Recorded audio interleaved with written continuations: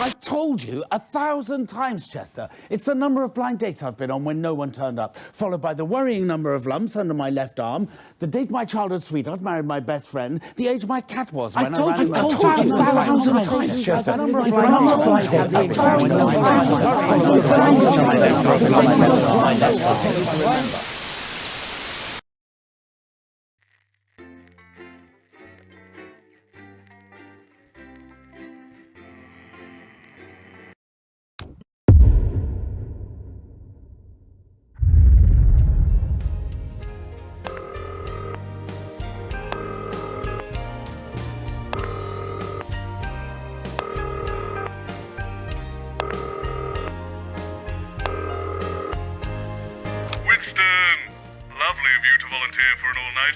I'll be with you for the first section, but then I'm off.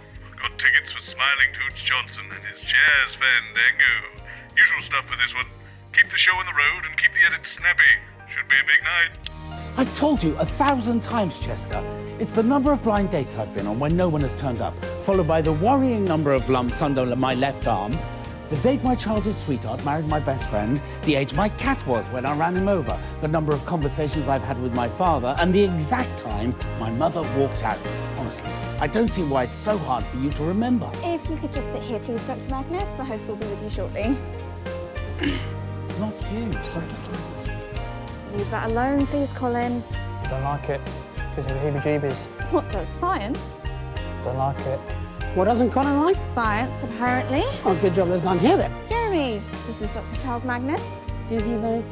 Jeremy Donaldson, professional cynic. All the best minds are. He's just being modest. He's also a curmudgeon. Word of the day calendar. Oh, sorry I'm late. Phone call. Professor Magnus. Doctor, apparently. Oh. Either is fine. Unless you mean surgery. I beg your pardon? It's time for a special event. Going in 5, 4, 3. With Jeremy Donaldson. Good evening. I'm Jeremy Donaldson. And I'm Megan Wolfe. It's the 13th of March 1985 and this is a Channel 1 special event hosted by your national nightly news team. In a laboratory nestled in the sleepy hills of Canterbury, Dr. Charles Magnus and his optimistically named Happiness Collective have been working on a secret project. They claim their Euphoria device will raise overall happiness levels throughout the country. Tonight, live on Channel 1, we'll be putting that claim to the test. We'll be in and out the schedule throughout the evening with our team of reporters standing by up and down the country to report live on whether the device has brought a smile to your faces. We'll have guests from the world of science, politics and entertainment and, of course, those all-important results. So don't move that dial, stick with Channel 1 all evening as we bring you The Night of Smiles.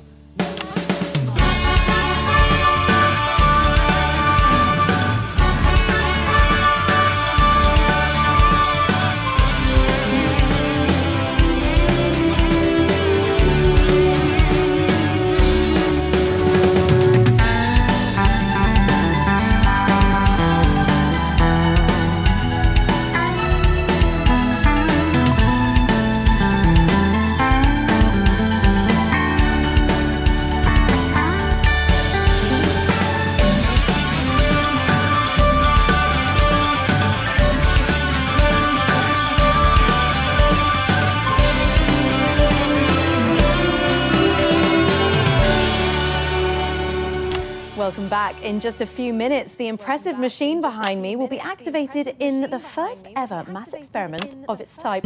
But first, let's meet the man behind the merriment, Dr. Charles Magnus. Hello. Dr. Charles Magnus. Hello. Thank you for joining us. You're the leader of the Happiness Collective, as I understand. Yes, that's right. Yes. So how's that work then, being the leader of a collective? Well, I suppose... Dr. Magnus, how does your Euphoria device work? Oh, that's simple. I just get my assistant Chester to push the big red button. Yes, but what does it actually do? It makes people happier, Mr. Donaldson. Yes, and how does it do that? Well, some of that information is proprietary, but I could try and explain the basics. Oh, well, we've not got long now, Doc, so try not to get too into the weeds. Well, to put it simply, everything is vibration. Everything is vibrating. A particle is also a wave, and a wave is, if you like, a note. And we all vibrate at different notes depending on our mood. Happier people vibrate at a higher frequency than sad people, for example. Is that true? How are we measuring that? In music, there's a concept called resonance. When a note on a piano is played, corresponding strings also sound. They vibrate in resonance. Are you following me so far? Yes, I have an O-level in music. And physics? Yes, in both. Well, the Euphoria device works in much the same way. The machine generates a note that represents happiness, and all the people and the animals resonate with that note and feel happier, noticeably, measurably. Well, at least that's the hope. So, what you're saying is that for unprecedented amounts of public money, running into the tens of millions, you've built a giant piano that only plays one note. Yes, but it's a very powerful note. And this is the only instrument that can play it. There is less than a minute to go now, so while we go and get set up with Chester and yourself over at the Euphoria device, we can go live to the new Advance HQ for a special message from the Prime Ministers, Peter Clement and Julia Salisbury. Good evening, everybody. On behalf of Advance, Julia and I just wanted to wish all of you the very best of luck with tonight's groundbreaking experiment. When this project landed on my desk, I just knew it deserved to be funded. After all, what could possibly be better than increased happiness? Now, I'll admit, I was a little skeptical, but the lab results are promising, and I'm reliably informed it'll even work on this estate. So it's a big well done from us to Dr Magnus and the entire team at the Happiness Collective. So as my old man used to say, it's time to stop twatting about and get the gimlet frothing. Wow. Good luck, everybody. Back to the studio. Fantastic, the Prime Minister's there, and of course, without the funding from the Assets and Wealth Fund... We'd still be making prototypes out of sticks. And you are Chester. Chester Mims, 24. My allergies include nuts, macrame furniture, and liquids with a viscosity over 200 centipoise. I've been Dr Magnus's assistant for... 3 very long years. Yes. He called me his right-hand man. I do not. Well, that's enough lab banter for now. Let's see if this ridiculous contraption actually works, shall we? Yes, I think we can get a counter on the screen. And we're going in 10, 9, 8, 7, come on, Jeremy. 6, 5, 4, 3, 2, 1...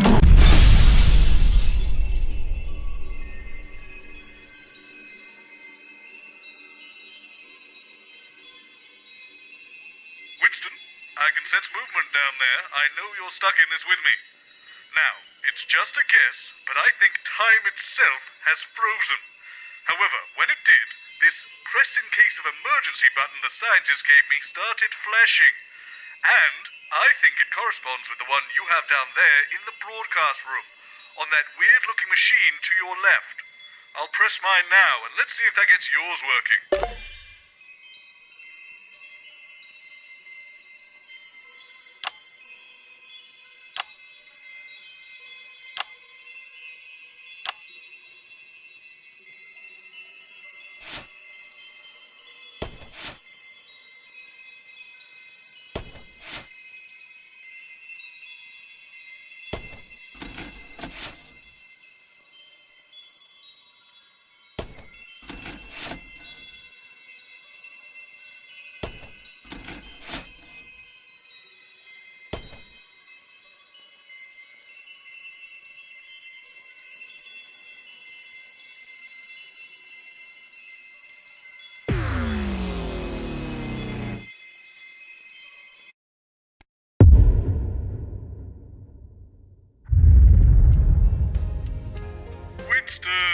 Lovely of you to volunteer for an all-nighter. I'll be with you for the first section, but then I'm off. Got tickets for Smiling Toots Johnson and his Jazz Fandango. Does this all seem a little familiar to you, Alex? For the last few hours, I've been having a weird sensation of déjà vu. Strange. Maybe I need a snack? Well, good luck with the show. I've told you 1,000 times, Chester. It's the number of blind dates I've been on when no one has turned up, followed by the worrying number of lumps under my left arm, The date my childhood sweetheart married my best friend, the age my cat was when I ran him over, the number of conversations I've had with my father, and the exact time my mother walked out. Honestly, I don't see why it's so hard for you to remember. If you could just... Hang on, this is extremely familiar. Not you, sorry, Dr. Magnus. Leave that alone, please, Colin. I don't like it. Gives me the heebie-jeebies. What does science? Don't like it. What doesn't Colin like? Science, apparently. Oh, good job that's done here then. Jeremy, this is Dr. Charles Magnus. Easy though. Jeremy Donaldson, professional cynic. All the best minds are. He's just being modest. He's also a curmudgeon. Your word of the day calendar. Oh, sorry I'm late. Phone call. Professor Magnus. Doctor, apparently. Oh. Either is fine. Unless you need surgery. I beg your pardon? It's time for a special event. Going in 5, 4, 3. With Jeremy Donaldson. Good evening. I'm Jeremy Donaldson. And I'm Megan Wolfe. It's the 13th of March, 1985, and this is a Channel 1 special Yesterday event was the hosted 13th by of the March. National Nightly News Team. In a laboratory nestled in the sleepy hills of Canterbury, Dr. Charles Magnus and his optimistically named happiness. Okay, we are definitely doing the same thing again, They Winston. claim their And I didn't enjoy it much the device first will time. raise overall Much happiness as I hate to levels admit it, throughout the because, country. and I want to make this Tonight's live on Channel absolutely 1 clear, will be putting I the pain hate to the test. science fiction. I think something has gone wrong with the chronological order of reality, and we appear to be repeating ourselves. If only there were a name for such a phenomenon. When time seems to be looping. There must be some sort of snappy. I'll stick with Channel 1 or Can't think of anything. anything. Maybe it'll come to me later. Smiles. Got it. We'll call this a time loop. Brilliant name, Robyn. You've done it again. I should have that trademark. Yes, time loop. Time loop. Time.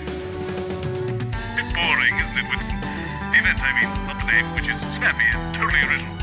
But you know, this, just watching the same thing. Winston, I have a big red button up here. I'm going to push it. Let's see what happens. Ah, it's made your big button light up. Push your big red button, Alex, and let's see what it does. The big button on the machine to your left.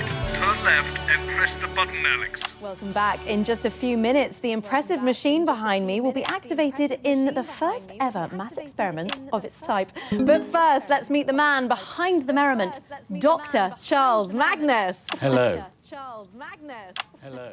Thank you for joining us. You're the leader of the Happiness Collective, as I understand. Yes, that's right. Yes. So how's that work then, being the leader of a collective? Well, I suppose... Dr. Magnus, how does your euphoria device work? Oh, that's simple. I just get my assistant Chester to... Okay, so your button also stops time. Interesting. Right, we've all read enough science fiction nonsense to understand what's happening here. We're clearly going to keep repeating this day again and again until we find a way to break the loop. God, I hope we don't have to go on a journey of self-discovery full of profound insights that lead to personal growth. I have a gig to get to. Leave this with me. I have a brilliant idea. Restart the loop by pressing that big red button again and leave the rest to me.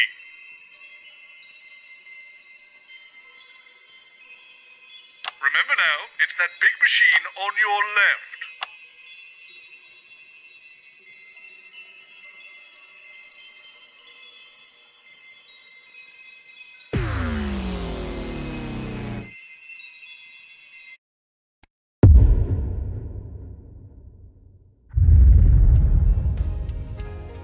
Winston, back with me now.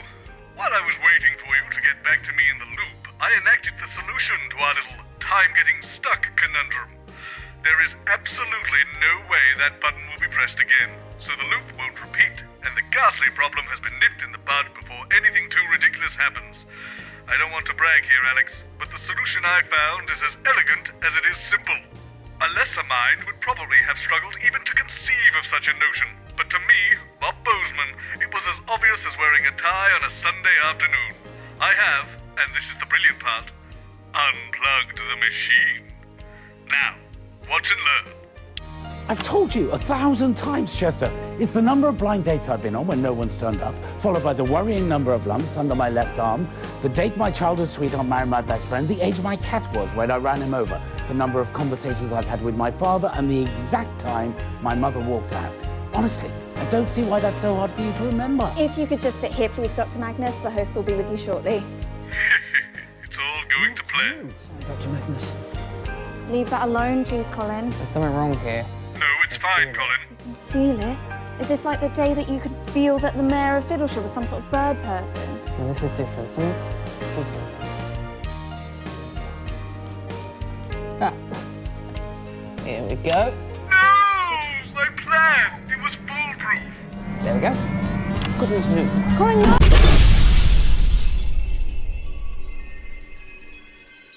Well, I think it's fairly obvious that did not go to plan, but no point dwelling on who's at fault for what. Let's focus on the task at hand. We'll look at the problem together this time, Alex, and I'm sure we'll come up with the solve. So, I've given you this newfangled pad of mine. It was a gift from the Happiness Collective. Hopefully you noticed it last loop. Apparently, when I write up here, you'll be able to see it down there, which is brilliant. But as far as the science behind it goes, it may as well be magic as far as I'm concerned. Anyway, I'll write down some ideas for plans, and if you just select them on your pad, I'll make sure we implement them for the next loop. Give it a go now.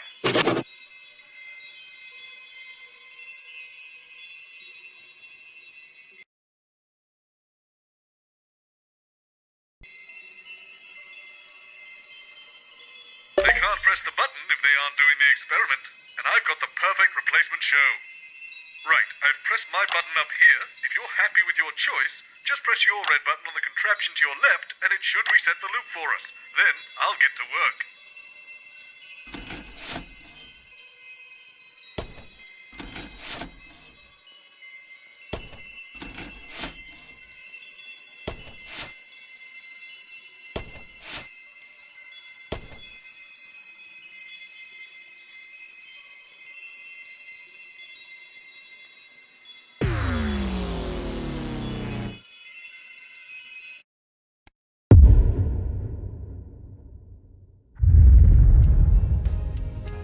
I know what you're thinking, Alex. What possible merit could the Cat Football Cup have being on Channel 1?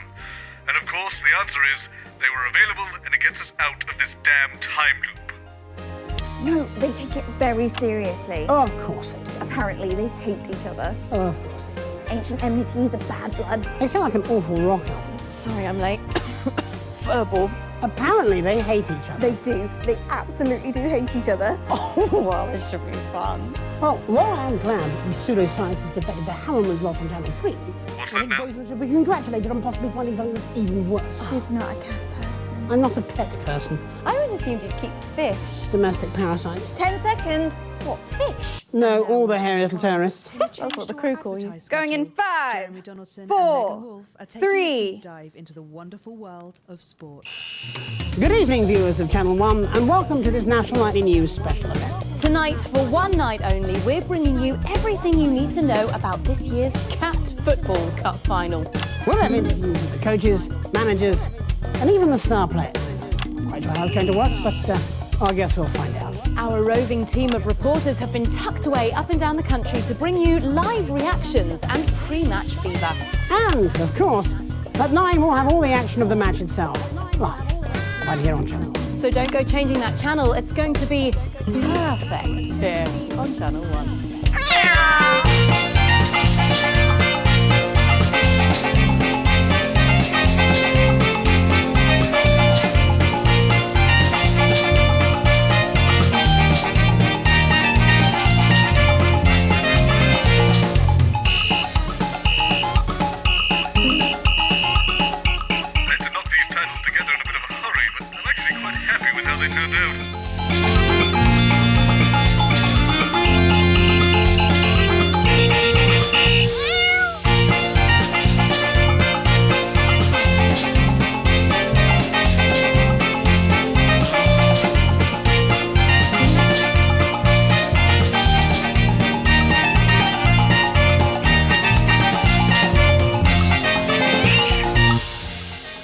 welcome back. I'm delighted to be joined by the two coaches of tonight's cat football final. And I believe you're also the managers. And the owners. Yes. And I would imagine most of the spectators. Let's start with you. Felicity. Snippety Whippet. Felicity Snippety Whippet. I am the manager, coach, owner, spiritual guide and muse for my team, the inimitable little Smallington Big Paws. That's a name that gives you pause for thought. It's a family name, actually. The Big Paws have legacy, unlike those so-called fluffers. The Slingtown Fluffers have plied their skills against superior teams than yours and always achieve proud ends. Tonight should be no different. Expect a tumescent trouncing, Felice. Felicity. Felicity, as well you know, you putrid pink prat. Oh, well, let's just take a moment to breathe. I can see we're both keen competitors, but let's try and keep a friendly atmosphere. Of course, apologies. Montgomery Fortune, manager of the Fluffers, soon to be proud fondler of the Cat Football Cup. A man more sinned against than sinning. Oh. The Big Paws will hold the cup. We've been training all season and we're not slowing down at the finish line.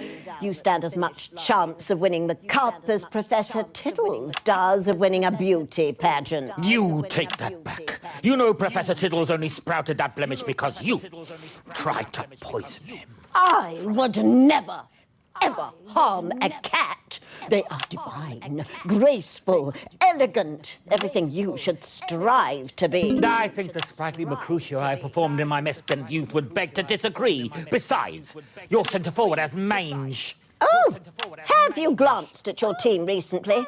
They're more verbal than fancy footwork, and their teamwork is so chaotic it's like playing against dogs. You take that back. Never. In fact, I'll go further. Your team is lazy, disorganized, and matted. You'd have done better to get them all spayed. Well, we seem to be a whisker away from a fist fight here. Will you stop with the cat puns? I concur. If we could all just calm down, please. Can't stop meow. I've got too many of these. So, both of you, I have a question. Cats. I have a question. They're pointless, really, aren't they? So,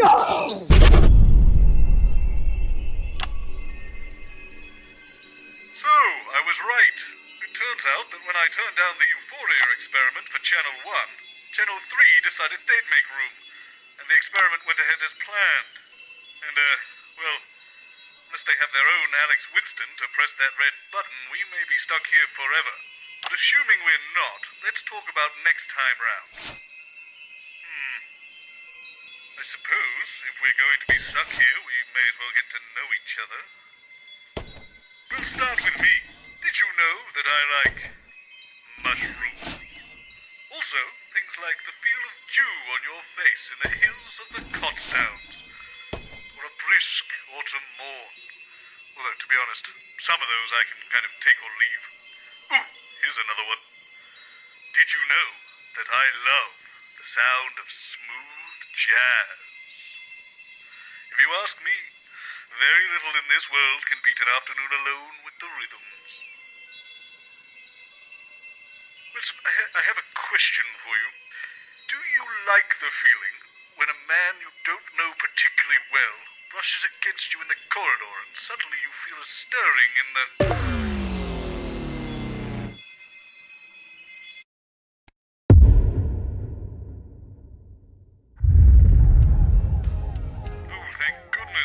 Starting to get a little strange there, Alex. Let's just move on. Less said, the better. They must have reset time at 3. Didn't think Dorothy Hammerman had it in her. But anyway, I have to confess, Winston, I had a bit of fun with this one. You see, it had to be something serious enough to actually empty the studio, but not so serious that people would be worried once they were safely away. And then, my eureka moment. I put on a strange voice and called in a bomb threat. Brilliant, isn't it? They've evacuated the whole building. Now, all we have to do is simply wait and...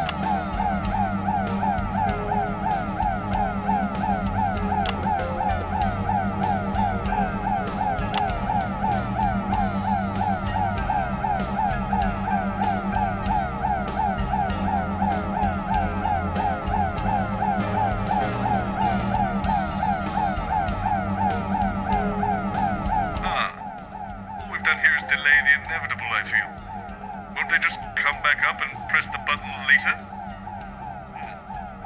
Seems this may have been one of your more short-sighted ideas, Alex. Not to worry, we'll fix it for the next loop. Speaking of, is that your old replacement cleaning the studio now? I wonder if they'll clean the...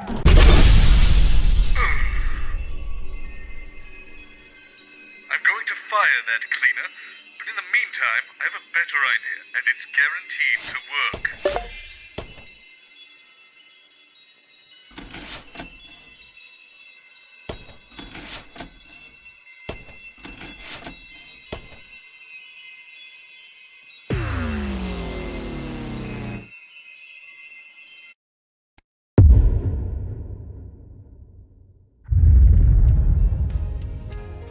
Disclosure here, Winston. I may have gone a little overboard on this one. I've told you 1,000 times, Chester. It's the number of blind dates I've been on when no one's turned up, followed by the worrying number of lumps under my left arm, the date my well, why is my machine covered up? If you could just sit here, please. Dr. Someone Magnus. has covered up my machine. You there? Me? Why have you covered up my device? Not me, mate. I do sound. I agree that it just feels wrong, doesn't it? There's nothing suspicious. Bozeman just wants to do a big reveal. Perhaps Chester would like to. Really? Can I? If you must, try not to injure yourself. Yes, Dr. Magnus. Everything set? Just a small change. We're going to do a big reveal. Sorry I'm late. Leaky gusset, where do you want me? Over there with Chester. Chester Mims 24. My favourite odours are cinnamon, pine leaves, and of course, aging yoghurt. Okay. Preferably 7 months old if possible. You'll have to forgive Chester. Gives it a good nose. He takes personality advice from women's magazines. Ah, we had a makeup artist that did that. Really? She's dead now. So, who's opening? Just trim it down and throw it to Megan. I'm only joking. She's not dead. Probably just unemployed. Consider it trimmed. Possibly homeless, I suppose. 10 seconds.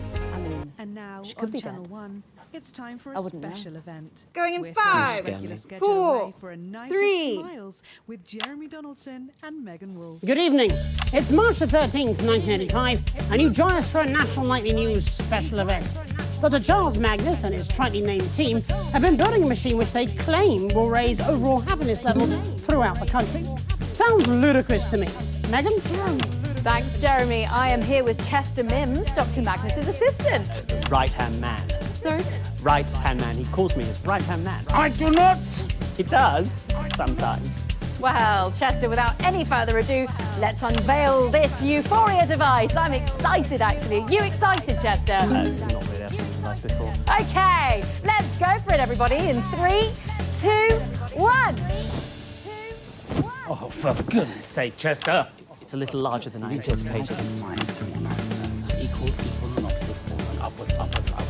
Upwards. Yes, no. Yes. Perhaps Never mind, that was just... Oh, God, my eye! My device! God, my eye! What's happened? Oh. I don't know. I don't know what's happened. Well, it appears we'll be having a change of schedule here tonight on Channel 1. Perhaps there's another experiment we can get up and running. We could see if badgers can flip pancakes or work out exactly how much stupid there is. We're cancelling the experiment? Of course not, Chester. I don't see how we can proceed. It's fine. We have another device back at the laboratory in Canterbury. And I'm sure Gerald is watching this now, and if he does, he was expecting there might be some teething problems. He can just fire up that one and off we go. Gerald, if you're watching, we will fire it up now, please. Thank Well, you. that is handy. Well, that's annoying. It appears the experiment will be proceeding anyway, if untelevised. So here's hoping we all crack a smile sometime soon. Oh, terrific. Only takes a few seconds to charge up the new device, and then Gerald will just... Okay,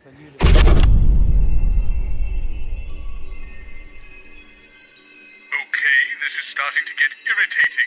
I have tickets for Smiling Toots Johnson, for God's sake. I'll be damned if I'm going to miss it. So what have we learned? We can't cancel the show in any way, or they'll do it on another channel. We can't break the device. They'll just use the backup. So, if we can't nobble the machine, we'll have to nobble the show somehow. I've got a few options to consider. We could put a guard on the machine so it can't be used, or we could change up the hosts and see if we can break the show that way. Or, I suppose, we could let everyone know what's going on and see if we can stop it happening again. Which do you want to do, Winston? If we tell everyone we're getting stuck in a time loop, they'll be sure not to press that button.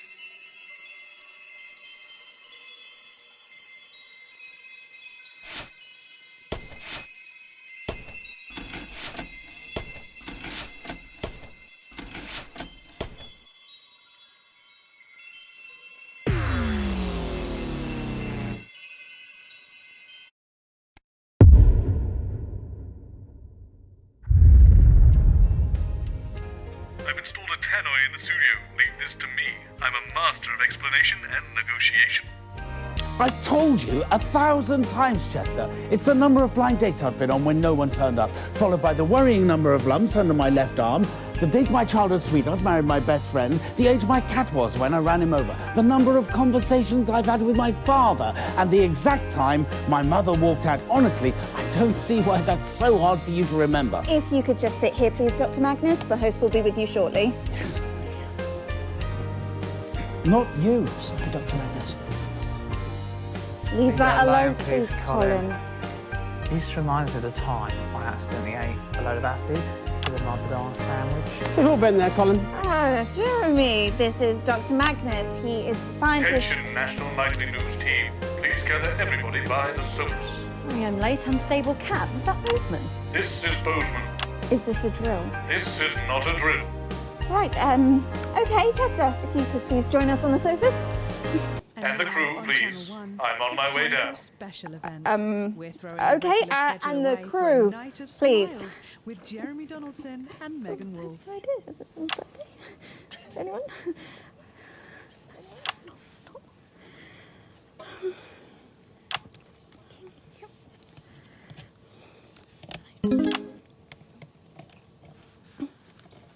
Right, I've gathered you all here because I'm afraid I have to tell you something that's going to be hard to comprehend.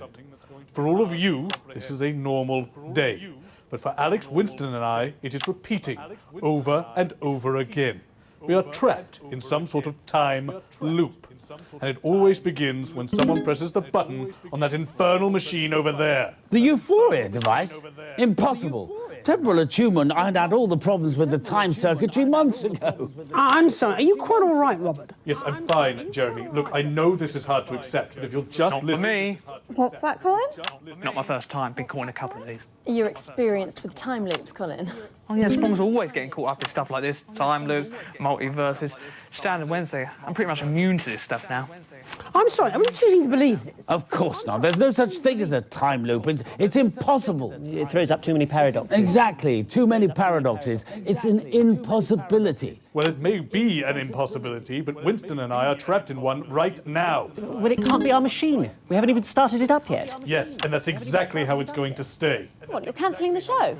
We're already live, I believe. Yes, a few minutes now. Yes. I'm sorry, the viewing public are currently watching you have a massive nervous breakdown. That can't be good. Can we get security up here, please? Yes, and a doctor.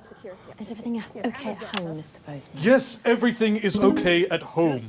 I'm telling you, that machine is going to break reality itself. That's also impossible. The Department of Metaversal Stability fixed that issue months ago.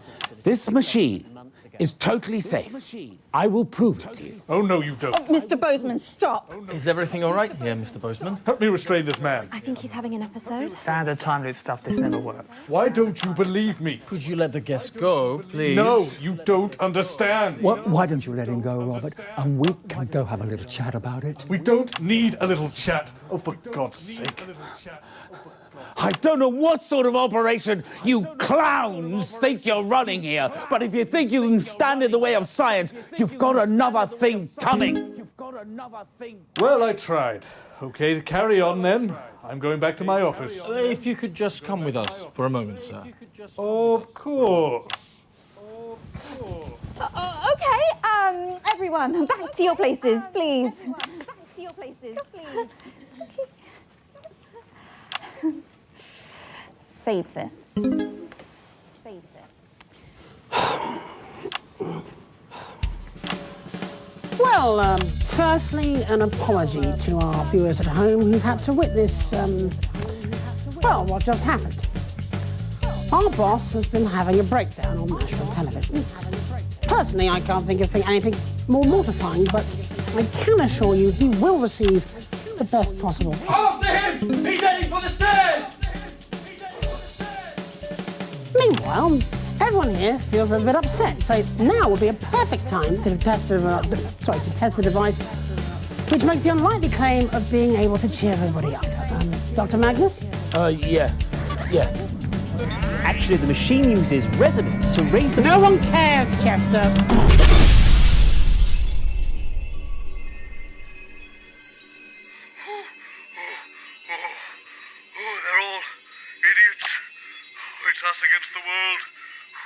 Just give me a moment.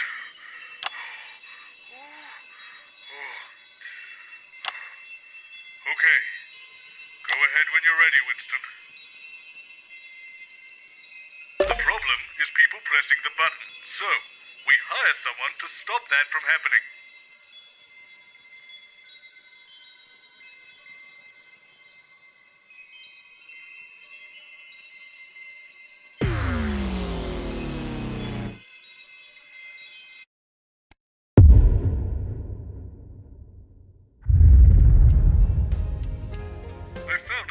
Chap. Didn't have a lot of experience, but he seems enthusiastic, and that's the most important thing.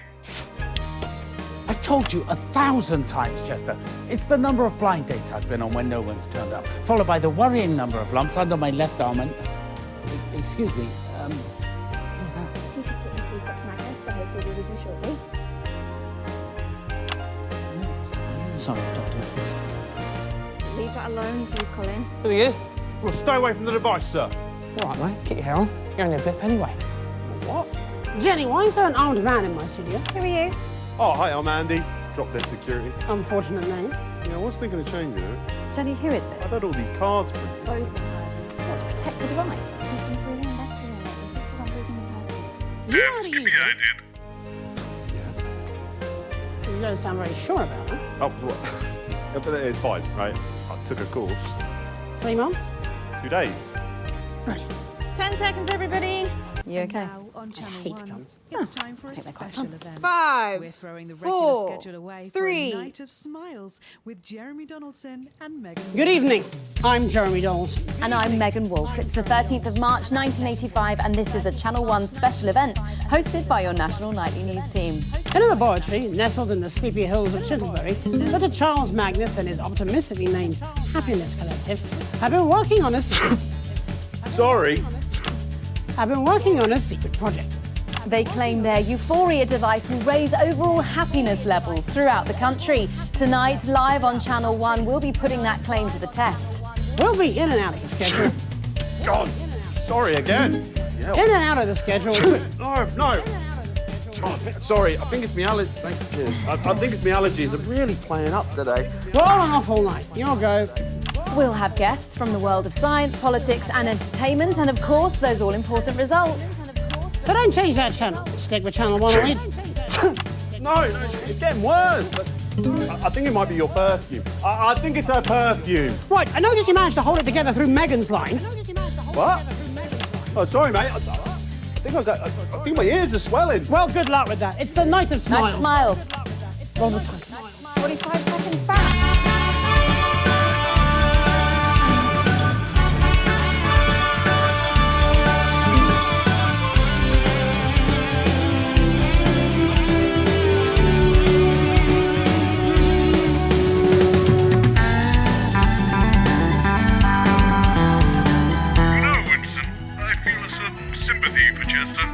Magnus seems to enjoy torturing him with impossibly convoluted maths problems.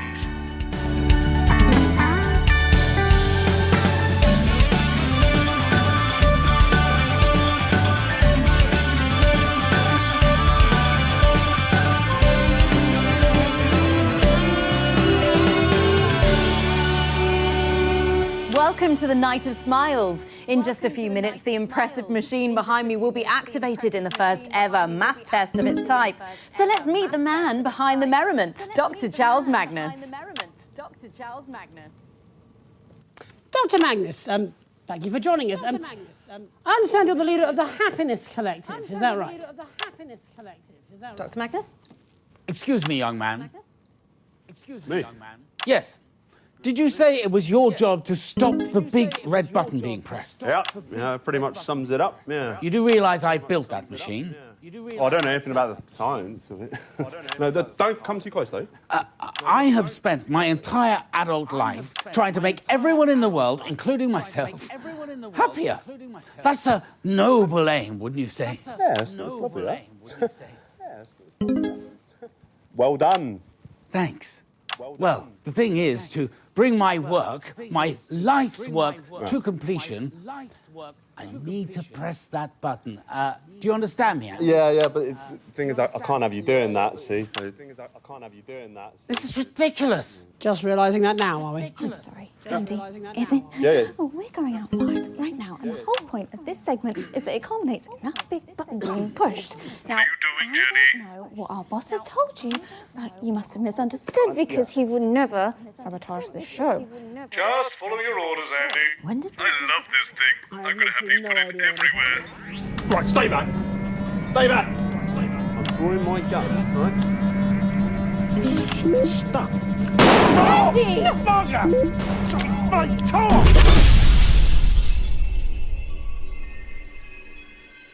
Blithering idiot. The police can keep him. Bloody fool can't guard a bloody button. This is what happens when there's no time for a proper candidate selection process. I've always said it. Just pick another one.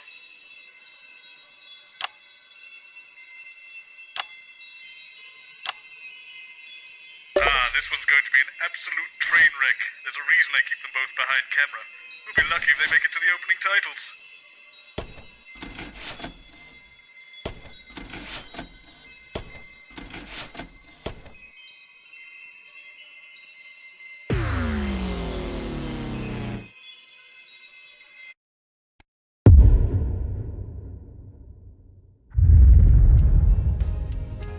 Right, these two have absolutely no training. This is going to be a disaster. I've told them it's a job swap. They're all so freaked out. It's been a lovely day. Bloody brilliant. This is a stupid idea. Hope my nan's watching on herself. Stupid Boseman has got some books on trouble management style. This has to rank as the stupidest. This is my favourite version yet. This is so fun. I don't want to be on TV. Job swap! I'm not using my lips. Don't use your real surname. God, no, I don't. You look amazing. They're going to love you. How will I look? Like a used car salesman. Excellent.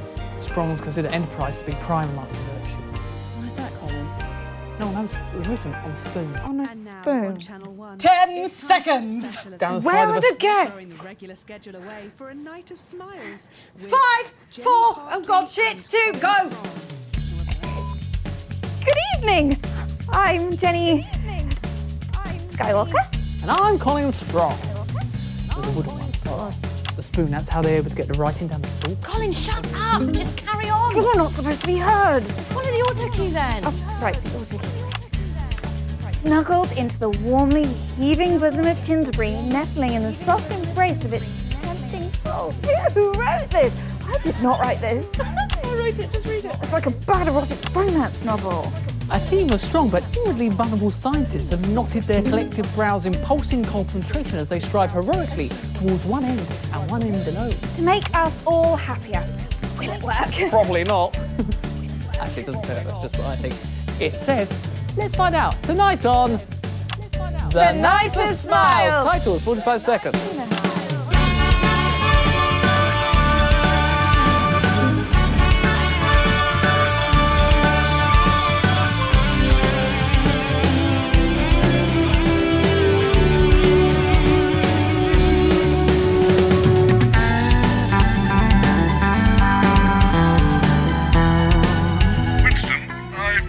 And I would imagine you have too. Every time Magnus appears, he lists 6 tragic facts from his life. Why?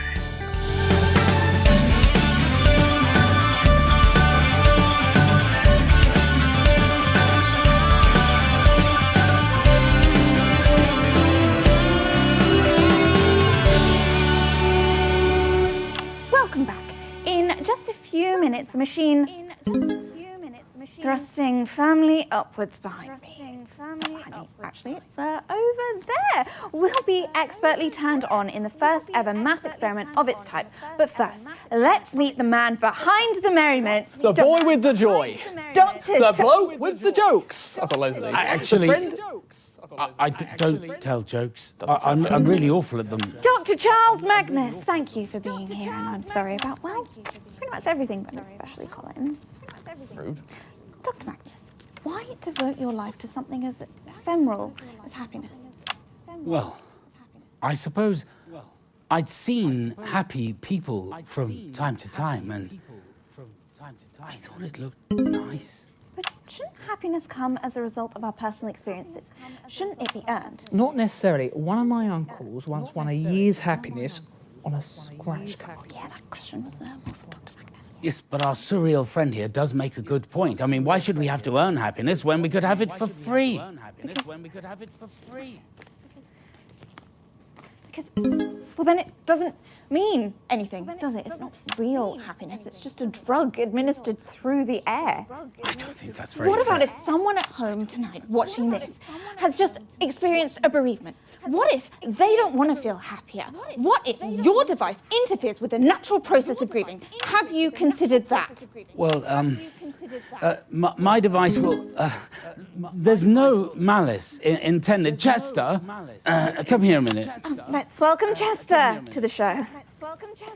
Chester Mims, 24. I enjoy science, orienteering, and the cheeses of the West Country. Chester, have we made the calculations for the recently bereaved? Yes, I'm sure we have. 1 second, I'll just... Dr Magnus, have your team done an adequate risk assessment for this experiment? Yes, we have. I think we have, yes. Oh, that's cool. Look, he's starting to crack. Effect on the unborn child, effect on boxers and other aggression-based activities. Yes. Effect on bereaved and potential corrected for by 18% with reality stabilization circuitry. Yes. Provided that no one messes around with the circuitry on the relay, I'm sure we'll be absolutely fine. Well, I believe we have a special message from the Prime Ministers to wish you luck. Maybe they should wish us all luck. You know, you weren't the only channel that wanted to run this experiment live. Oh, no, we're really glad you're here. Well, you seem very cynical. Sorry, I don't usually host these things. That's probably why. Yes, we were promised Jeremy Donaldson. That probably would have been much better for you. You know, I've a good mind to call the whole thing off. No, let's not do that. I'll never work in TV again. Let's just listen to the Prime Ministers.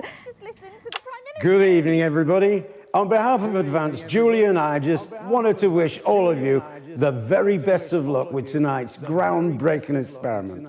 When this project landed on my desk, I just knew it deserved to be funded. After all, what could possibly be better than increased happiness? Talked him back into it. I was a little sceptical, but the lab results are promising, and I'm reliably informed it'll even work on this essay. So it's a big well done Winston, from us the to machine to Dr your Magnus left. and the entire How many team at the combination Happiness locks did it have again? So as my old man used to say, it's time to stop twatting about and get the gimlet frothing. Wow. Good luck, everybody. Back to the studio. Welcome back.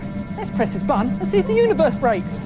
The odds of the universe actually breaking are infinitesimally small. You two better get your story straight. It's a bit of fun. What do I want to do every time now?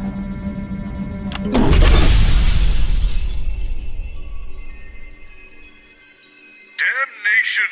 My staff are just too bloody good at multitasking. Well, if nothing else, I'm sure Bannon will be able to annoy Magnus out of doing the experiment. Even short won't be enough to rein him in.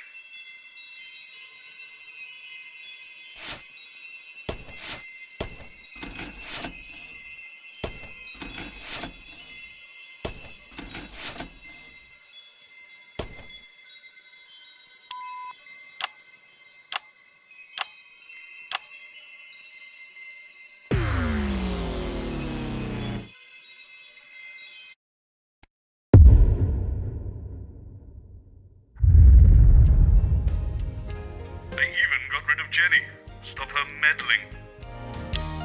I've told you 1,000 times, Chester. It's the number of blind dates I've been on when no one's turned up, followed by the worrying number of lumps under my left arm, the date my childhood sweetheart married my best friend, the age my cat was when I ran him over, the number of conversations I've had with my father, and the exact time my mother walked out. I honestly don't see why that's so hard for you to remember. Hi, sorry, yes. Hi, Dr Magnus and Chester. If you could both just take a seat here for me, please. Mr Bannon will be with you shortly. And this is Miss Short, just over here. Hi, Robyn Short. Pleasure to meet you. But she said that I should. I don't care what she said. She's clearly out of her depth. You get to press the big red button later. Now, off you chop. I don't think we should touch that, Colin. Leave that alone, please, Colin. Who are you? I'm Mr. Bannon's... Bannon? This is a horrible idea. I need some more like whips. What's a horrible idea? Who is that weird little man? I want him fired right now. We're only here for one night, Patrick. I don't think we can go around firing people. I'm mostly making us up as we go along. Oh, how reassuring.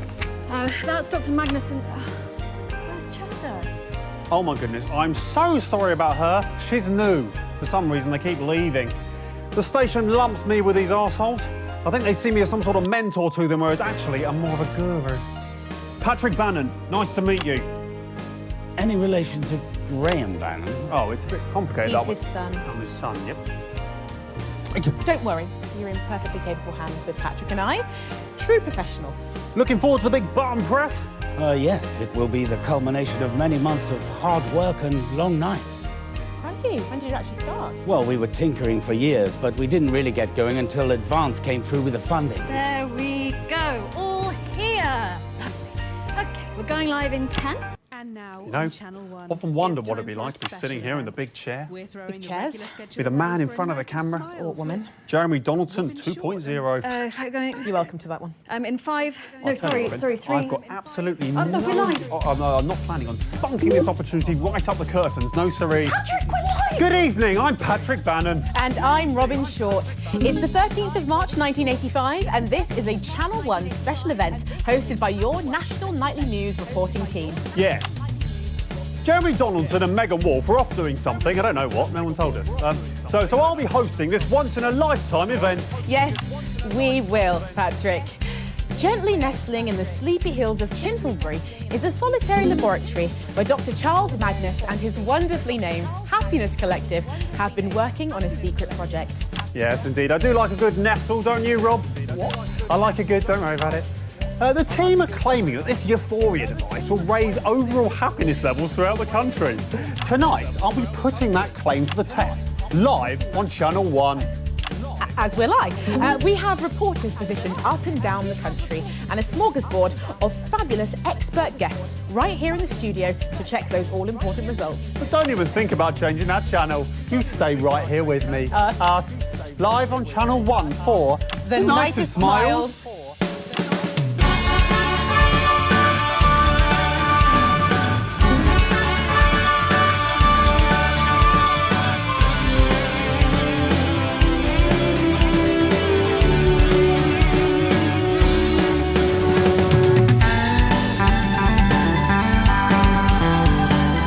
I've got it.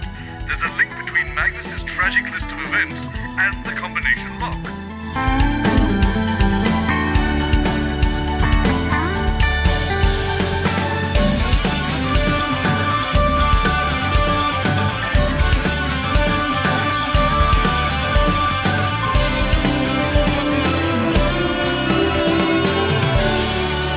Welcome back.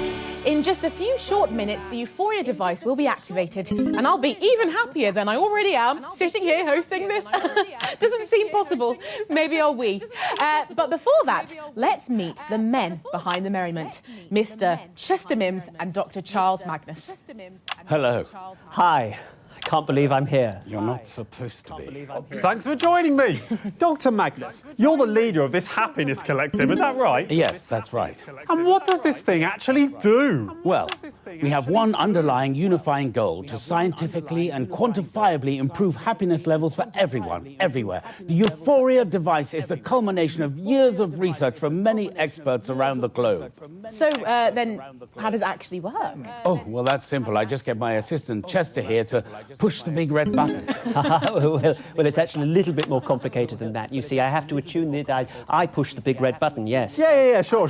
Once you push that thing, or you or me, it doesn't matter, does it? What does it actually do? It makes you feel happier, Mr. Bannon. Well, I'm following the science. But how does it make us feel happier, Dr. Well, Magnus? Obviously, some of that information is proprietary, but... Oh, of course, please say no more. Okay. No, don't literally say no more. We're doing a TV show, for God's sake. Oh, well, I could explain some of the basics. Oh, bear in mind, we've not got too long to go now, so let's keep it simple for old Patrick here. No, hold on. No. I'm good at science, actually. I did science all the way through school. I was only joking. Yeah, and I dated a science teacher once, so probably picked a thing or two up by Ozymandias. Osmosis? Yes, look, I'm just saying that I'm perfectly qualified to discuss science. Thank you. OK, Dr Magnus, perhaps you could explain it in layman's terms for a thicko like me. Yeah, for a thicko like her. Well, to put it simply, everything is vibrating. Everything is vibrating. Sorry? I'm not vibrating. Well, interestingly, actually you are. Everything is. I'm not. Everything Well, is. look at that. Steady as a bloody rock, that is. Yes, it appears steady, but actually... Do you know what they called me in boy cadets? No. Have a guess. No. Have a guess. Cadet Bannon? Yes, they called me Cadet Bannon because the Sergeant Major said they had to, but also something else. Go on, a nickname, come on. But also something else. Go on, a nickname. You little clown boy, have a guess. Is this a game? I like games. My favourite games are hide the pickle, cock or ball. No cock or ball, have a guess. Steady hand Bannon. It was steady hand, that's right, steady hand Bannon. Well done. Good guess. Steady hand Bannon. Point is, not vibrating in any way. If you say so. Would have been a deadly sniper. I'm sure you would. Too much sitting aroround, though. The Bannons don't have time for that, no siree. Thank you very much, Patrick. You were saying, Obviously Dr. Magnus. interspersed with the odd...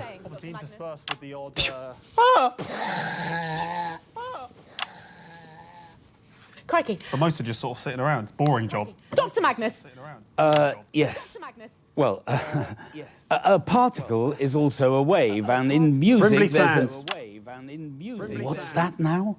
I was saying Brimley Sands. Went there on the summer. Beautiful place, loads of them there. I'm sorry, what are you talking about? Oh my God, we're talking about waves, aren't we? So I went to Brimley Sands, obviously didn't go right up to the coastline. I've got to protect the money maker as well. Yes, but those aren't the waves we're talking about, Mr. Bannon. These are smaller ones, like radio waves. Pretty sure you don't get waves on the radio, Robyn. They come out of the radio. OK, well, if that was true, then why isn't my sideboard all wet from the waves? You explain that with your science. Is there any point? I could give it a go. It's a rhetorical question, Chester. Just like to be or not to be, that's also a rhetorical question. It absolutely isn't. It absolutely isn't. Shall I go on? No time. Crikey! Well, I'm sorry, but we've actually wasted the chance to chat about all of that. Well, I think we all learned a lot from that. I know I did. OK, we've got less than 2 minutes to go now, Patrick. So, while Chester goes over there to configure the Euphoria device, thank you, Chester, we are going to go live to the new Advanced HQ for a special message from the Prime Ministers, Peter Clement and Julia Salisbury. Let's go to that now. Good evening, everybody. On behalf of Advanced, Julia and I just wanted to wish all of you the very best of luck with tonight's groundbreaking experiment. When this project landed on my desk, I just knew it deserved to be funded. After all, what could possibly be better than increased happiness? Now, I'll admit, I was a little sceptical, but the lab results are promising. If we could figure out the numbers from Magnus's list, we can unlock that glass panel on the relay machine to your left. It's a big well done from us to Dr. Magnus and the entire team at the Happiness Collective. So, as my old man used to say, it's time to stop twatting about and get the gimlet frothing. Wow. Good luck, everybody. Back to the studio. Maybe leave it to the scientists. No. That's just what they want you to do. No, journalism is about taking massive risks for even bigger rewards. Being seen to do something, even if you're doing nothing at all. Now, this is my big opportunity, and I'm going to grasp it with both hands. I thought this job was going to be glamorous. Good one. Just day after day with this fucking... You'll outlast him. This isn't going to end well, is it? Oh, maybe you'll get lucky and he'll fire you. God, yeah. Just bide your time. Time. We're live! Oh! Fantastic! Our Prime Ministers, ladies and gentlemen. Sorry, and what's going on? Why is Chester over there? Well, we thought it might be better if a handsome young journalist in a suit did the push, you know, rather than a sort of stuffy old thing in a lab coat. Look, Mr. Bannon, I really This don't is think highly irregular. Patrick, I really Let's get think it would be involved! better. We've got a new catchphrase to try out as well when we get there. OK, let's start with 10, shall we? 10, 9, 8, come on, Boffin, 6, 5, 4, 3, 2, 1, get your Bannon on!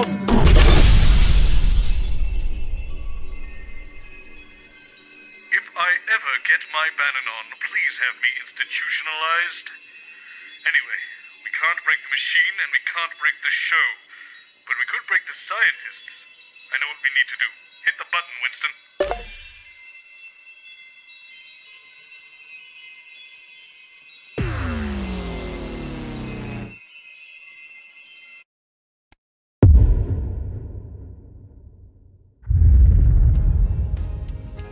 I found the solution. No scientists, no experiment. Sit back and relax, Winston. This one's all me. It's going to be a very short show. And you're sure you haven't seen them? Not for the last half an hour or so. I'm normally out here by now banging on about numbers. And you've checked everywhere. The break room, Dr Magnus's dressing room. Break room, they're always out the dressing room by now. Colin, can you please just go and check if they're in the dressing room and I'll get security to do another look around. Don't press that button. Good. I do believe we were sent there on purpose, Chester. Oh, bugger. On purpose? Dr Magnus, who? Who would have sent us there? Intentionally? I'm not sure. Perhaps it was a competition. The blissful union? Yes, those nerds have been jealous of our euphoria device ever since we secured the funding from Advance. They're trying to stop us? Yes. We must proceed immediately. Dr Magnus, if we hadn't have got out of there, I'm not sure. If you hadn't got us out, Chester, I mean, that thing. If you hadn't broken the door down and got us out with that unexpectedly impressive show of strength, well, you did well today, Mr. Mims. You did well. Dr Magnus, that's the kindest thing you've ever said to me. I know I've been a bit harsh on you in the past, Chester, but I promise that this changes from now until the end of time. Thank you, sir. That means so much. There you are, Dr Magnus. We were worried something had happened to you. Glad you both look fine. Actually, you look like you've seen a ghost. Are you all right? We have undergone a deeply distressing and scientifically implausible trauma at the hands of our enemies. We are absolutely and definitively not all right. Fortunately, a remedy is at hand. Dr Magnus, we're not even... The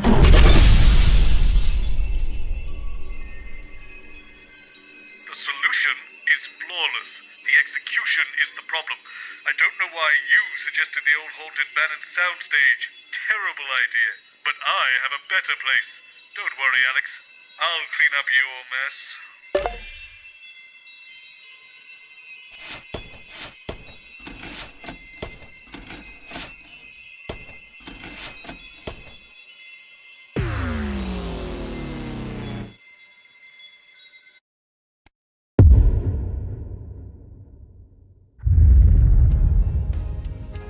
Okay, there is no way those scientists are showing up on this show. I think we're good. And you're sure you haven't seen them? It's so infuriating you don't remember our conversations, you know. And you've checked everywhere, the break room, Dr Magnus's dressing room. Yes, I sealed off the old Bannon soundstage. Wait, why would you do that? Colin, can you please just go and check if they're in the dressing room and I'll get security to do another look around. Yes, look all you want. You won't find them this time. Why can't he press the button? Isn't that the whole point, isn't it? Wait, where is everybody? Where indeed? Professor What's-His-Face and his collection of smiling idiots. Jenny? Yes, Dr Charles Magnus and his assistant. Sorry, I'm late filing my teeth. Where are the guests? They have mysteriously disappeared. I'll have them back here by the time you come back from the titles, don't worry. It's considered poor form to lose the guests, Jenny. Well, next time, I'll read the news and you can chase the wandering scientist. How about that? 10 seconds! Probably do a good job. Oh, you can make Colin my co-anchor. Going in 5, 4, 3. With Jeremy Donaldson and Good evening. I'm Jeremy Donaldson. And I'm Megan Wolfe. It's the 13th of March, 1985, and this is The Night of Smiles.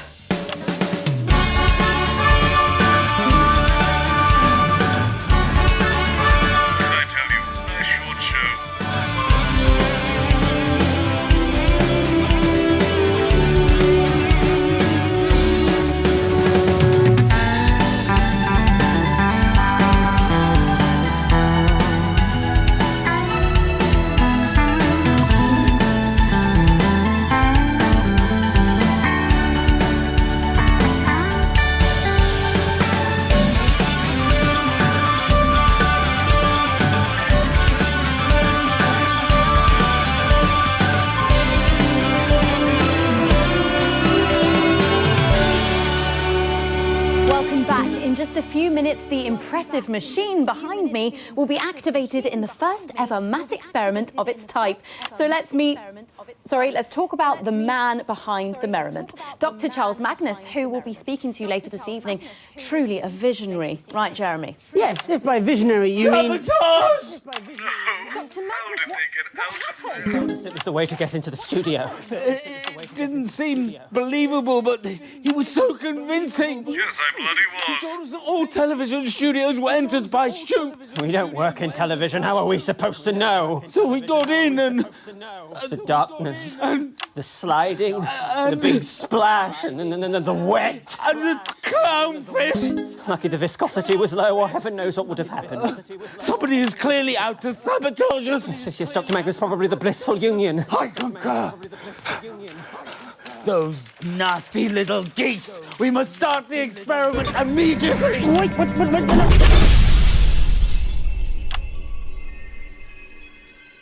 Right, I've had enough. There's only one real solution that will fix this once and for all. Once more into the breach, dear Winston. Once more.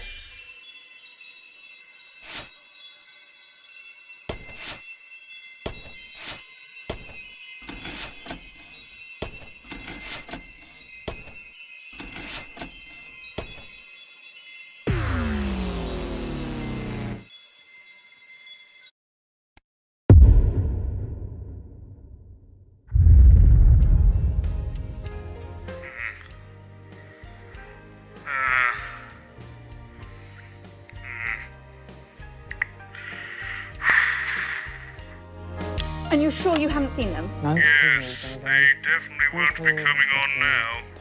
And you've checked everywhere, the break room, Dr. Magnus's dressing room. I actually had to kill them, Winston. Why would you check there? I didn't mean to. I thought knocking them unconscious would work, but then they fought back and... Well, Colin, please. his dressing room is in a right I will get state. security to do another look around. Oh, and don't press that button. Why can't he press the button? That's the whole point. But on the bright side, they won't press the button now, so we're out of the loop, which is... or something from the grinning morons. We're out of the loop. Jenny? And I Dr. killed Magnus and his assistant. So sorry I'm late. Blood everywhere. Where are the guests? Both of them have mysteriously Oh, no. I can't go to jail. I wouldn't do well in the joint, Alex. Nope, that won't do it all. Next time, I read the news and you chase after the wandering scientist. How about that? 10 seconds! Scientists, you really think there should be some sort of quality check? Going in 5, 4, Mr. Boseman. Sorry, Jenny, but I just can't live with this timeline. We're going again.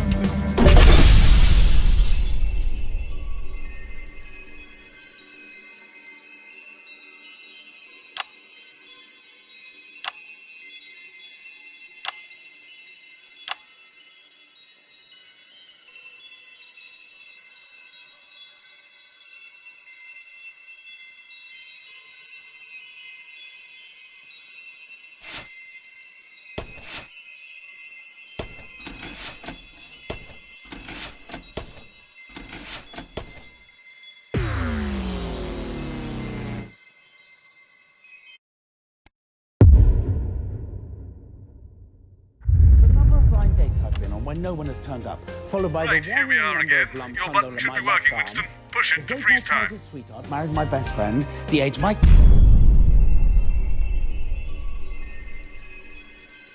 So, only Magnus can stop the experiment, which he doesn't want to do. Which means we'll just have to fix his machine for him. It's got to be something to do with the relay, that contraption on your left. Fortunately, I found some instructions for it lying around in Magnus's definitely unlocked briefcase. Apparently, altering the machine's core workings is all about the wires, but we can't get at them because of the glass panel, which appears to have an unnecessarily complex combination lock.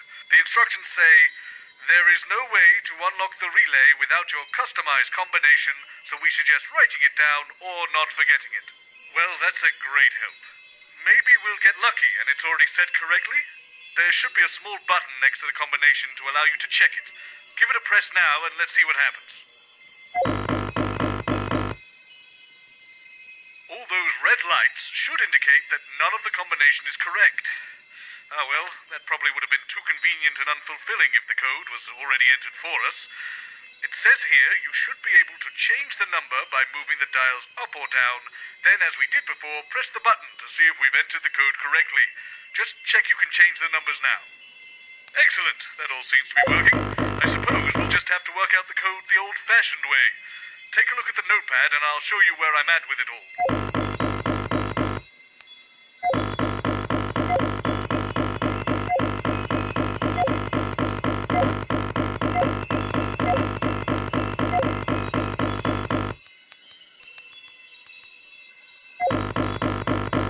As I was saying before that nasty business with the dead scientists, Magnus's rambling when he enters the studio correlates perfectly with the combination lock on the relay machine.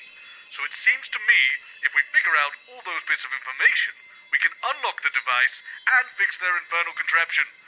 With that in mind, the combination is the total number of dates Magnus has been on where the other person didn't show up, the number of worrying lumps under his left arm, the very date his childhood sweetheart married his best friend, the age of Magnus's cat when he ran him over, how many conversations Magnus has had with his father, and the exact time his mother walked out. My God, his life sounds awful. Still, the next step is getting Magnus to spill the beans on all that information. We've already seen that disrupting the show hasn't helped us with anything, but I thought adding a second guest to sow a little more chaos might get the good doctor talking. Take a look to your right. I've put my Rolodex down there with you, with all the celebrities I can book for the show at short notice. Give it a spin now.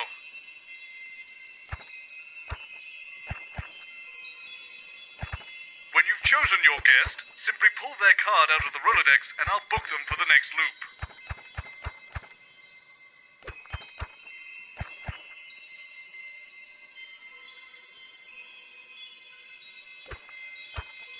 Madder than 13-8 with 5 sharps, but at least he gets people talking. Right, now that we know who we're bringing on the show, let's turn back to the pad and I'll tell you how we'll solve this thing.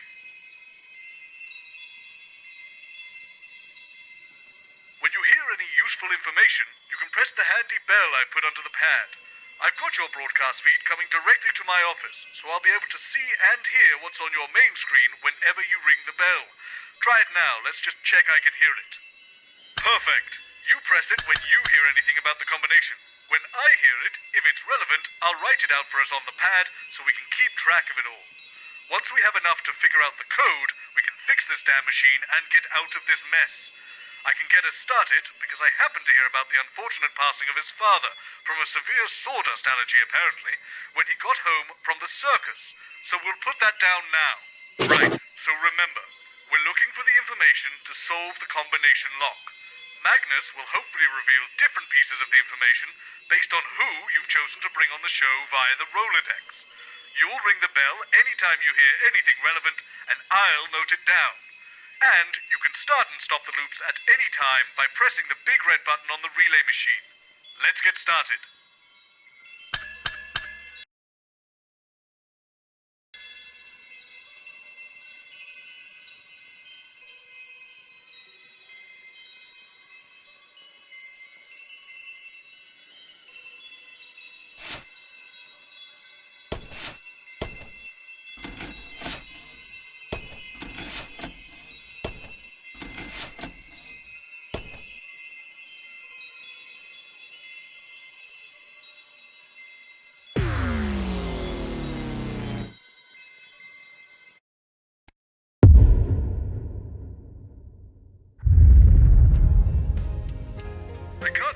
He ups the ratings when he's on, but for a man whose brand is being right, he's got a very poor success rate. I've told you 1,000 times, Chester. It's the number of blind dates I've been on when no one's turned up, followed by the worrying number of lumps under my left arm, the date my childhood sweetheart married my best friend, the age my cat was when I ran him over, the number of conversations I've had with my father, and the exact time... Not easy working for big science, is it? Oh, no, it's me. I'm afraid I have trouble remembering impossibly convoluted things. Like science, eh? No. I'm sorry. Who are you? Dr Magnus, this is Alan James. If you could both take a seat, please. The host will be with you shortly. Not you. Sorry, Dr Magnus. Big science, mate. Oh, God, not in this time. Not who? Oh, God. Look, I'm not happy about it either. Jeremy Donaldson. Nice to meet you. Yes, I got it first. Mr. James. Nice to be back. At least one of us. Sorry, I'm late. Poisoned smoothie. Dr Magnus. Both of you this time, eh? I hope you come ready. 10 seconds. You do know this isn't the news, don't you? Special event. Has anyone told Mr. James? It's 5, For a night of 4, smiles with Jeremy 3. Donaldson, Megan Wolf, and a very special guest. Good evening. I'm Jeremy Donaldson. And I'm Megan Wolf. It's the 13th of March 1985 and this is a Channel 1 special event hosted by your national nightly news team. In a laboratory nestled in the sleepy hills of Canterbury, Dr Charles Magnus and his optimistically named Happiness Collective have been working on a secret project. Absolutely nothing suspicious about that.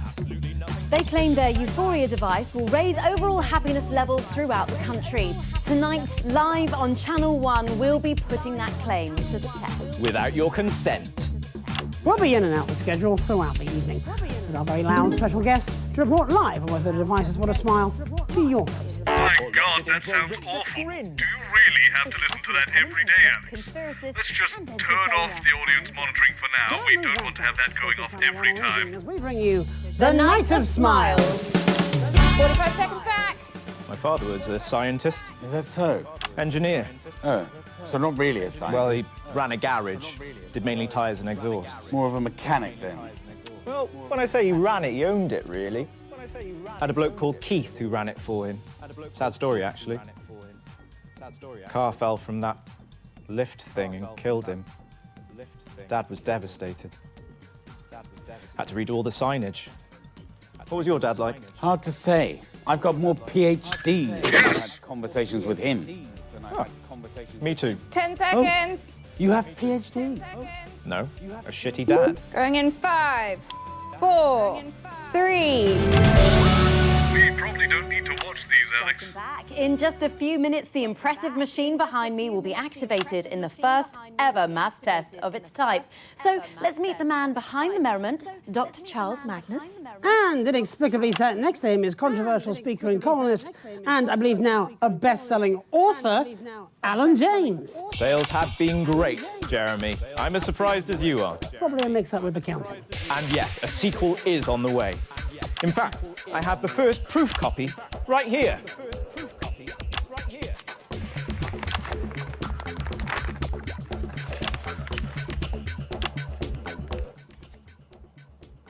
Okay, there seems to have been some sort of mix-up with the measurements. Yeah, that's hard to read, that. Well, let's turn to the man of the moment, shall we? Dr. Charles Magnus. Well, I wouldn't go that far. I'm lucky enough to work with an amazing team. In a secret lab somewhere deep underground? No, in Canterbury, near the supermarket. Where does your funding come from, so-called Dr. Magnus? A valid question. Well, prior to last year, we relied mainly on charitable donations, but since Advance came to power, we... Or as I call them in my new book, James is right here. The corrupteers! Like, corrupt puppeteers. See? Well, pretty much disregarding all of that, the Assets and Wealth Science program gave us the means to get to tonight in a fraction of the time it would have taken otherwise. And what did you have to do in return for all that lovely funding? I beg your pardon? I have been doing my own research, so-called Dr. Magnus, and this experiment is dangerous. All science involves risk. You're messing with the structure of reality. I've been doing my own research. We are at the forefront of a new technology. This is how breakthroughs happen. This is how science works. Well, what if what you call science is all a big lie? What if there's something more, something bigger than science? You can't get bigger or smaller than science, Mr. James. Science isn't a thing. It has no mass. It is simply a set of tools to understand everything. What is the real purpose of your happiness device? To make people happier. And what if we don't want to be happier? What if we want to spread our misery to others? Well, how is that different than what I'm doing? How is that different than what I'm doing? Mass test. Don't help him. You're running mass tests of an experiment that could literally alter us all.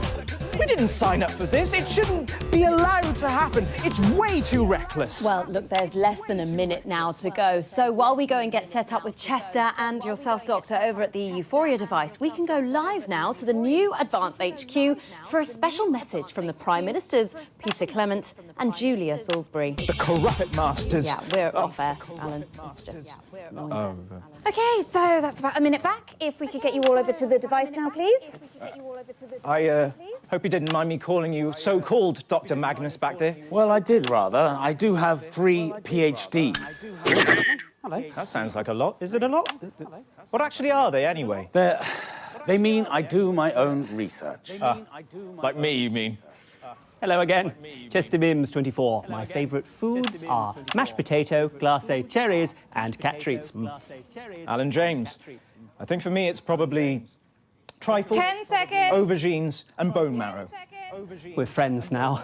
Right, you are. Going in 5, 4, 3. Fantastic, the Prime Minister's there, and of course, without the assets and wealth funding... We wouldn't be about to break the space-time continuum. Honestly, how would we know? It's been broken for me for years. I think we can get a counter on the screen. There, and we're going in 10, 9, 8, 7, come on, Jeremy. 6, 5, 4, 3, 2, 1.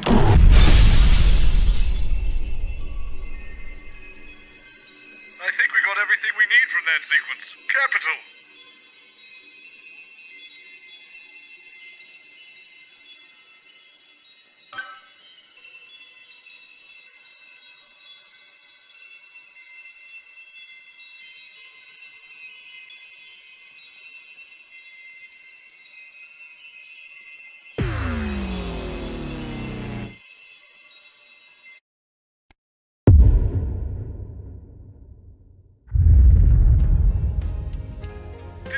For a conspiracist, Alex.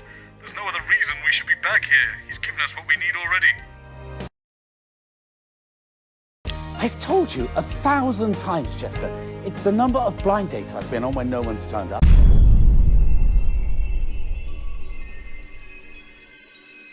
man could sell anything. I still have my inflatable fireplace to this day.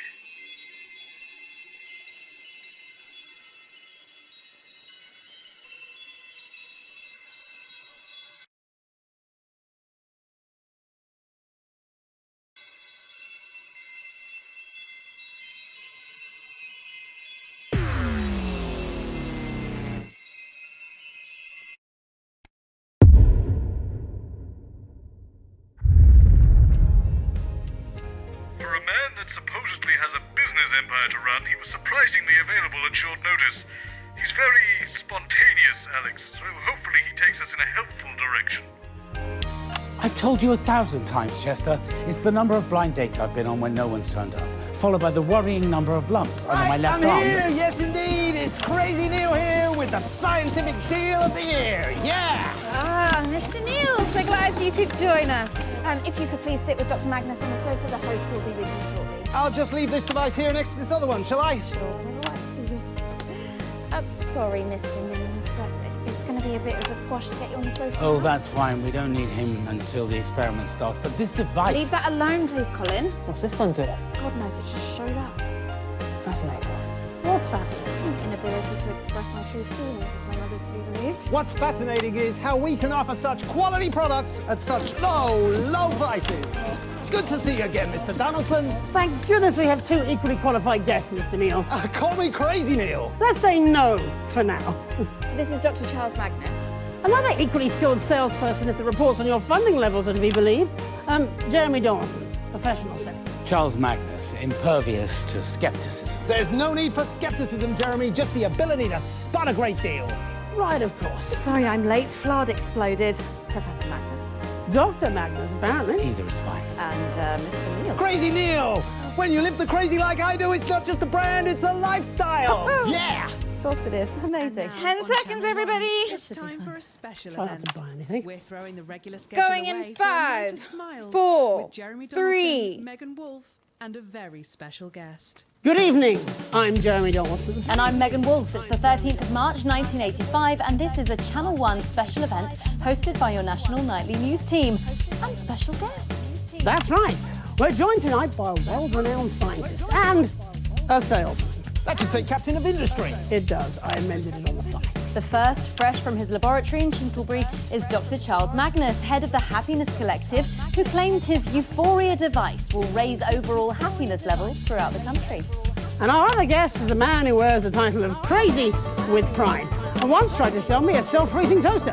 I'm still not sure why I would want one, but anyway, it's Crazy Neil. Yes, indeed. I'm bringing the appliance of science at an unbelievable price. So don't go away. Stick with Channel 1 all evening as we bring you The Night of Smiles. And a minute back. We normally like to introduce our guests before they speak, Mr. Neil. There will be plenty of time to talk when we come back from the titles. Yeah, speaking of that, when will I get a chance to introduce my device so our viewers can compare the two? Sorry, his device? What's this now? Sales. Sorry, Dr Magnus, did Mr Boseman not explain to you that when he invited Mr Neil... Crazy Neil. Sorry, yes. When Mr Crazy Neil was invited to come onto the show, he brought his own device as an alternative. You can't be serious. I mean, this is preposterous. I've spent years researching and planning for tonight. Countless hours given up, opportunities ignored, friends lost, lumps that probably should have been checked, and this senseless charlatan is attempting to plagiarise my entire life's work. You will have plenty of time to make your case, Dr Magnus. Back in 10. It's just... I can't believe it. 5, 4, 3. Welcome back. In just a few minutes, one of the impressive machines behind me will be activated in the first ever mass experiment of its type. But first, let's meet the men behind these multiple merriment machines, Dr Charles Magnus and Crazy Neil. Hello, hey, hola, buongiorno. Hi there, Crazy Neil with the best happiness device around. And it's an unreal steal of a deal. Hello. Thank you both for joining us. Mr. Neil, let's start with you. Crazy. When you live the crazy like I do, Mr. Donaldson, it's a lifestyle, not a brand. Of course. Mr. Neil, you've come here today with, what did you call it again? Crazy Neil's Joyous Jubilation Contraption. You won't find better out there. No, sir. No, sir. What exactly does it do? Well, you see, you press this button and your greatest dreams, your ultimate happiness, your true bliss, they all come true. Wow, that's quite the device there. And you say you made it last night? Yes, ma'am. I saw the show being advertised and I said I wasn't going to be outdone by no buffing in a lab coat. No offence, brain bucks. So I got together with the current Mrs. Crazy Neil, ex-Mrs. Neil's 1 through 3, 5 and 6. Wow, that's quite the team. And they all happily work together with you? Well, other than number 4, we're all on speaking terms. Number 5 is the director of a national space program. So, do tell us, how does it actually work? Yes, I'd be very curious to know. I can't give that away, I'm afraid. Otherwise, we'll have knockoff Crazy Neils springing up everywhere. How very convenient. Agreed. So let's turn to you, Dr. Magnus. What's the name of your device? Okay, so it's my turn, is it? About time. I'll have another lump after this, no wonder. They're brought on by unnecessary stress. So, the Happiness Collective is a team of highly qualified professional scientists and engineers from a multitude of institutions and disciplines, and we have curated the Euphoria device, a real scientific breakthrough that will revolutionize contentment in this nation and eventually the wider world. Well, an equally ambitious claim there. How long did it take your exceptional team to get this all started? Years, obviously. In the world of actual science, proper processes need to be followed to ensure safety. Standards need to be adhered to at each iteration and... Absolutely, whereas you did yours last night. And this is why business is always giving science a wedgie. We give the people what they need when they need it. And that's a Crazy Neil guarantee. How does your device work, Doctor? Well, obviously some of that information is proprietary. See? Convenient. I'll try and explain the basics as simply as possible. As simple as getting a crazy deal? Everything is vibration. Everything is vibrating. A particle is also a wave. But and you can wave goodbye to expensive flights with Crazy Neil's bathroom, surfer, ocean wave machine. Where the beach comes to you, may cause electrocution. A wave is, if you like, a note, and we all vibrate at different notes depending on our mood. Happier people vibrate at a higher frequency than sad people, for example. I know my wife is always happier when she's vibrating, if you know what I mean. I mean, I give up. I understand, Dr. Magnus. Thank you. Megan? Yes. Well, there is only a minute or two to go now. So while we go and get set up with the devices, let's go and head on live to the new Advance HQ for a special message from the Prime Ministers, Peter Clement and Julia Salisbury. Okay, we've got about a minute. Lovely stuff. If we could get you all over to the devices now, please. So who won? Sorry? Well, you're going to start up my device, or Brainbucks is here. I think, Mr. Neil, while it's been very entertaining having you on the show, we're probably going to go with Dr. Magnus's device. Some sanity at last. Chester. Yes, Dr. Magnus. It looks like Nickel and Copper might have brought a little friend. Let's get another dermatologist appointment for next week, shall we? Okie dokie, I'll make a note of that straight away. Let's invite Zinc along to the party. Please don't make light of my numbering system. Just book the fucking appointment. What's he charging you for this? 10 seconds! I'll half the cost. You fundamentally misunderstood this. 5 seconds, push the right button. 3, 2, 3, 2. Fantastic. The Prime Minister's there. Who are, of course, responsible in so many ways for what we're witnessing tonight. So who's going to get their button pressed? Well, I'm personally obviously sure that they'd both prove equal value to society, I tell but you I what, think we're probably... I'll give you your first press for free. No! Oh, well, that ain't right. Huh?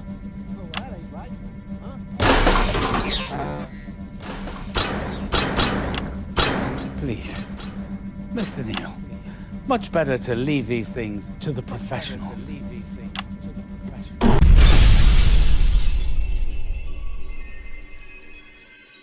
Nailed that one, Alex. We're done here.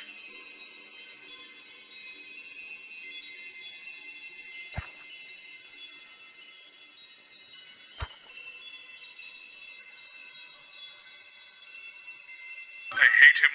I hate him. I hate him. Just to be clear, Winston, I hate him.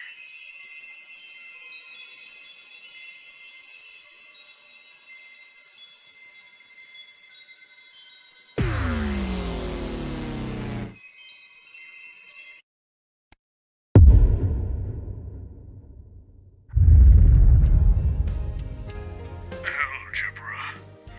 Ugh. I swore I'd never let him back on television. Curse this improbable scenario for making a liar of Bob Bozeman. I've told you 1,000 times, Chester. It's the number of blind dates I've been on when no one's turned up, followed by the worrying number of lumps under my left arm, the date my childhood sweetheart married my best friend. Sounds like my life. Hello, Geoff Algebra. You must be Charles. Bob Bozeman's told me all about you. If you could just sit here, please, gentlemen. The host will be with you shortly. Not you, Chester. Sorry, Dr. Magnus. Do you mind if I call you Charles? Actually, I prefer Excuse me, what are you doing? Leave that alone, please, Colin. Oh, Christ, seriously, they must be desperate. Who must? You must be desperate. You have no idea. Who's desperate? My ovaries, if you believe my mother. Jeremy, this is Dr. Charles Magnus, and I believe you remember Geoff Algebra. The drama teacher? Sorry, I'm late. Nubbin removal. With the annoying teenagers? Actually, I'm a maths teacher. Wonderful. In that case, you're overqualified for this dumb show. Maths teacher, and of course, soon to be biographer. Eh, Charlie? 5, 4, 3. Donaldson, Megan Wolf, and a very special guest. Good evening. I'm Jeremy Donaldson. And I'm Megan Wolf. It's the 13th of March, 1985, and this is a Channel 1 special event hosted by your national nightly news team. In a laboratory nestled in the sleepy hills of Chittlebury, Dr. Charles Magnus and his optimistically named Happiness Collective Is that Chintler with an I or a Y? have been working on a secret project. They claim their Euphoria device will raise overall happiness levels throughout the country. Tonight, live on Channel 1, we'll be putting that claim to the test. We're delighted it says here, to welcome the project lead, Dr. Charles Magnus, for some inexplicable reason, a maths teacher. And biographer. What are you talking about? We'll have reporters the length and breadth of the country, and of course those all-important results. So don't move that dial. Stick with Channel 1 all evening as we bring you The Night of Smiles. 45 seconds back. Sorry, Geoff, you know you're not meant to be saying that line. Oh, sorry. Sorry, Megan. Yeah. I got carried away. It's only my second time on TV, you know. You can barely tell. Both times with you, actually. You're like my lucky charm. Angela will get jealous. She needn't. And, of course, I'll be back when the show's done. Bob's promised me that this afternoon. Bob. Sorry, you mean Robert Bozeman? Yes. Yes, he's hired me to write a 4-part TV dramatisation of the life of this chap right here. Me? Well, I haven't consented to this. Apparently you have. Check your contract. I do love a bit of fine Going in 5, 4, 3. Welcome back. In just a few minutes, the impressive machine behind me will be activated in the first ever mass experiment of its type. But before we begin the bliss, let's meet our guests, Dr. Charles Magnus and his official biographer, Geoff Algebra. Hello. It's a pleasure to be back, Megan. A big day for you. You must be feeling overwhelmed, I imagine. Christ, yes. Do you know, I had to jump in a taxi straight after the Year 10 Drama Club just to get here today, so all in all, I'd say it is pretty bloody thrilling. I think she was talking to the doctor. Oh, yes, of course. Sorry. Dr. Magnus, an exciting day. Well, yes, it is, after all, the apex of my life's endeavour. Oh, cracking stuff. Apex of my endeavour. Cracking. Quite a daunting task you've undertaken. Yeah, do you know what? I thought so too. But I was pacing around in that little holding area you have for guests through there. The green room. No, it's a sort of pinky purple. Yeah.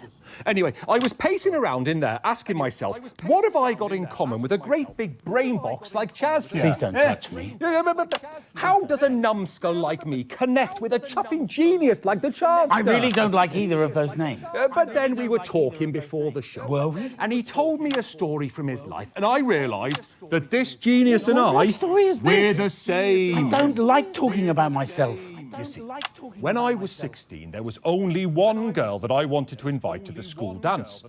Angela Angular, the joiner's girl. Now, everyone in the village loved Angela because she had the sweetest heart and back then a working spine, see?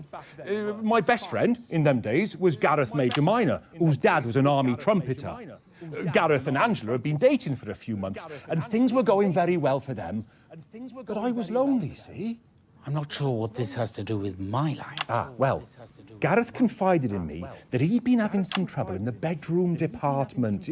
Performance anxiety, probably. We were all young, after all. God, I have just been sick in my mouth. Well, I was an ambitious fellow, like the Chuckmeister here. So what I did was...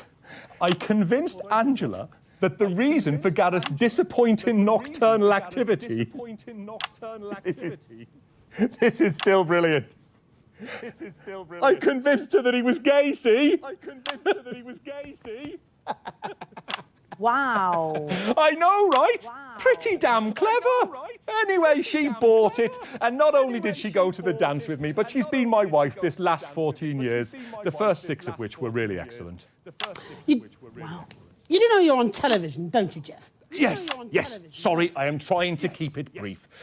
My point is that exactly the same thing happened to Dr. Magnus here. Nonsense. We're like reflections of each other. So, to answer your original question... Yeah? Which was clearly meant for the Doctor. Yes, it is daunting to try and capture the complexities of this brilliant man in 4 short hours of TV drama, less when you allow for the adverts. But you see, I've got a hook to start from, a place of truth, because we're so similar, Chip and I. This is outrageous. Outrageous fortune. Don't even know this man. We are in no way like... I thought we were here to talk about the machine. No one cares about the science. It's all about the human story. Well, perhaps you could just try and talk about what we're choosing to call the science for just a moment. Sorry, Jeremy. Well, there is no time, I'm afraid. We're going to have to go live now to Advance's brand new headquarters for a special message of goodwill from the Prime Ministers. Let's go to that now. Okay, that's a minute back. Can we get everyone to the machine? Oh, yes. Oh, hey, maybe we should push the button together, eh, Charlie? Actually, that's... No one cares about you. It's all about Chuck and me.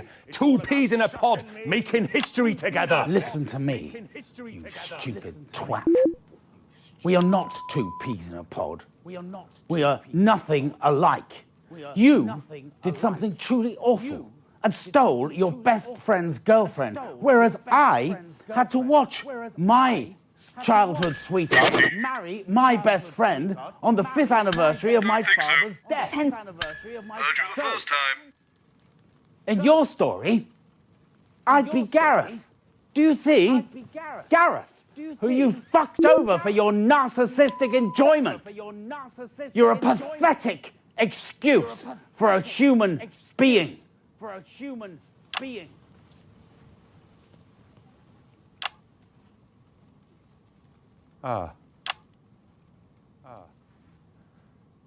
you are.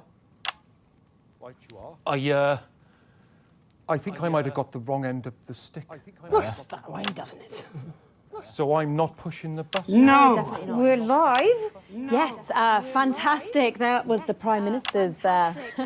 And, of course, without the assets and wealth funding... Yeah, well, I'd still be teaching Not me again, right? You're Chester. Chester Mims, 24. My party tricks include close-up card magic, playing the banjo, and no gag reflex. Oh, good list. And you'll be pressing this big button for us and starting the experiment, is that correct? Yes. One man shall push a button and the rest of mankind shall smile. That's Mims with 2 M's. Well, I think we can get a counter on the screen now. And 1 M at the beginning, obviously. We're going in 10. So 3 then. 9, 8, 7, 6, 5, Come on. 4, 3, 2, 1. Well,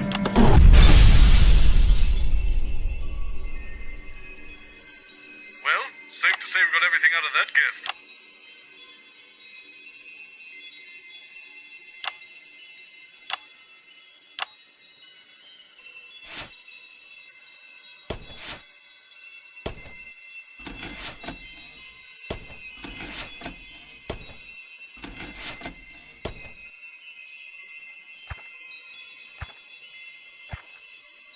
The soul of a warrior in the body of a weeping willow. I have all her works on VHS.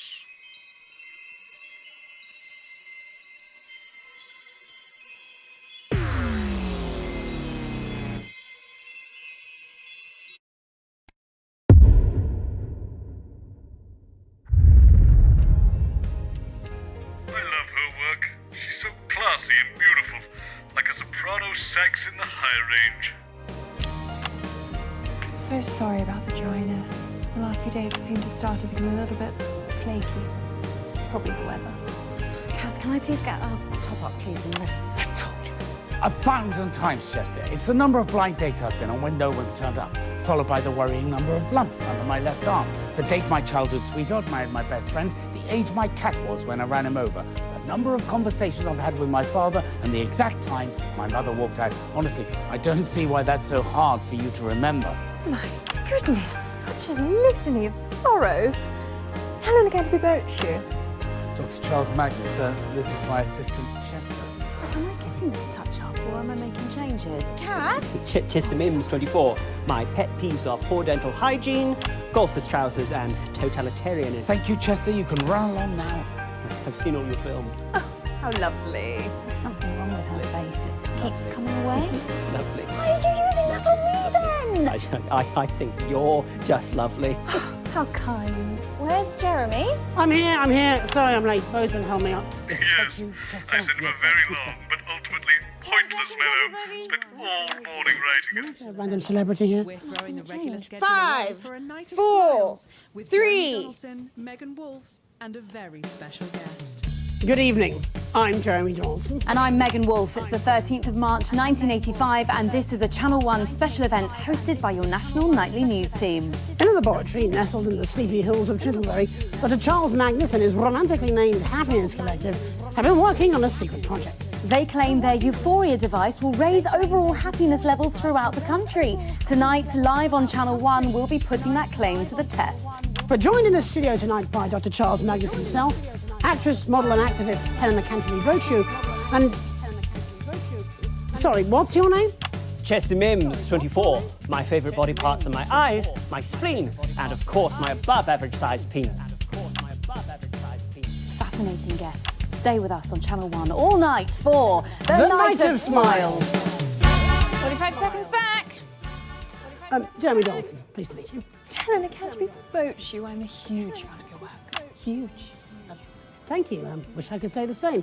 I don't get much time at the cinema, though. Oh, that's a shame. Your world must be awfully bleak. You poor little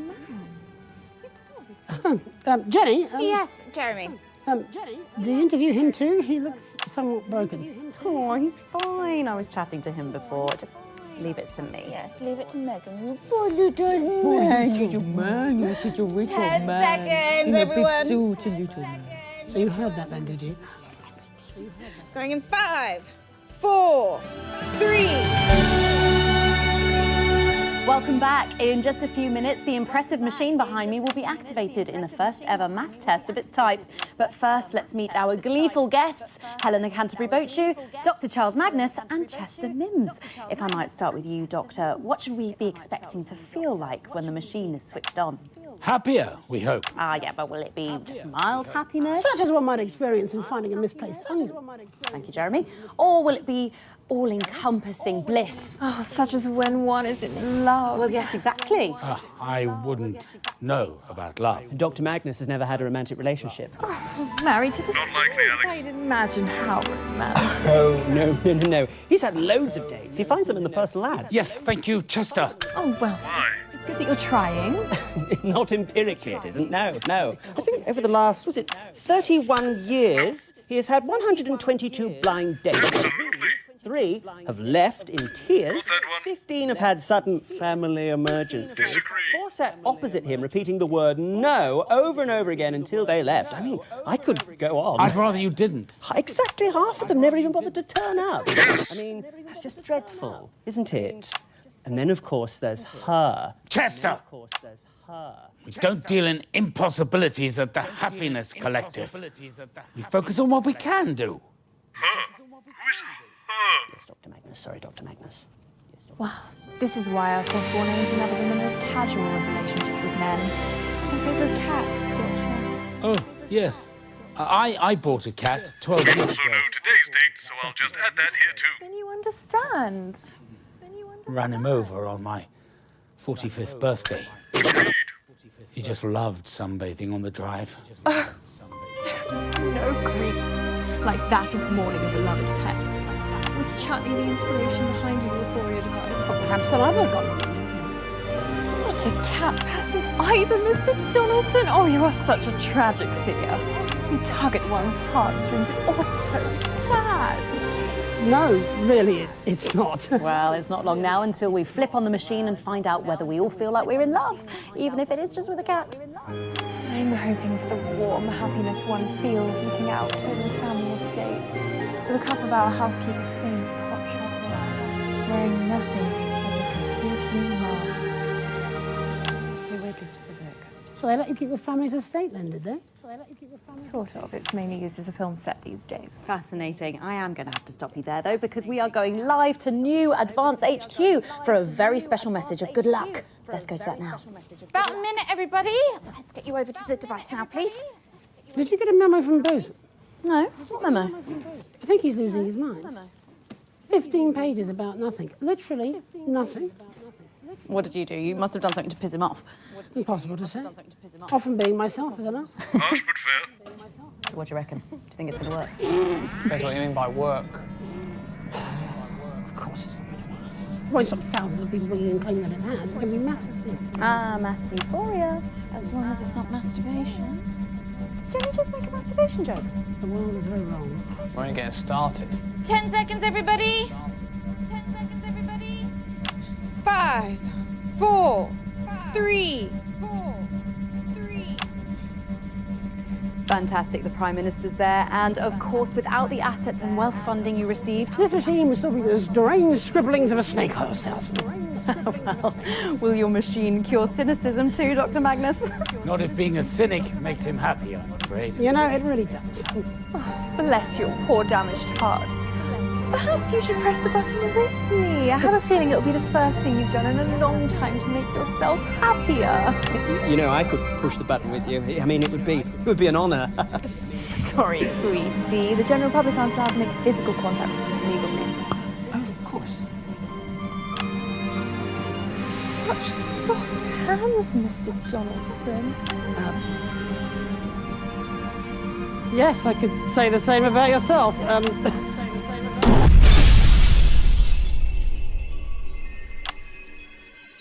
I don't know if you noticed during that, Winston, but at one point they mentioned a mysterious woman for whom Magnus clearly holds a candle.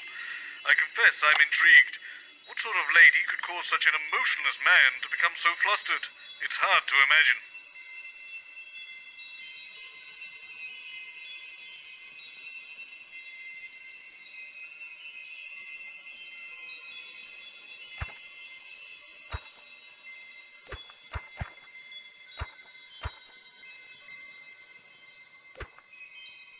Scariest thing to come out of a kitchen since Mother Bozeman's infamous chili sorbet.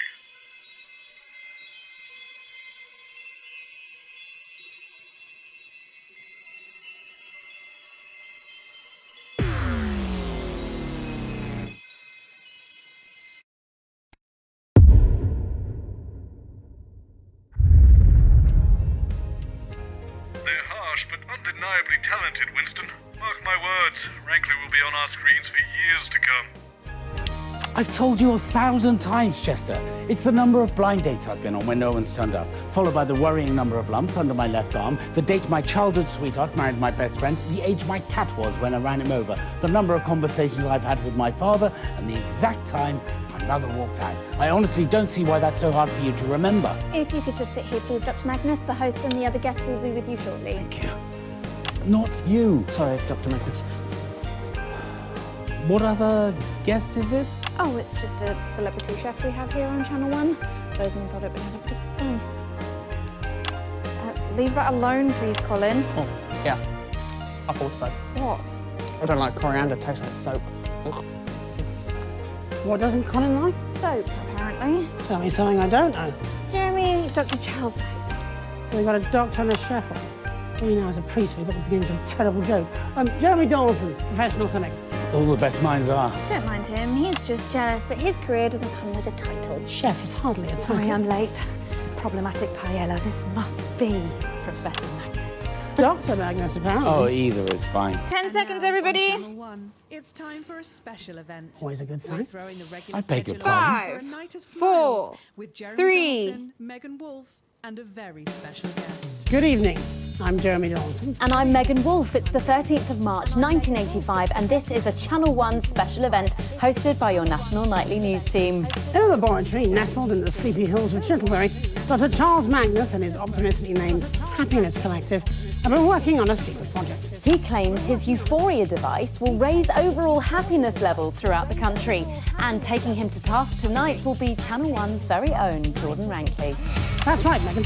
Dr. Magnus may be one of the most distinguished members of his field, such as it is, but Whistle Hay handles the searing critique of the best chef in the business. Winner of 3 golden mustard ladles and 4 filleted flank awards, Jordan is widely considered the sharpest tongue in television. Chef Rankley has inspired tears from actors, politicians and even florists, though maybe it's just their liberal use of onions. So with all that coming up, don't touch that dial. Stick with Channel 1 all evening as we bring you The Night of Smiles.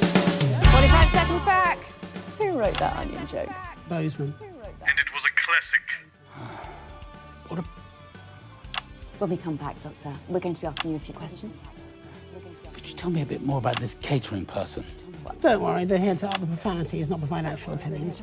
Behave. Don't mind him. He needs your machine more than any of us. Dr. Charles Magnus, Jordan Rankley. Jordan, Dr. Magnus. Nice to meet you. Quick question, Doctor. Are your parents married? What? Quickly, we're going live any second. Well, actually, my mother left when I... Yes, great. 10 Thank you. seconds. Why did you want to know that? The grating cuts deeper when there's a grain of truth. Lovely. 5, 4, 3. Welcome back. In just a few minutes, the impressive machine behind me will be activated in the first ever mass test of its type. So let's meet the man behind the merriment, Dr. Charles Magnus. Hello. Dr. Charles Magnus. Hello. Thank you for joining us. And of course, next to you is the one and only Jordan Rankin. Hello. I've seen better openers on a tin of fucking beef hash. I'm sorry. Yeah, a sorry fucking excuse for a doctor. Dr. Magnus, do tell us how your Euphoria device works. Oh, well, that's simple. I just get my assistant, Chester, to press the big red button. You let the sous chef serve the main course. I'd rather French kiss a fisherman's armpits. Right, yes. Well, more specifically, Dr. Magnus, how exactly is it supposed to make people happier? Well, some of that information is proprietary, but I could try and outline the basics. We're running out of time now, Doc, so let's not try to overcook the explanation. Well, to put it simply, everything is vibration. Everything is vibrating. A particle is also a wave, and a wave is, if you like, a note. And we all vibrate at different notes depending on our mood. Seriously? You're going for a musical fucking analogy? Fuck off! Do I look like a fucking trombone to you? I'm a chef. Let's keep the metaphors fucking food-based. You blancmange. Yes, of course. In cooking, we experience flavour through the taste, but also through smell. The olfactory and gustatory components have to work together. They are tasted in harmony. Are you following me? Well, yes, I think so. Hopefully some of our more culinary-minded viewers are. What the fuck are you on about, mate? You're making about as much sense as a drunk toddler in a washing machine.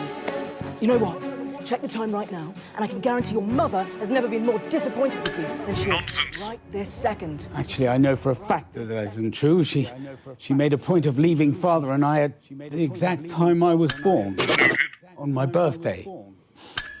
So that she could write off the whole decade of disappointment as my fault. It was very upsetting.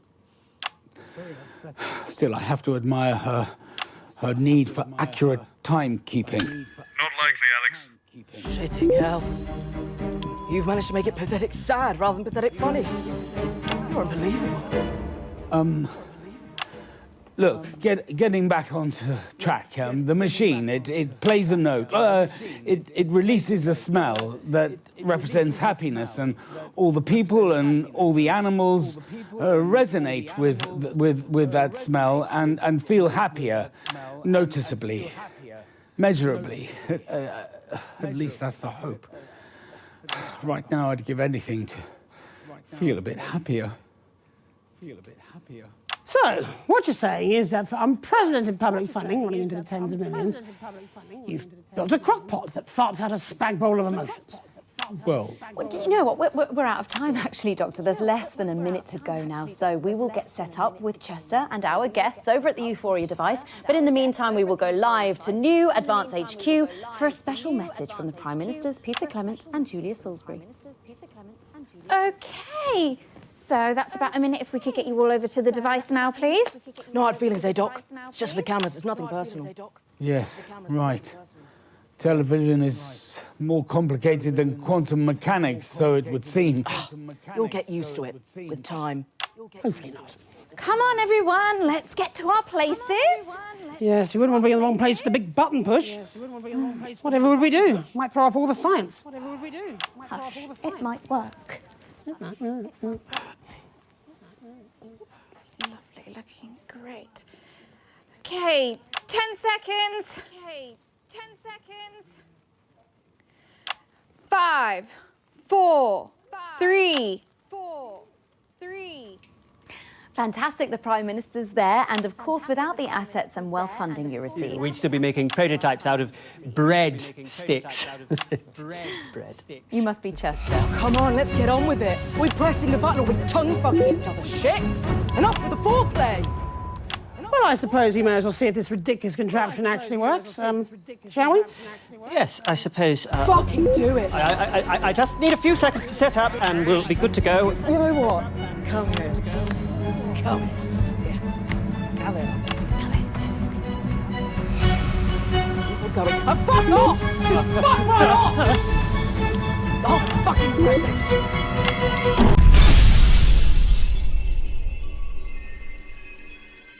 Well, you know what they say.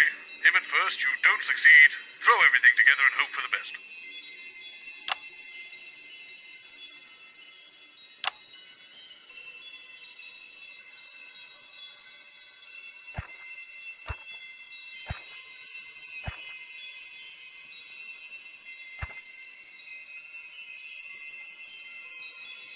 Yes, hurrah!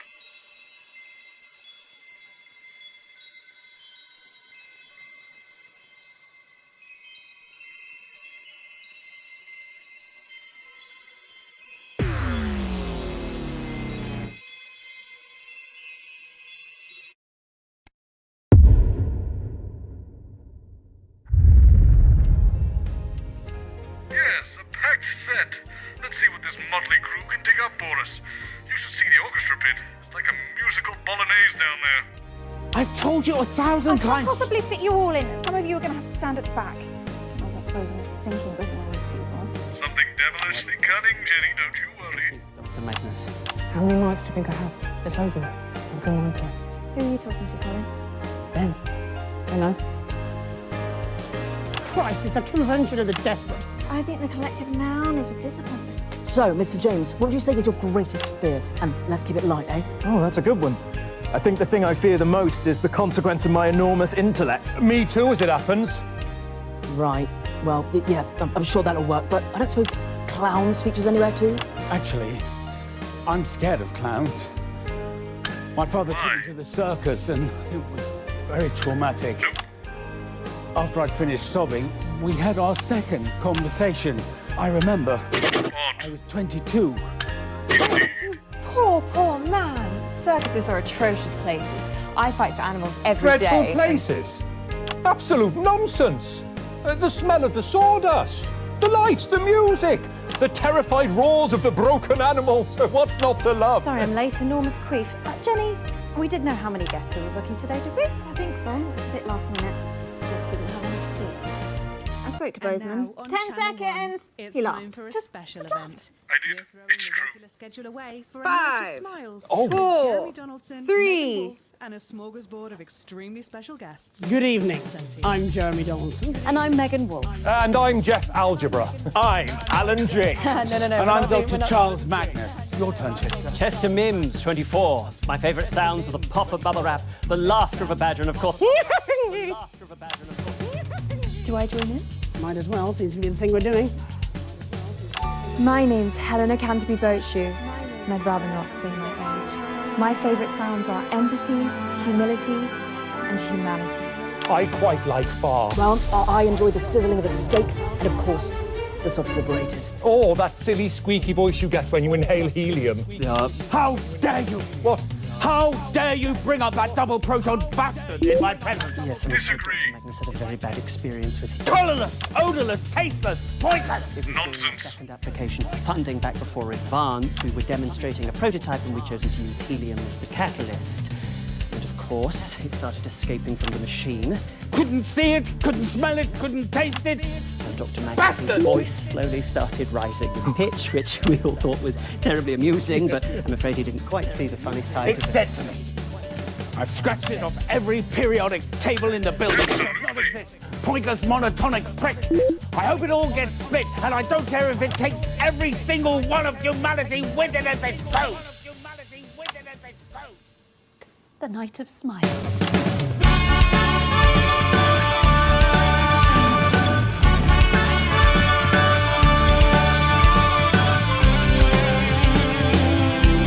Absolutely.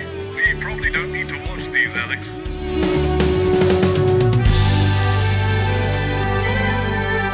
Really ambitious. A souffle. Oh, I love a man who can cook a souffle. It's just a gentle touch. Hello. I can cook a souffle. I've got a 5 out of 7 success rate. The secret's in the whisking. Oh, Chester, you're delightful little puppy. 10 seconds. I'll do better this time. Please. Going in 5, 4, 3. Welcome back. It's just a few minutes until the impressive machine behind me is activated. in the Whoa, first whoa! Hold ever- up! Hold up! I've got my own device! Don't make any rush decisions yet! You're that funny little man from the commercial. Crazy Deal's the name, Crazy Deal's the game. I'm so sorry I'm late. It's really difficult to get that thing up 31 flights of stairs. 2 devices, double the risk. It's all in my new book. Oh shit, sorry, excuse me, dropped my tiny book. Fuck me, Alan. Is your brain any bigger than your book? Are either of you two even real scientists? Who actually even are you? I'm a scientist. I can prove it. Chester, if you please. Oh, right, yes.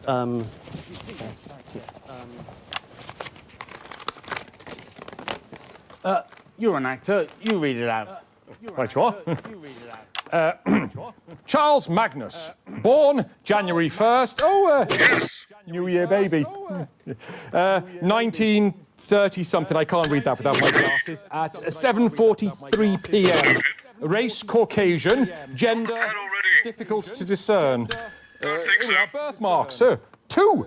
One on the upper left thigh in the shape of an accordion, and the second on the right buttock in the shape of a smaller buttock. Oh, we're doing birthmarks, are we? Well, Crazy Neil's got a whole bunch of them. Feast your eyes on this. Save me! Thank you, Mr. Neil. That's no need for that.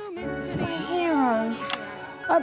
Dr. Magnus, tell us how your machine works, please. Well, you see, I'd love to tell you, but, you know, there's a whole bunch of tricks. If you want. No! Right you are.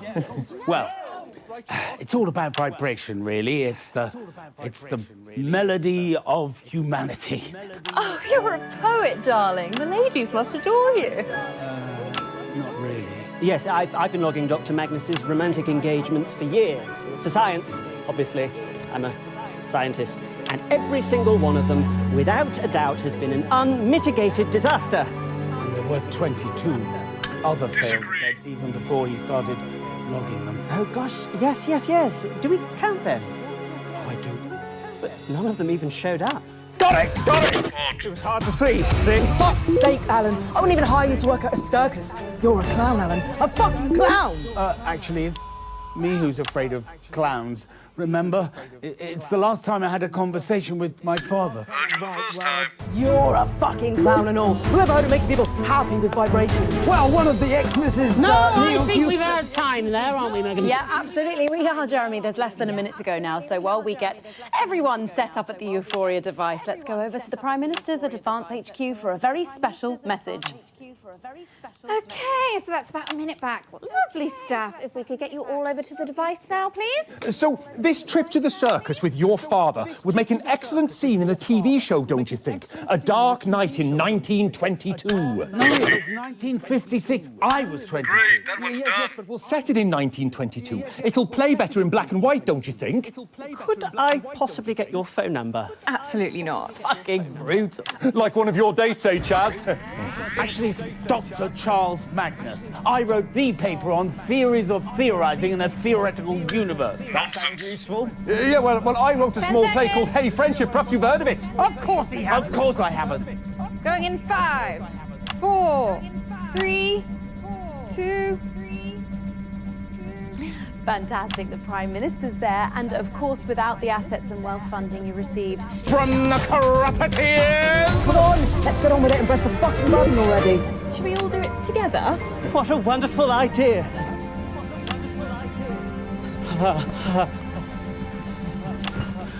Oh, don't worry about him.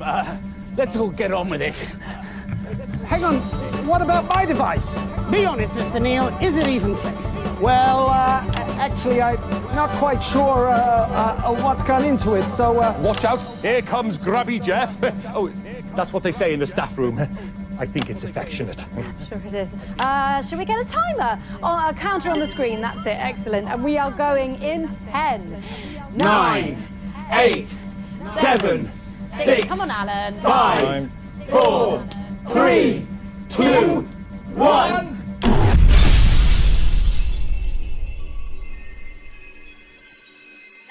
Well, I think we've done it, Winston. From here, I think we can work it out. Time to get that lock open. Then we can fix that machine and solve this whole time loop conundrum once and for all. And of course, if you're getting really stuck, select any of the red headings and I'll have a go.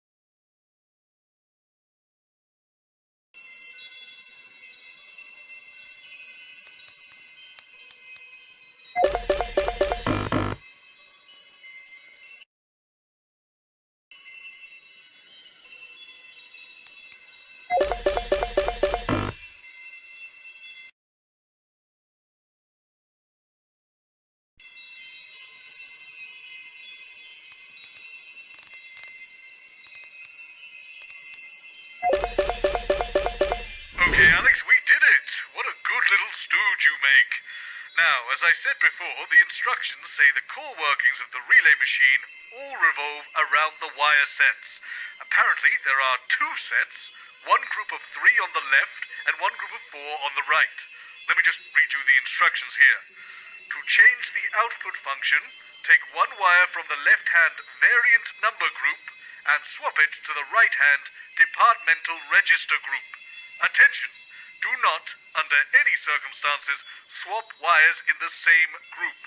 The relay device has a very specific configuration, and deviating from the instruction provided in this handbook could result in unintended, disastrous consequences. Noted. Well, that seems clear enough. Try picking up one of the wires now, Alex. Now connect that wire to a different wire in the other group. Not to worry, that's perfectly normal, it says here. Apparently, once 2 wires have been swapped and the input is set, the glass panel will slide shut to prevent unintended exponential cascade failures. Sounds like it's probably a wise safety measure. I guess hit the big button and see if we fixed it?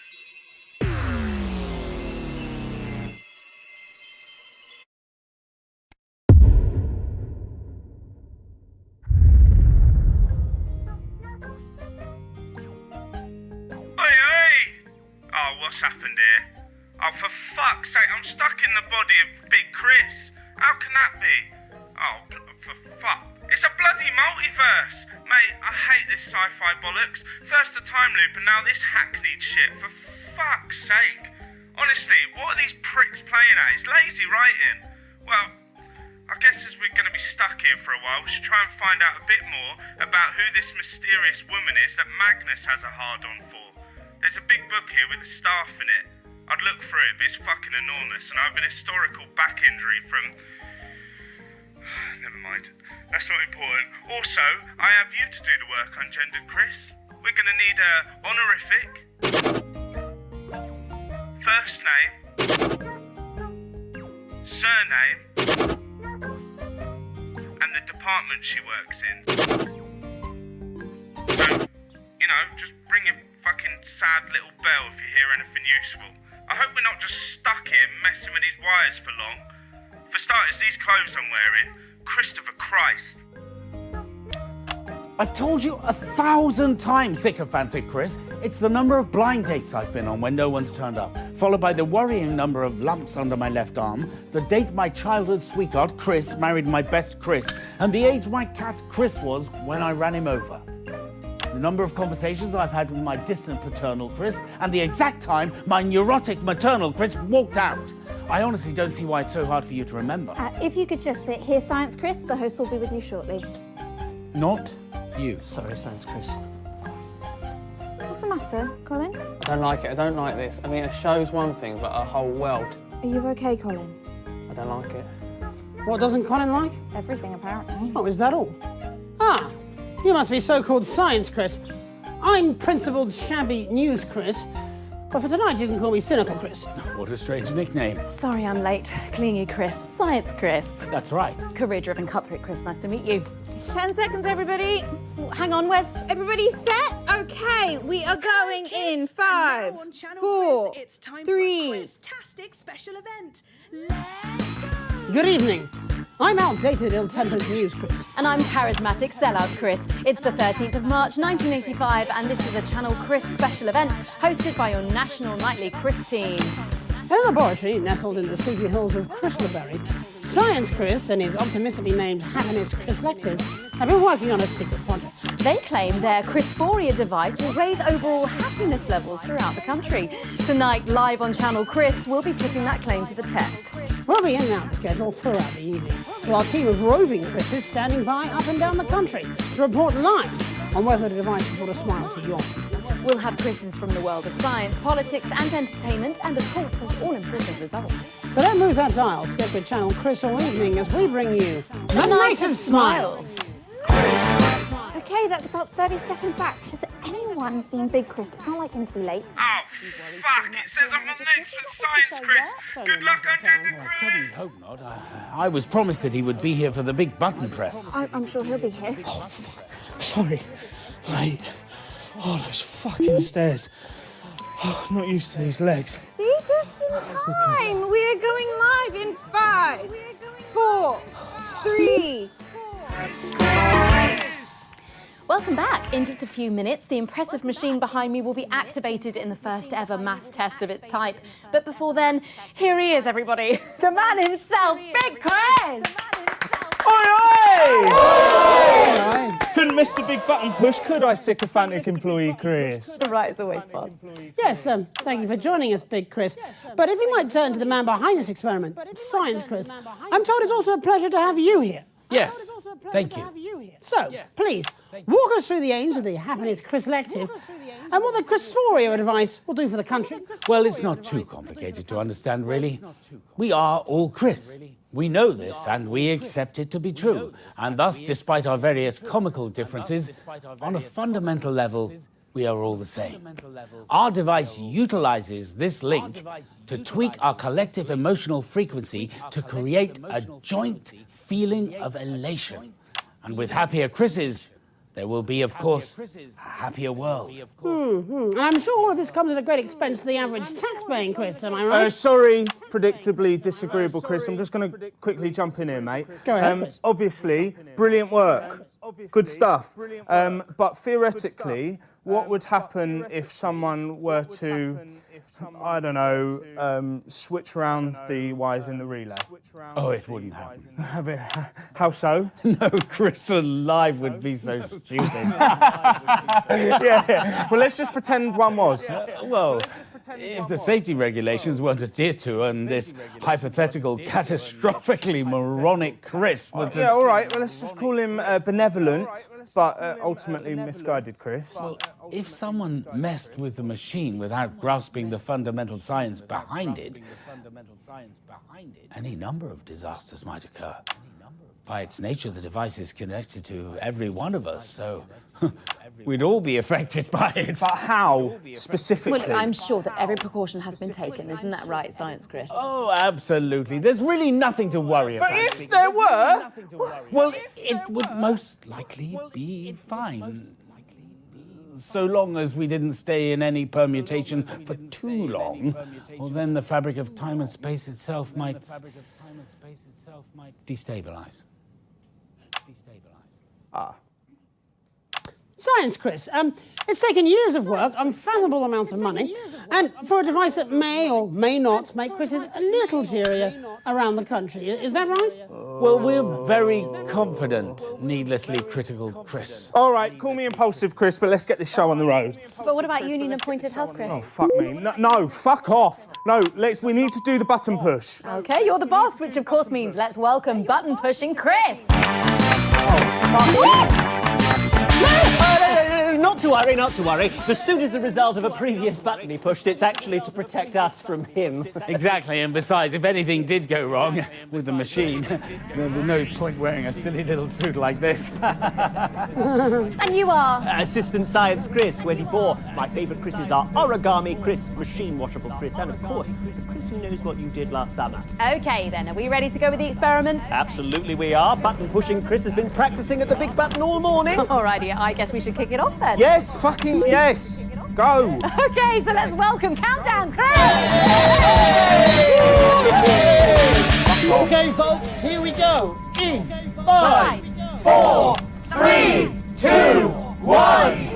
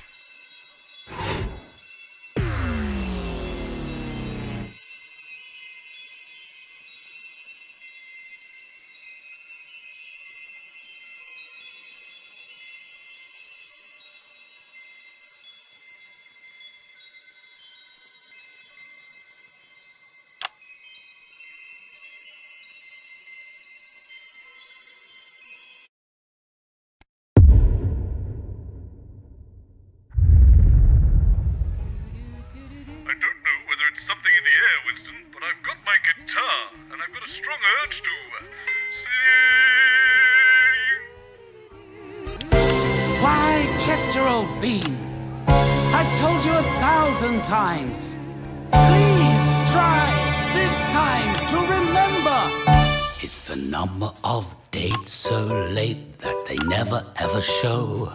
Lumps continuing to worrisomely grow. The date my heart was saddened. The age my cat got flattened. The chats that were had with my reticent dad, and the time my mum walked off into the sun. Dates so late that they never ever show.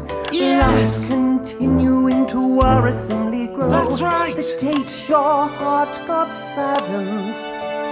The age that cat got flattened. Chats that you had with your reticent dad, and the time your mum walked off into the sun. By George, he's got it! It's the dates so late that they never ever show. Lumps continuing to worrisomely grow. The date this heart was saddened. If you could sit here, please, Dr. Magnus. The age that cat got flattened. The host will be with you shortly. The chats that were had with a reticent dad, and the time one mum walked off into the sun. Chester! You can stay! Really? Thank you, Dr. Magnus. Leave that alone, please, Colin. Did I hear singing? What are you talking about? You know, people burying their innermost secrets, putting me in a song, like a musical. I love musicals. I honestly wonder how you ever got this job. I'm good with sound. But you're so weird. Sprongs have always been weird. In fact, from the very first sprung, there was something very wrong. Trying to be normal when we simply don't belong. But it could be worse. It's a blessing and a curse. Immune to the confusions of the multiverse. When you change everything, I don't feel a thing. I'm only doing this because I bloody love to sing. See, I could stop at any time. But why would I do that? I love it here. Key change. Sprung number 1 had 15 extra thumbs running down his spine from his neck to his bum. Sprung number 2 never used the loo. Made a small fortune from commemorative poo. Sprung 3 and 4 were wanted by the law. She had a tail and he had a claw. Sprung number 5 loved to be alive. Lived for several centuries by choosing not to die. What's Colin singing about? His family history, apparently. How ghastly. Key change. Jeremy Donaldson, professional cynic. I try to be supportive, but my heart's not really in it. Chester Mims 24, and my 3 greatest flaws are hesitance, anxiety, and fear of the outdoors. Dr. Magnus, you know, he's the star of the show, and he's also pretty terrified, so steady as you go. I think kind of hijacked my song. Where's Megan? Sorry, I'm late. Vocal warm up. Okay, not long now. Let's get set. For number 6 it was worse. He aged in reverse. Got a teacher pregnant while he still attended nursery. 7 and 8, terrible to date. Always turned up naked and their bits would touch your plate.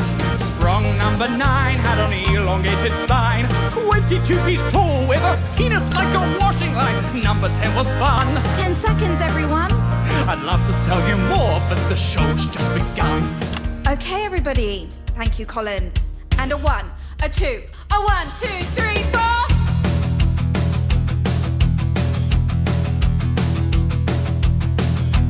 Good evening, I'm Jeremy Donaldson.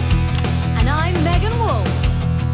Deep in the heart of the Chintleberry Hills, the Happiness Collective use their scientific skills. They built a gadget and checked it twice. It's Dr. Charles Magnus's Euphoria device. They say it makes you smile. We'll test that in a while. So stick with channel 1 all night and don't you move that dial. It's the night of smiles. 45. You have such a lovely singing voice. Fuck off. Are you two a couple? Ugh. Why can't I just be friends with Jeremy? Why do we have to be doing the nasty on top of the desk, running my hands down his minimal chest? Don't think I really have to spell out the rest. Why can't we just think you touched a nerve there. In 1, 2, 1, 2, 3, 4. Welcome back. Well, in a few minutes' time, we'll be bringing it online. Will it make you merry? Now we'll screw up space and time. That's extremely unlikely. You've got a very good team. Let's just let it get to the end. So let's meet our guests and put it to the test. A few little questions first to put our minds at rest.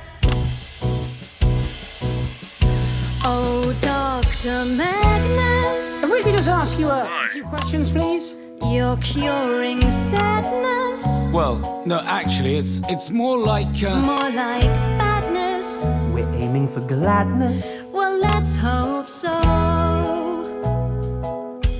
And Dr. Magnus, what possessed you to make everyone smile? Isn't this madness? Dr. Magnus has been sad for a while. Why the sadness? Dr. Magnus, won't you let us know? Oh, Dr. Magnus, won't you let us know? All right! Damn you! If you must know the source of my misery. Lights!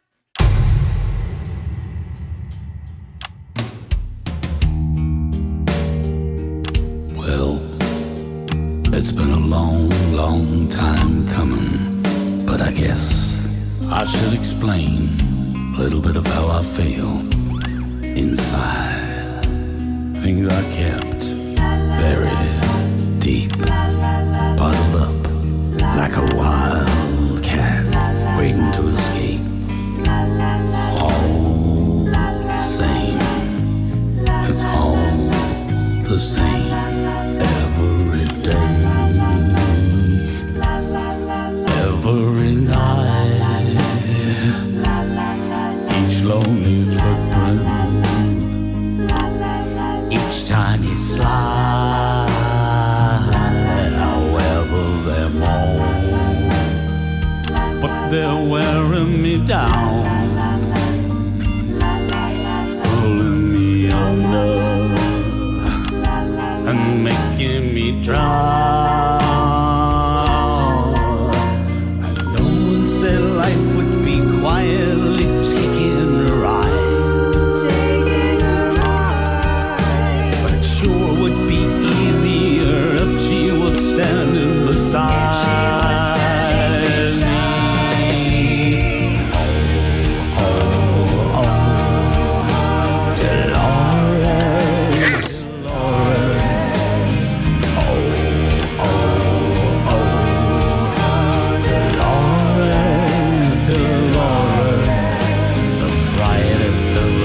That I see, but she'll never settle for me. Oh, I guess that's my destiny, silently loving Dolores.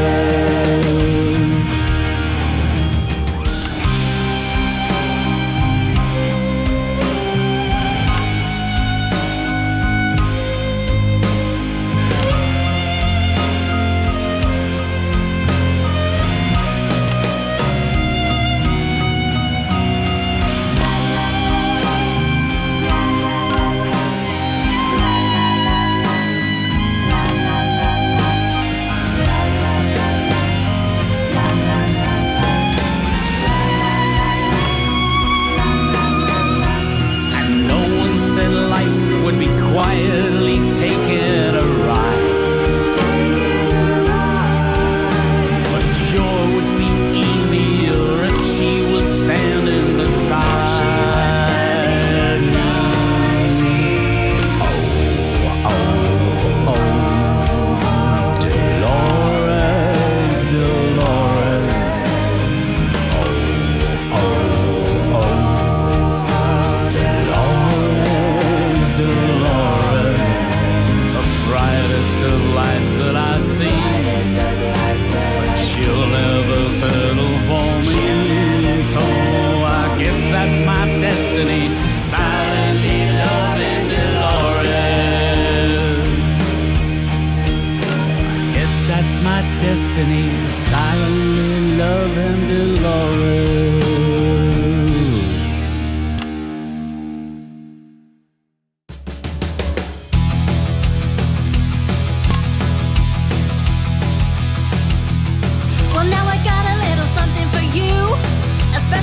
from Advance HQ. The leaders of the team wanna wish you well now. They're gonna sing a word. So once again, don't touch that dial. It's the night of smiles. Once or twice in every country's life, the people build a great device.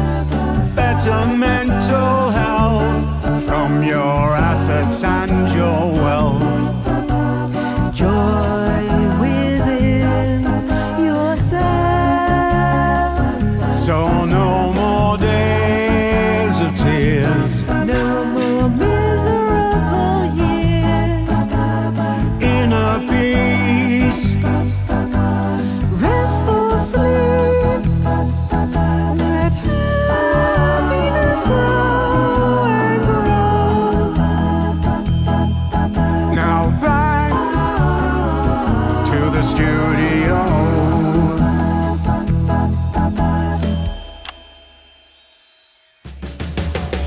Time to turn on the machine. Time to turn on the machine. Time to turn on the machine. Push the button and turn on the machine. Stop! Just stop. Colin, what are you doing? What are you wearing? Megan, I didn't put this costume on for nothing.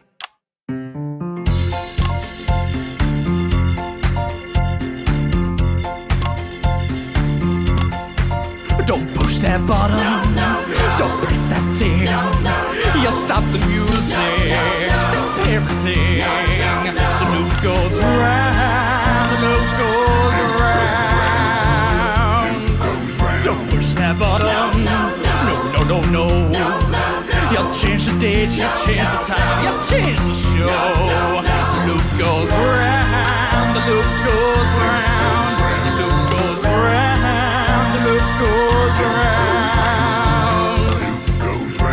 Well, little Bobby Bolster and Alex Winston too. They're up there swapping wires around cause they don't know what to do. The loop goes round. Oh, the loop goes round. Yes, it does. But I'm begging you on my knees. Twitch, please, the loop goes round. Well, oftentimes I'm lonely, it's hard to be a strong, but I think I found a universe where I finally belong. The loop goes round. Yes, the loop goes round. Yes, it does. This world ends where one begins, so don't you do it, Chesterman. So the loop goes round. Don't push that button. Don't press that thing. Y'all stop the music. Stop everything. The loop goes round. The loop goes round. Don't push that button. No. You change the date. You change the time. You change the show. The loop goes round. The loop goes round. The loop goes round. The loop goes round.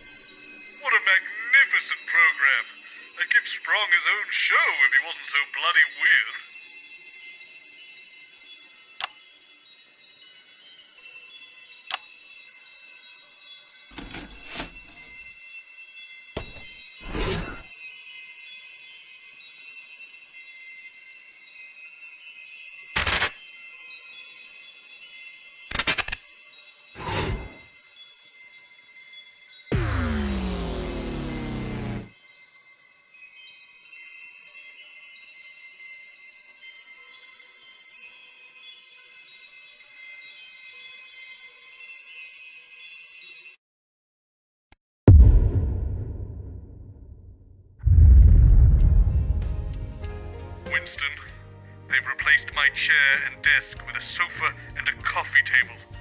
And they've abbreviated the national nightly news. It all seems to have taken a turn for the worst in this place. How long is this going to take then? Do you have somewhere else to be? Not really. This first bit's about 10 minutes, then we come back at 8, 9, and then a long show at 10 to do the results. This thing's going to cheer me up then, is it? I very much doubt it. Or is it safe? Let's hope so. Not very reassuring, are you? No, I'm not, but at least I'm not lying to you, young lady. I'm not sure I want to be here. Listen, between ourselves, this machine is 99% likely to do absolutely nothing other than cause a national power cut. The science behind it is dubious at best, and as for the man in charge of the Happiness Collective, well, it seems to me like he's barely cracked a smile in his entire life. So you don't think this could, like, break everything? Good question. Seems to me everything's broken already most of the time. Seen this before?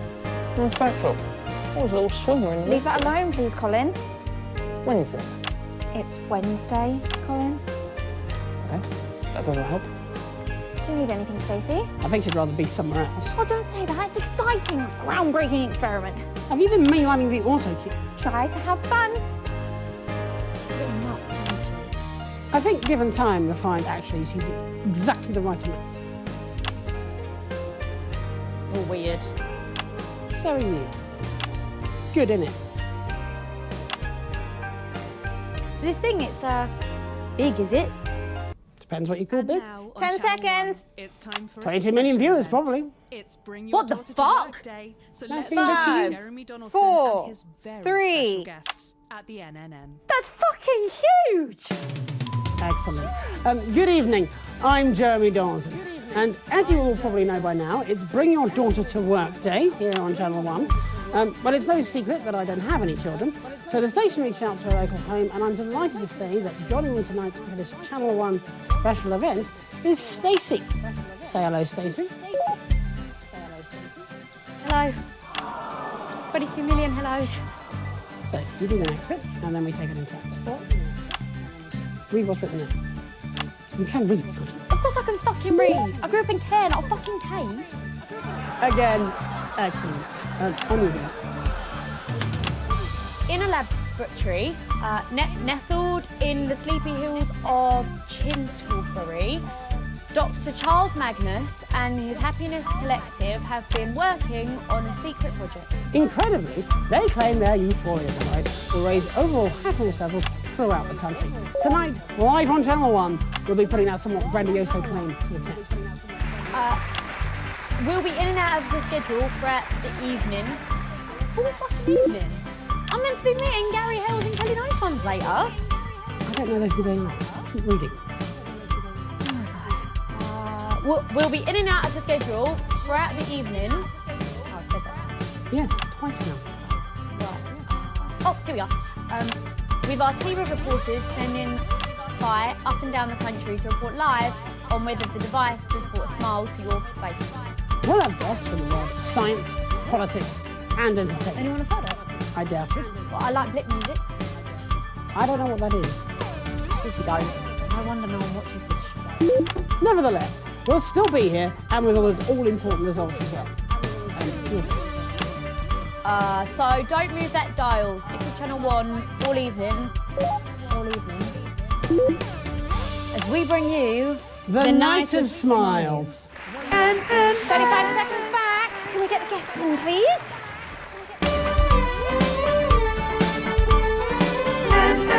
Here, please. Who are you? Chester Mims, 24. My favourite palindromes are civic, rotivator, and no lemon, no melon. What? Chester's here to push the button. Oh, that's not until after the premises. Go away, Chester. Yes, Dr Magnus. Oh, well, Chester. 10 seconds, everybody. First rule of news: never, ever, ever feel sorry. 5, 4, 3. Off you go then. Again? You got this. You got this. Welcome back. In just a few minutes, the impressive machine behind us will be activated in the first ever mass experiment of its type. So, let's meet the man behind the merriment, Dr. Charles Magnus. Dr Magnus, welcome to the show. Just before we came on air, Stacey was asking me if your machine might, in her words, break everything. Oh my God, you're such a grass! So let's start there. Is this experiment safe, Doctor? Well, I suppose that's a fair question, and probably one that's also on your viewers' minds. All I'm saying is I saw this film once where time got stuck and that seemed like really bad. Well, while no science is without risk, I can assure you that the chances of time actually getting stuck, as you say, is less than 1/10 to the power of 64. So it could happen then? Well, anything could happen. For all we know, it may have already happened. I don't understand. It's theoretical metaphysics. No one understands. It is, however, more likely that you will have a spontaneous pulmonary embolism or be struck by lightning than that time will actually become unstuck. I don't want to be struck by lightning. And you won't be. Nah, I don't like it. Something doesn't feel right. That's what people said about television or electricity or even the printing press. Nah, I've got a bad feeling about this. It's like, you're going to press that button and none of us will exist anymore, like, all wiped out, like, we weren't meant to happen, like, we were a mistake. That's ridiculous. Where did you get your degree? I'm 15, you wanker. But it don't take a degree to know that there's something messed up about wanting to control other people's feelings. To make people happier. Well, you didn't ask for my permission. No, and I've no intention of doing so either. Chester, if you please.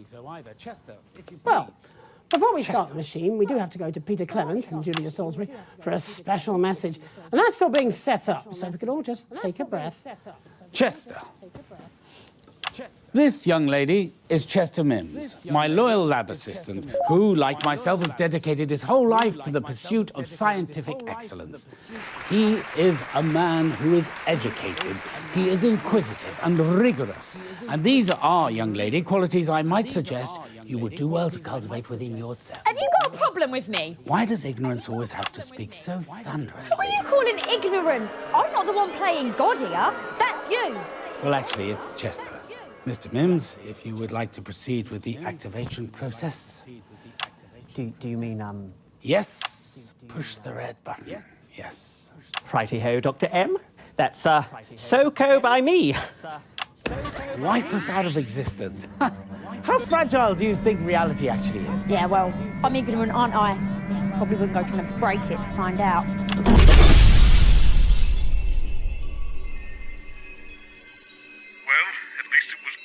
And we don't have to see it again.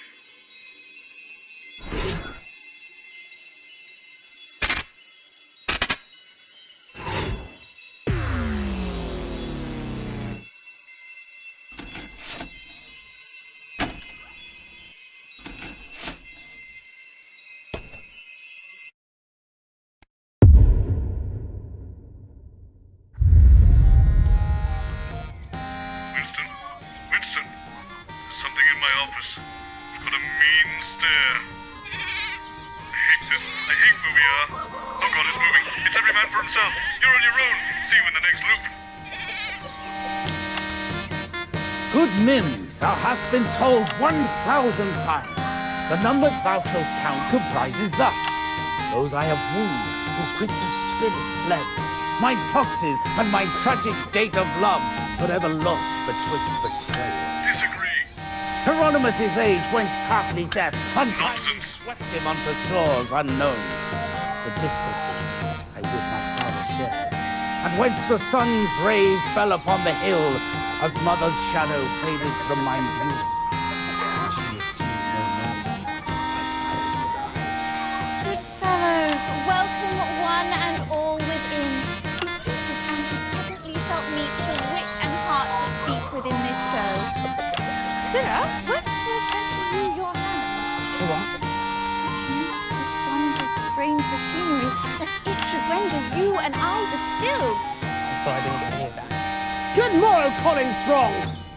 A hearty hail. You as well. I hate this stuff enough at school. Why speak you so unseemly? With such words it's better suit a slutton or a moor. Pretty sure we're not allowed to say that sort of stuff. He jests, but yet I understand him not.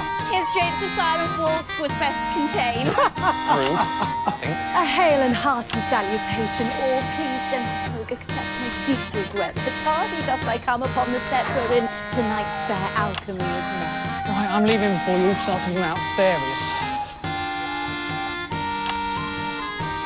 The groundlings are prepared, the players are set, so let us to our revelries attend.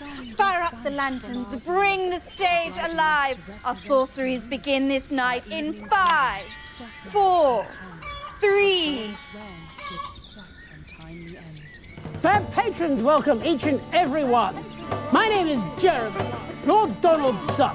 I, Megan Wolfe, beside him duly sit, as we present to your grand benefit such magics as will turn your blood to ice. Sir Magnus's Euphoria device. In Chintleberry's green and languorous hills, whence fairies dance and suburbs golden eaves. I knew this was going to happen, just no. Give it to me. What ho? Your cheeky violets nick the script. Very wafty fade us out. And all this stuff about suicide. See how anachronistically he marks with feather from no creature earthly born. That's not funny, nor is that. You don't need any of these words at all, just this and right. Do this one. Tonight, before your eyes and arms and legs, a special program called The Night of Eggs. Good, on titles. In 30 takes our revels be rejoined. Excuse me, saucy Colin, but this next appears to be bereft of scan and rhyme. Why does it have to rhyme? No, don't answer that. Give it here. Awesome kit. I'm getting really bloody annoyed at this, okay? Alas, he's mad. Or by hell's fiends possessed. Just do the top to tail and skip the rest. Oh shit, now you've got me doing it. But what of good King Peter and Queen Jules? They'll take our heads if they should feel suppressed. Oh, that won't matter once the button's pressed. Is conversation you intend with me? Indeed, good doctor. And in 5, 4, 3... Sir Magnus, your contraption, most bizarre, is fashioned prey to purpose fair or foul. 'Tis foul indeed, but not as you suppose. These fowl have feathers, wings, and beaky nose. A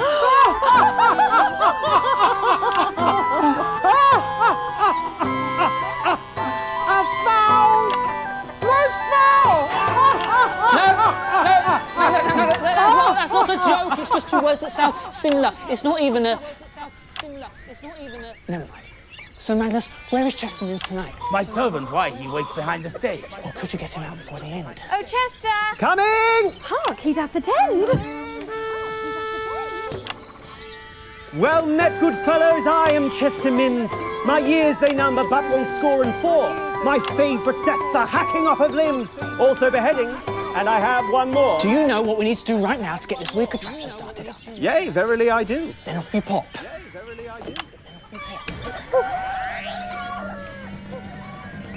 Good people, bring your chickens to this place.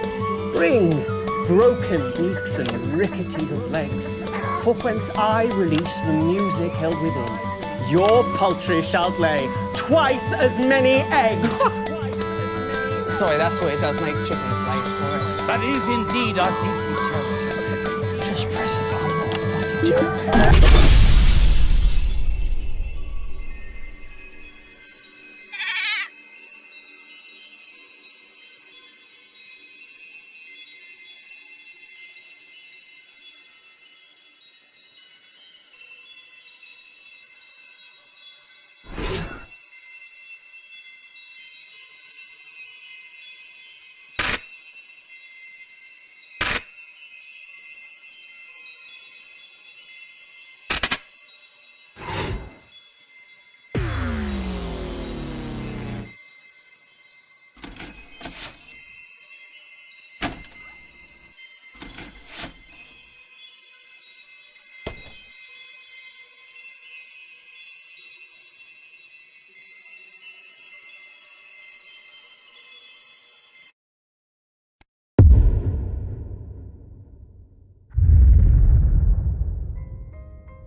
God, I've turned into that irritating nephew of mine.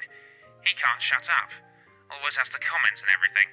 He's a smug little so-and-so. Or, more accurately, I'm currently a smug little so-and-so. Got a plan of attack? I'm going to start on the variants and move on to the consumer stuff once he's on the ropes. Two on the ropes. We still have to have the button pressed, Adrian. Not if he chooses not to. The only one who can stop the experiment is Magnus. Very interesting. What will we fill the rest of the schedule with tonight? That's Kenneth's problem. Shit. He'll think of something. He's nothing if not creative. Yes, I am. Creativity away from my employment contract, if that's okay. When you hire Adrian Atkinson Blimey, you know what you're getting. It's a popular science piece. And what you're getting is a skilled dissection. Adrian, this is not Incisors. Certainly looks like Incisors. I mean, this is the Incisors studio, isn't it? And oh yes, this is definitely my background. Look, it's got Incisors written on it. Oh, and there's my face. You are dreadful at sarcasm. But excellent at journalism. 10 seconds, everybody. You can bark, but you can't bite. In a replacement of our Keep it smart, everyone. We're Five, privileged to be spending the 4, evening with Adrian 3. Atkinson Blimey as Channel 1 attempts to push the limits of metaphysics. Good evening. Tonight on Channel 1, we'll be dedicating most of the schedule to an innovative experiment. Dr. Charles Magnus and his sagacious collective claim their Euphoria device, this contraption you see right here, will make all of us more convivial, including you. Is that credible? No. Or even ethical? No. Tonight, with the help of you, our discerning viewers, we are all going to find out.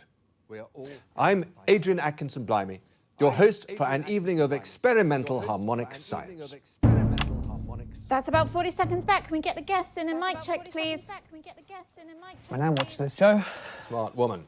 5 degrees, 2 homicides. I know, I interviewed her lawyer, remember? Oh yeah, I forget. You think this is normal? You're a strange man, Colin. You're not the first to say that, Mr. Blimey. Good evening. Nice to meet She said not to talk to him, remember? Who? The scary lady. All ladies are scary to you. 10 seconds. She said that he doesn't like to speak to guests before interviews because it Going puts us in 5, 4, 3. Welcome back. In just a few minutes, this singular machine will be activated, marking the inaugural investigation into emotional resonance. But before we switch it on, let's dig our teeth in. Dr. Charles Magnus, you are the head of the self-styled Happiness Collective and the inventor of this fascinating emitter. Yes, that's correct. Good evening. And this is my assistant. Chester Mims, 24.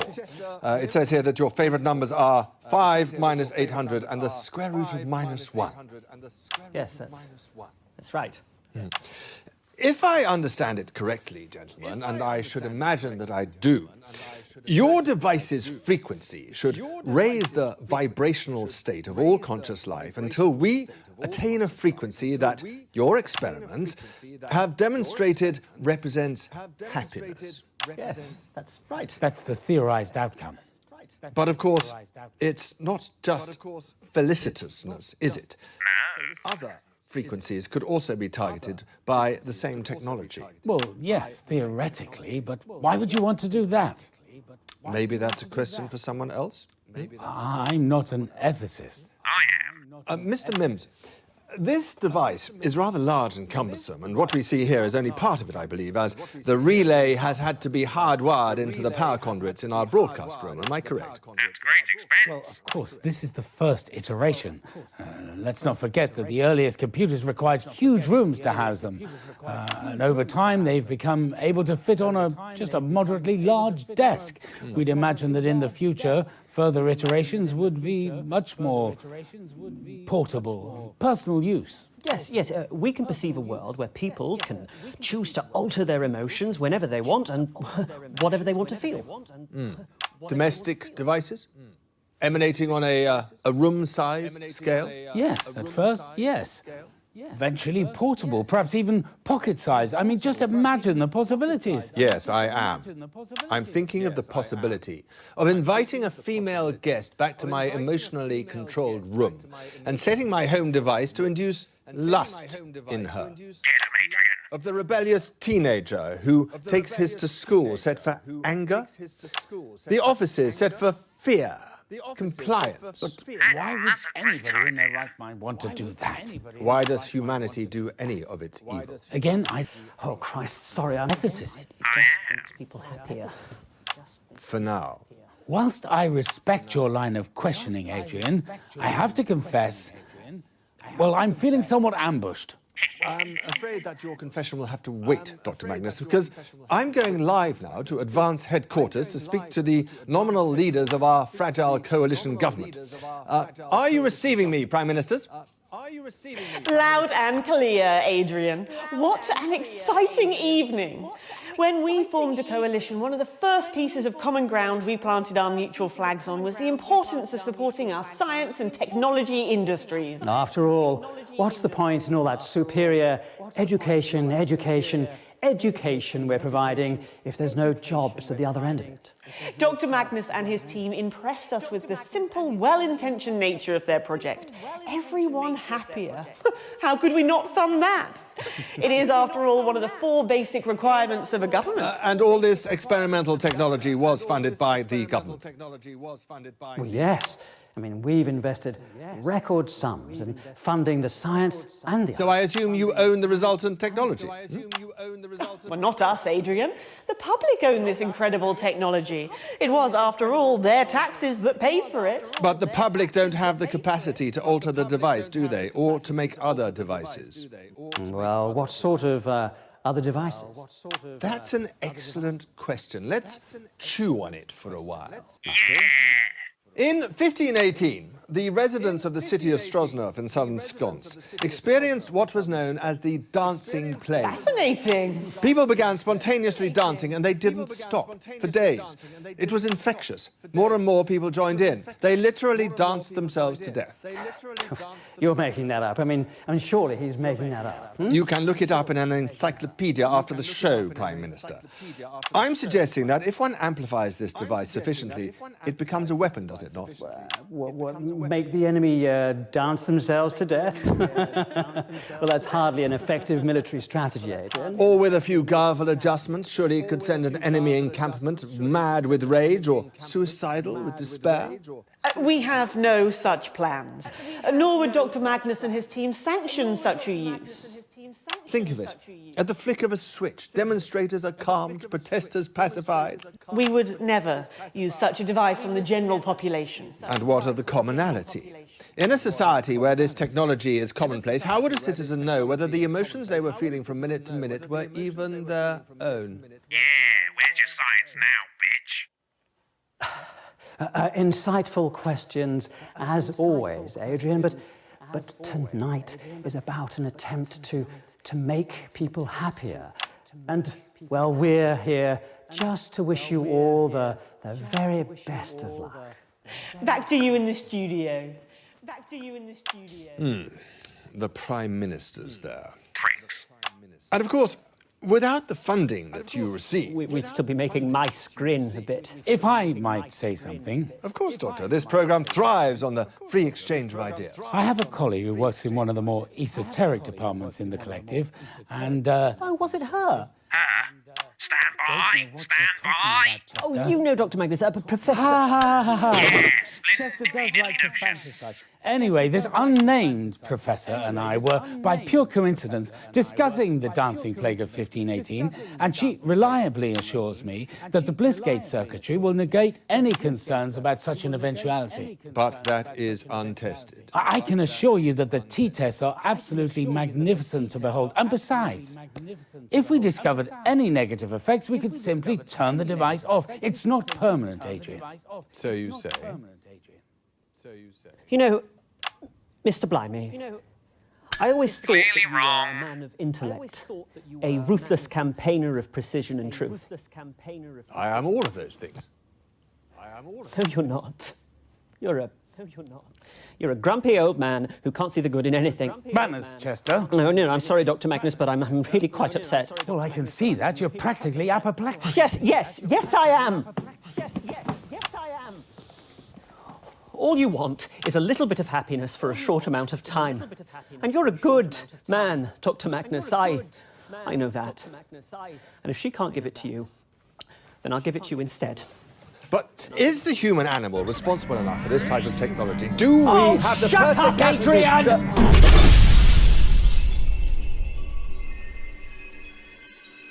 Well, you got the honorific, which means we're done here, I think. Shame. It's been a pleasure to be in such a well-rounded body. Guess this is a goodbye. You seem lovely, if a bit scruffy. If you need me, you know where I am.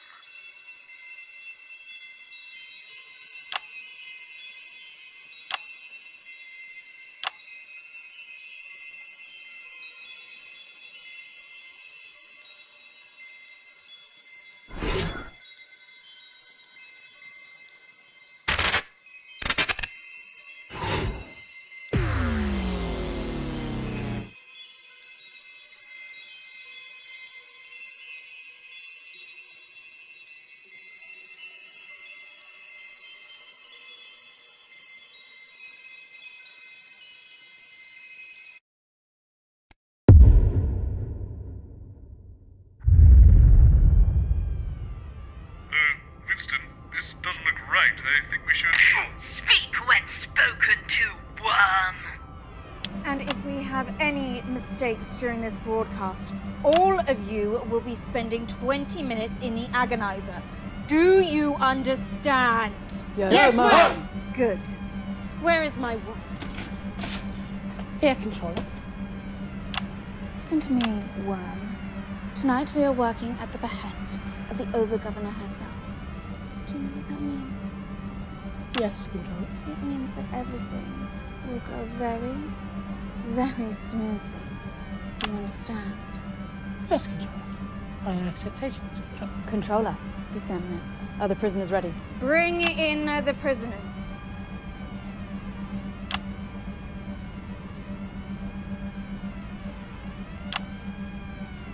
I'm Disseminant Wolf. I speak for the Over-Governors. You will answer my questions clearly and concisely. Is that clear? I refuse. I won't take back.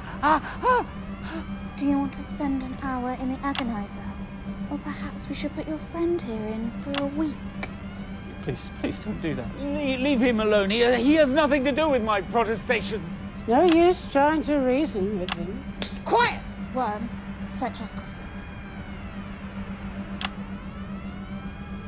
So, Prisoner Magnus, what's it to be?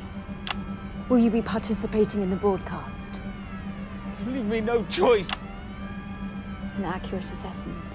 What the actual fuck's going on this time? You there. Jenny, you look like my Uncle Frank. You will refer to me as controller. Right, yeah, amazing.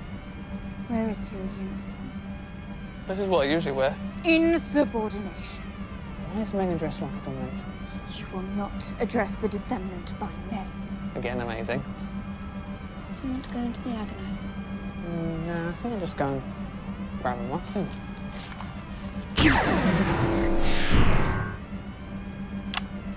Annoying little peasant. A sensible decision.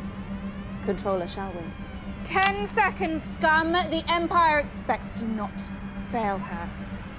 5, 4, 3. Subjects of the Empire, I am the Disseminant. Tonight's mandatory broadcast sees the Empire achieve even further greatness. The Over-Governor, all hail her might, has decreed that tonight you, her loyal subjects, shall be the first to receive her boon. So don't move that dial, or you will be extinguished. This is a mandated broadcast on all open channels. All citizens of any status are required to cease all current activity and fix their attention on this screen. Failure to comply will result in severe punishments for yourself and those you love. The Empire expects. A few short months ago, Dr. Charles Magnus and his co-conspirators were conducting unapproved scientific experiments. Do you confirm? I confirm, yes! Yes, I confirm, ma'am! Fortunately, the Over-Governor was able to intervene and turn a potentially lethal experiment into a project for the good of the Empire. There was nothing lethal about it. Working under intense supervision and with the firm hand of the Empire to guide them, work has been completed on this. The productivity device will grant all subjects of the Empire the gift of unfettered productivity. Finally, all subjects from Overseer to Worm will be unshackled from our human inefficiencies, freed to meet the expectations of Empire. I'm becoming inhuman! That was a bad one! Before we activate the device, however, we are privileged to receive an address from the Over-Governor. Your concentration is demanded. The Empire expects. Subjects. For too many years, we have been the victims of our own emotional vagaries. I am no different. This is my worm. Yesterday, I visited his worm space and found him engaging in... Well, why don't you tell them, worm? I was engaging in prohibited self-pleasuring. Prohibited self-pleasuring. To wit, reading. I'm deeply ashamed of myself. Now, I know what you're thinking. Worms can't read. Well, apparently, a great number of them can. They're secretive little things, aren't you, Worm? Worms are expected to be discreet. I contemplated how best to discipline my worm. My logical mind told me to simply disintegrate him and find a replacement. But something was arguing with my logic. I thought of the many years where he has faithfully met my every need, the counsel he has kept and the expectation he has fulfilled. And I was forced to admit that I had feelings for this worm. Over-Governor? Not romantic feelings. Who could be attracted to a male, after all? But nonetheless, feelings that one might have for a family pet or a favorite soft toy as a child. These feelings, they are the reason that you see him standing here today, undisintegrated. Thank you, Over-Governor. It won't happen again. No, it won't.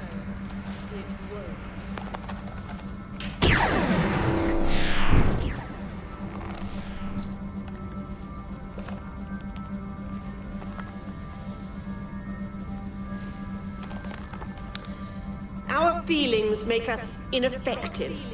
They make us unwise.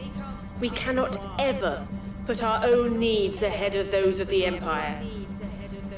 And after tonight, we will not have to.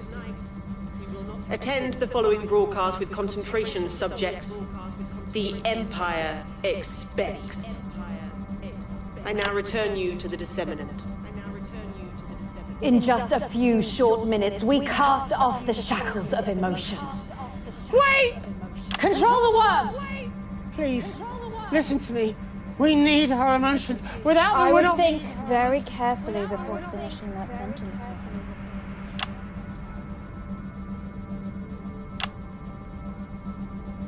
Controller, please listen to me. From all the years we've spent together, this device, it can't be switched on. He's right.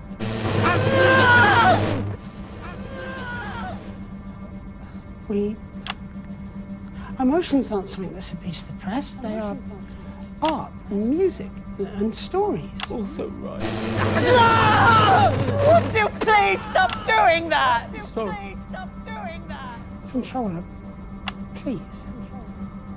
If you only ever hear one thing I've ever said to you, let it be this. Only you can stop this experiment. Controller. Jenny. Please. Save us all. Save us all.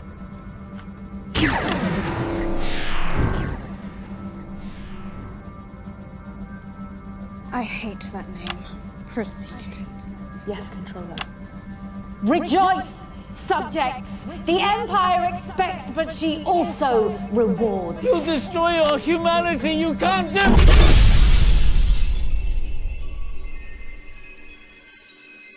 there's nothing here. We should go.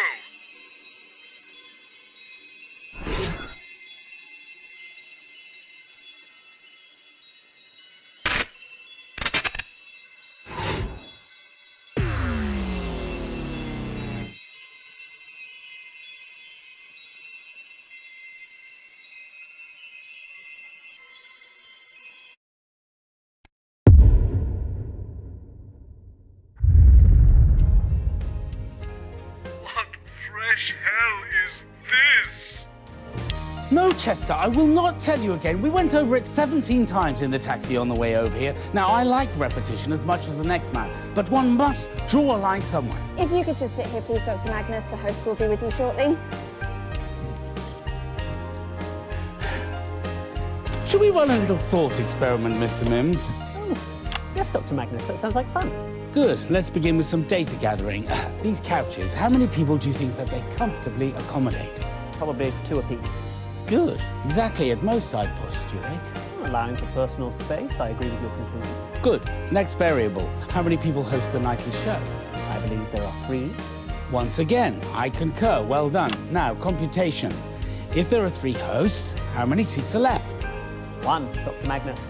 And what can we conclude from this data, Chester?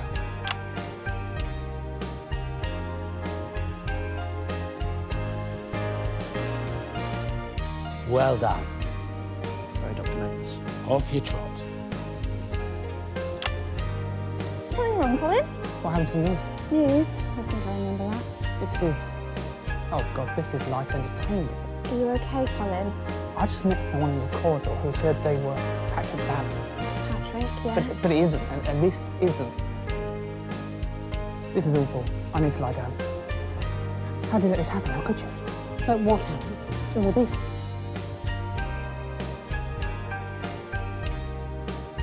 Remind me how we let this happen. Something about King's Meat, if I remember correctly. Dr. Charles Magnus. This is Jeremy Donaldson. Jeremy, Dr. Magnus. Pleasure to meet you, Mr. Because Donaldson. we have been over this, Patrick. If it is in my dressing room, it is mine, okay? If you want your own, ask Jenny. Maybe I will. Maybe I'll get 2. Great, like that. Get as many as you want. I don't care, Patrick. And when something really awful happens to yours, yeah, I'll keep both. How about that? Is that a threat? Yes. Did everyone hear that? Patrick! Robyn! This is Dr. Charles Magnus, who's our guest this evening. Oh, hi!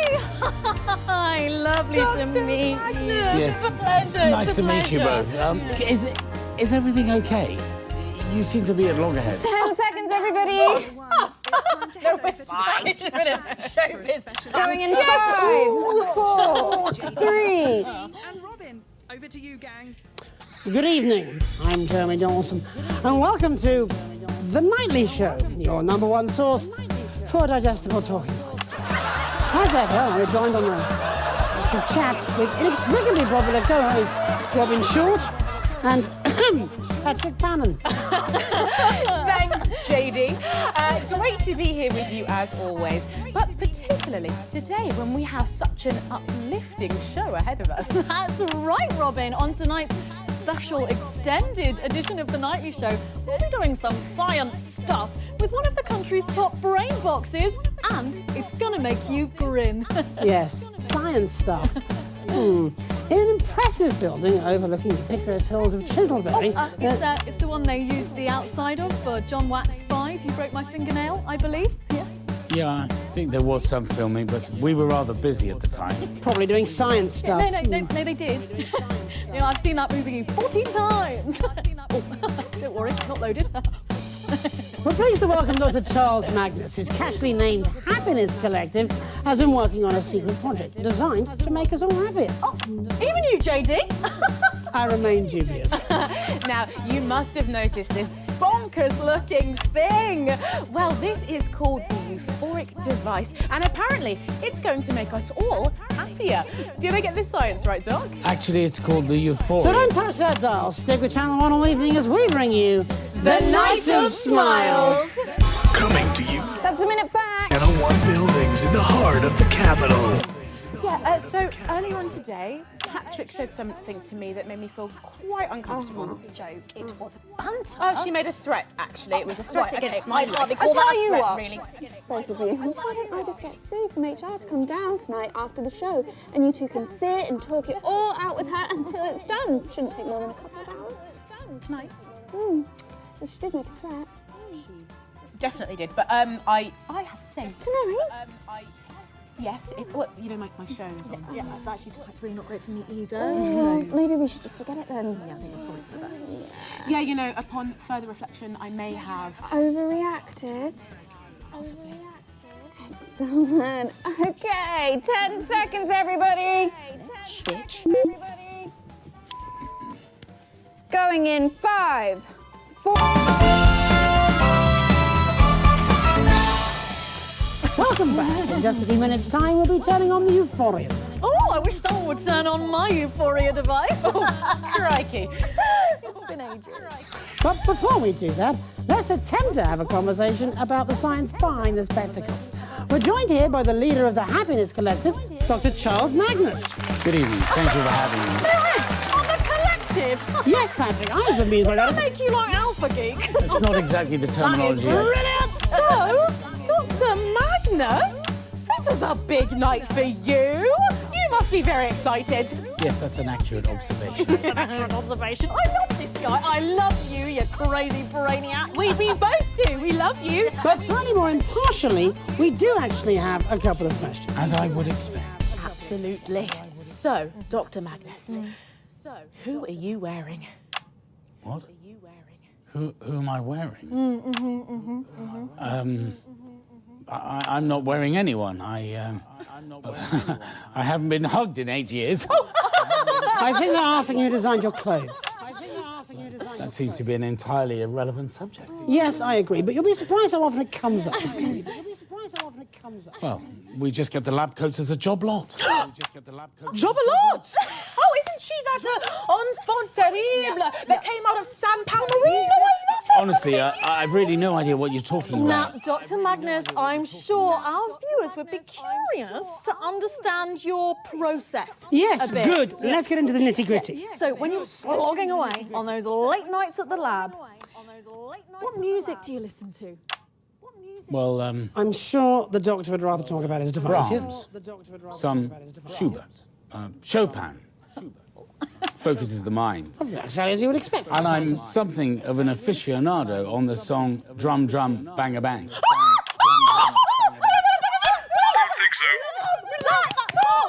Drum, drum, bang a bang, straight up, wham, wham. Yes, ma'am. No, ma'am. Drum, drum, bang a bang. Drum, drum, bang a bang. Now I'm all flim flam. Got me in the clim clam. Spinning on my wag wag. Come and say my yam tap. Drum, drum, bang a bang. It's such a tongue twister. It's so catchy. Right, good. That happened. Perhaps now we could turn to some possible problems with the experiment. Absolutely. I mean, well, we've got this great big studio to set up your device in. But, well, it is incredibly big, isn't it? Yeah, I mean, it's not very consumer friendly. It's a very specific colour scheme. I wouldn't suit everywhere, I shouldn't think. Well, I suppose that's true. Theoretically, we could, given enough time, make it a little smaller and perhaps personalise it a little. Oh, that would be amazing. I mean, I know I would love a happy button. Maybe you could put them on a key ring. Oh, how great would that be? Oh, let me try. Yeah. Oh, that's lovely. I'm happy now. JD? I'll pass. Oh, I love that, Patrick. I love it. Oh, what you say, Doctor? Want to go? Dr. Magnus, alongside these no doubt crucial aesthetic concerns, there are some more rather serious ethical issues, aren't there? Well, that sounds absolutely fascinating, Jeremy, but we're going to have to stop you there because we are going to introduce our surprise guest. What? I wasn't told about this. You know, you've made a fuss again. Please welcome. Well, it's only the blooming Prime Minister, isn't it? Julian Salisbury! You have got to be kidding me. Prime Minister!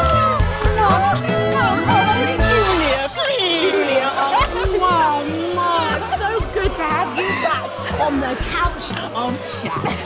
Oh, you know, I never miss the opportunity to pop in. It does seem that way. Yes, any more pop-ins? We'll have to put you in the titles. I presume you're here for the experiment?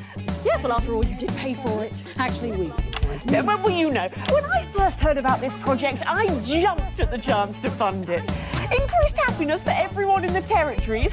What could be more advanced than that? Thank you, Miss Salisbury. We really have appreciated your government's unflinching support for the project. Oh, you're very welcome, Dr. Magnus. But actually, that's not why I'm here. I just popped in to show you something. The latest budget forecast, perhaps a groundbreaking new policy document. God, no. I get enough of that at the office. Yawn! Ready? Pick a card. Really? Oh, you're such a party pooper. Pick a card, Patrick. 6 of clubs. Oh my God! We're going to shuffle. Make sure it's Gonna fair. shuffle. There we go. Right, your go. Pick a card. Pick a card. Okay. 6 of clubs.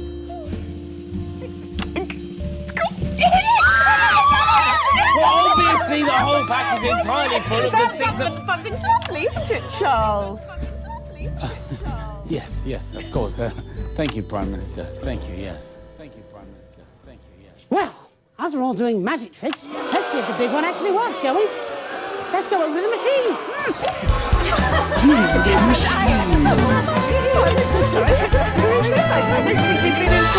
Chester Mims, 24. My favourite tastes are glacé cherries, toothpaste and vegetable gravy. He's nobody. He's just an assistant. Chester, move out of the way and let the Prime Minister get to the button. But Dr. Magnus, all my years of training are as but naught when compared with our annual magnificent funding check. Don't worry, Mr. Mims. At Advance, we recognise the contributions of all, from the greatest to the meekest, as equally important and equally valued. That's nice. Thank you. I mean, I still am going to press the button there, so...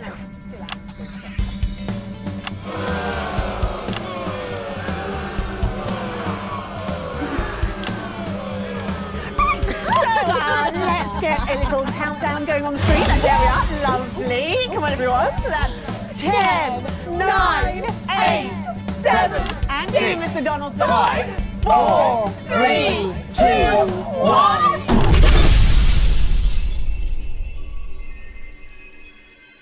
Mark my words, Winston. I shall be long dead before I ever let this happen at Channel 1.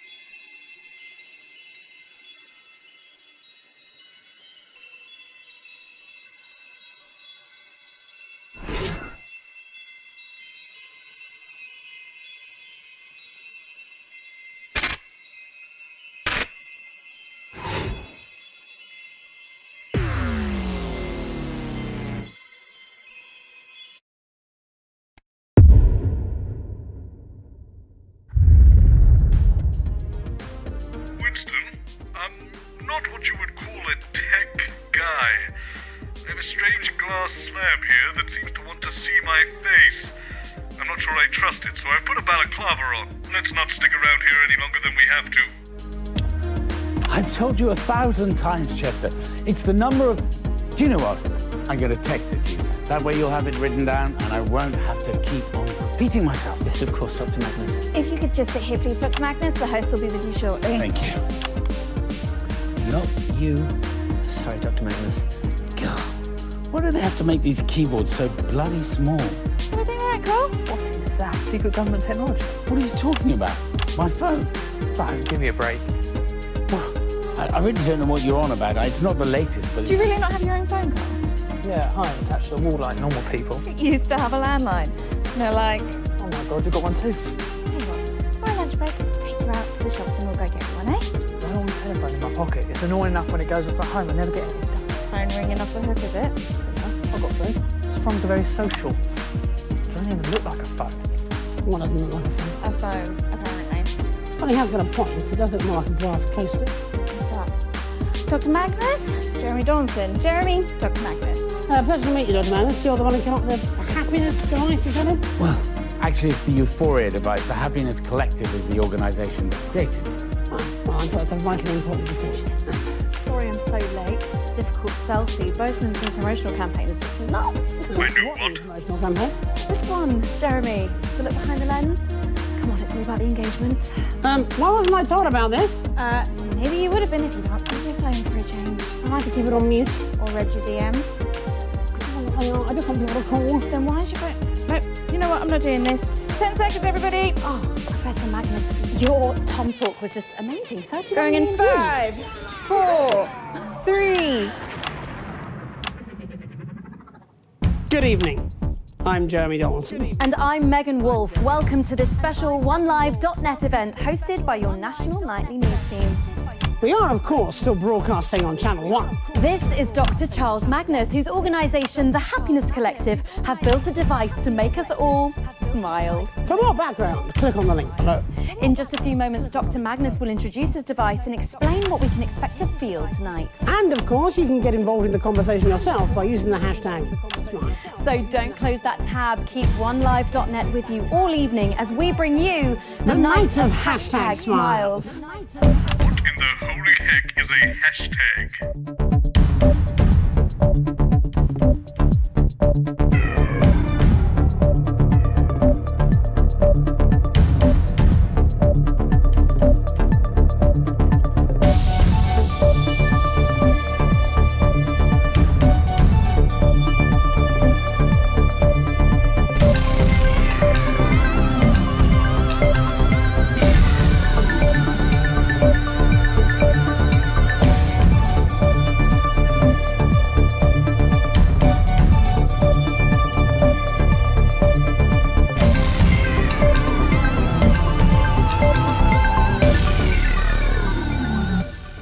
Welcome back. We're joined tonight by a face that launched 1,000 memes. It's Dr. Charles Magnus, renowned scientist, influencer, and host of the popular podcast, What's Wrong with Chester? Hello. Dr. Magnus, thank you so much for being here. Your Euphoria device has been all over Biff Baff and my face for weeks now, and I don't mind telling you that our comment section is just popping off with questions for you, so let's dive straight in. Or perhaps, before we do, you might like to talk a little bit about the science involved tonight, Doctor. Well, actually, there's a documentary available to stream on the Happiness Collective's website, newhappynow.org, which goes into a lot of depth about the theoretical quantum physics and vibrational science behind tonight's work. Absolutely, I've watched it. It's fascinating stuff and all in under 2 minutes. Sounds rigorously academic. Well, let's go to the Tattle feed now, where incidentally both hashtag smile and hashtag hot doc are trending. Really? This is from AJ is R27. They say another thought machine to keep the sheeple happy, before going on to make some fairly outrageous claims about chimpanzees in the basement of a sushi restaurant and plug his Your Screen channel. But he does end by saying, ask them where their funding came from. Well, actually, that is a valid question. How did you pay for all this? Well, AJ is R27. Obviously, we had a very successful crowdfunding campaign on Begging Bowl. I remember I'm not following this at all. What do all these words even mean? And to come to his other points, the machine doesn't actually affect thoughts, just feelings. But aren't they inseparably linked? I mean, the claim about the chimp fiddling is absolutely just fanciful internet conspiracy nonsense, probably put out by that Alan James and his ridiculous webcast. Thank you, Doctor. We'll be looking at more of your questions in a minute, but first, a quick reminder to like and subscribe. Yeah, that's right. If you want to be among the first to find out whenever we release new content, don't forget to hit those buttons and keep an eye on your inbox. Speaking of which, let's get back to Tattle.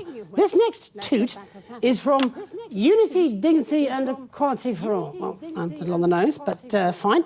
They say, I, for one, think this experiment is a wonderful idea. Providing happiness for everyone is surely the most altruistic government policy of all time. I'm so grateful to Advance for making it happen. Oh. There's no question there. No, but a lovely sentiment for the Doctor and his team. Yes, indeed, and thank you very much. And I would also like to second that thanks to Advance.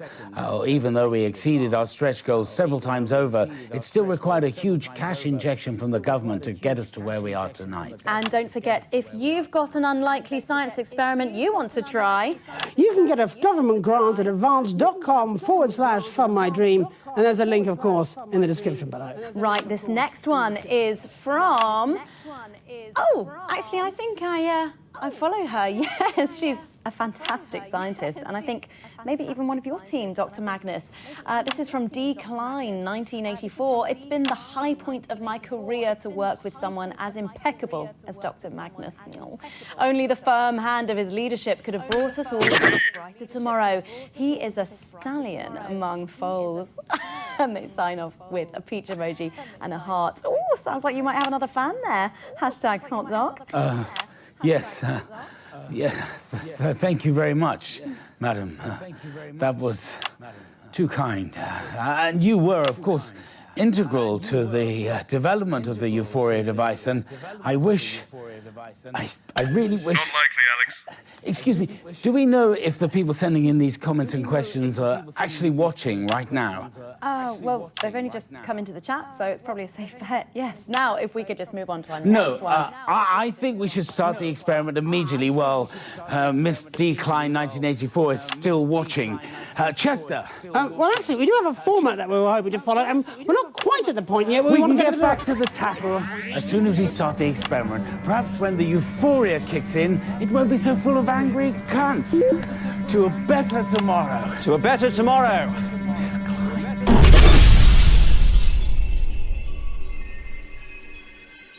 Right, we got her surname. Let's get out of here. These bits of glass keep lighting up and buzzing. I think maybe they're broken.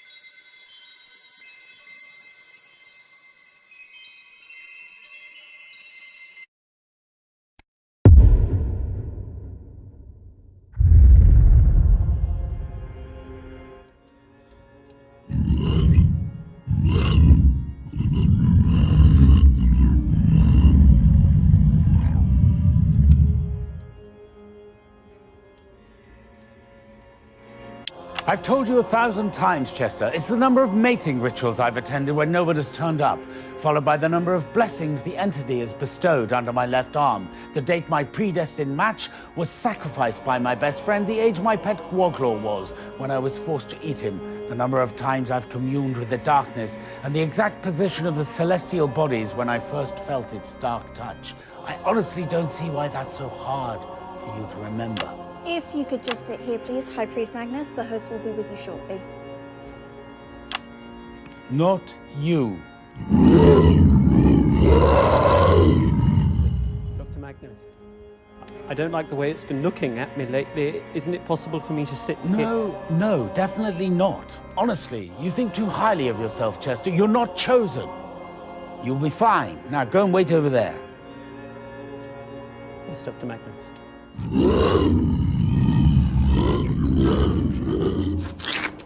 Be respectful in its presence, please, Colin. Interesting. Wouldn't want to live here, though. Live where? You know, here, with that.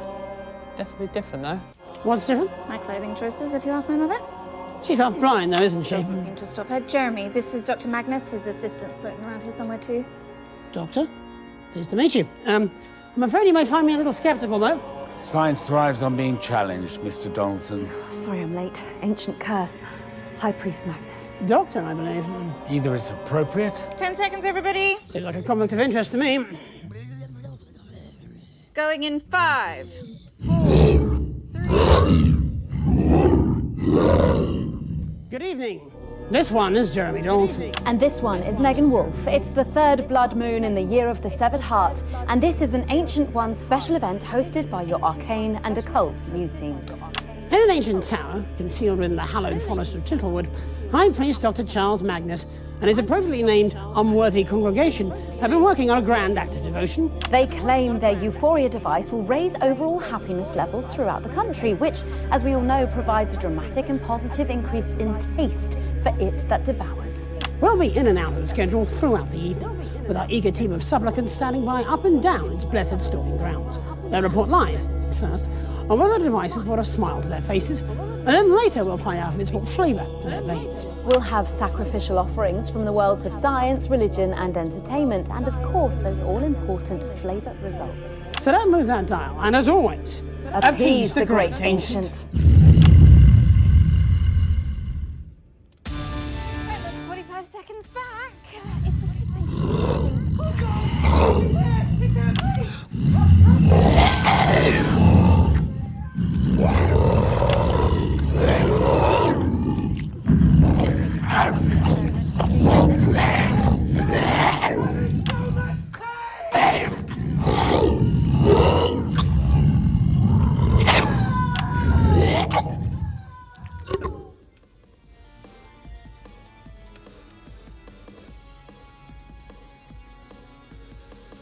seconds, everybody. 10 seconds, everybody. 5, 4, 3.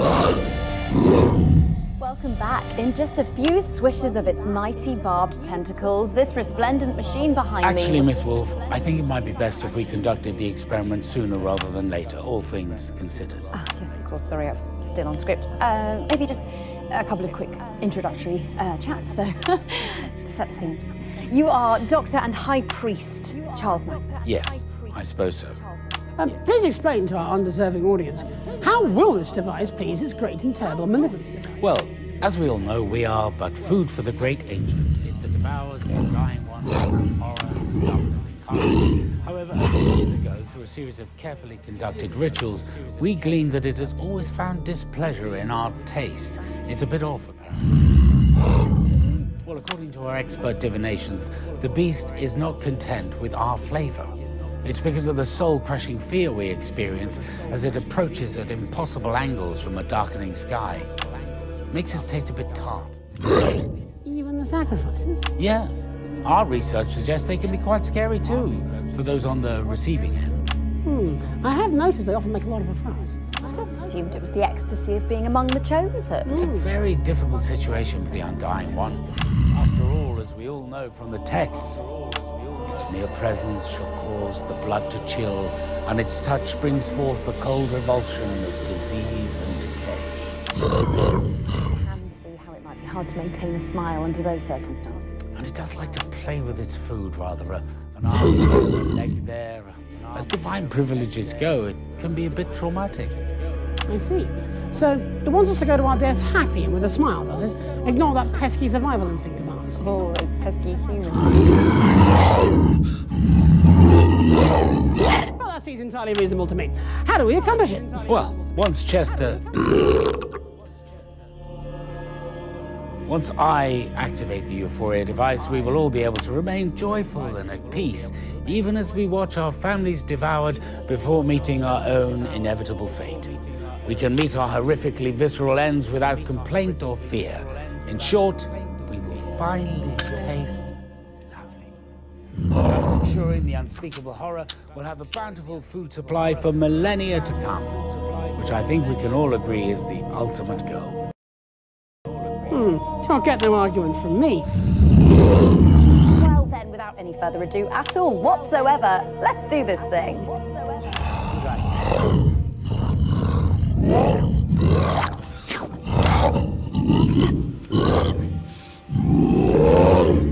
High Priest Magnus, bestow upon us your mighty gift of blissful ignorance.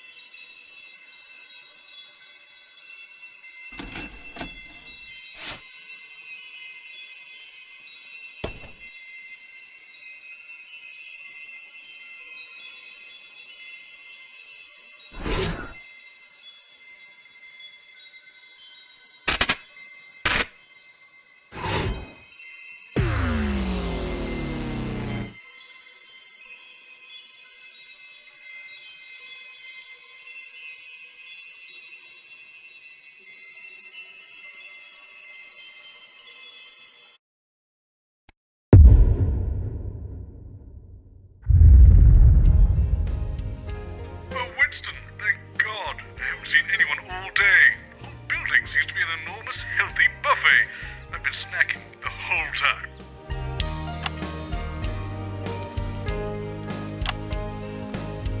I've told you 1,000 times, Cherry. It's the total number of fruit minus the total number of vegetables multiplied by their combined ability to keep medical professionals away. I honestly don't see why that's so hard for you to remember. If you could just wait here, please, Dr. Mandarin. The host will be with you shortly. Not him. Sorry, Dr. Mandarin. Wait, no, please, no!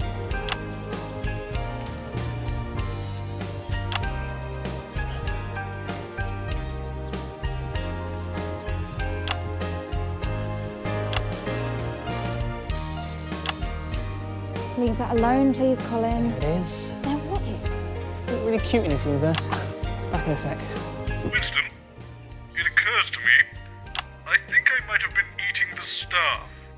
Specifically, Patrick. Just don't tell anyone, all right? What's happened to her? No idea. Colin can handle it. He handles everything else. Anyway, Lemony Donaldson, this is Dr. Charles Mandarin. Ah, of course. Lemony Donaldson, professionally sour. All the sharpest minds are. Sorry I'm late. Colin left me in the dressing room again. Professor Mandarin. Actually, it's Doctor, apparently. Either is fine. And we're going live in 10. Colin! On Channel 1, it's time for a special event. 5, We're throwing the regular 4, schedule away for 3. a night of smiles with Lemony Donaldson and... Good evening. I'm Lemony Donaldson. And I'm Mango Wolf. It's the 13th of March 1985, and this is a Channel 1 of Your 5 a Day special event, hosted by your National Nightly Fruit team. In a bowl, nestled on an occasional table in Chittlebury, Dr. Charles Mandarin and his succulently named Gesticulation Collective have been working on a secret project. They claim their ambulatory device will finally enable us all to grow our own arms and legs, whatever they are. Tonight, live on Channel 1, we'll be putting that world-changing claim to the test. We'll be in our schedule throughout the evening with our team of reporters lying about up and down the country to report live on whether the device has actually given us all the ability to get up off our cores and move for ourselves. We'll have experts from the world of salad, pudding and preserves, and of course, those all-important results. So, even though you soon might be finally able to, don't move that dial. Stick with Channel 1 all evening as we bring you The Night of Limbs. Okay, that's... I was going to say the same thing to Lemony. I don't know what you mean. I have the rind of a young, fresh peach. Well, you should probably give it back to her. When we come back, we'll do... I'll need my presentation, though. Yes, I believe we're just getting it ready now. Oh.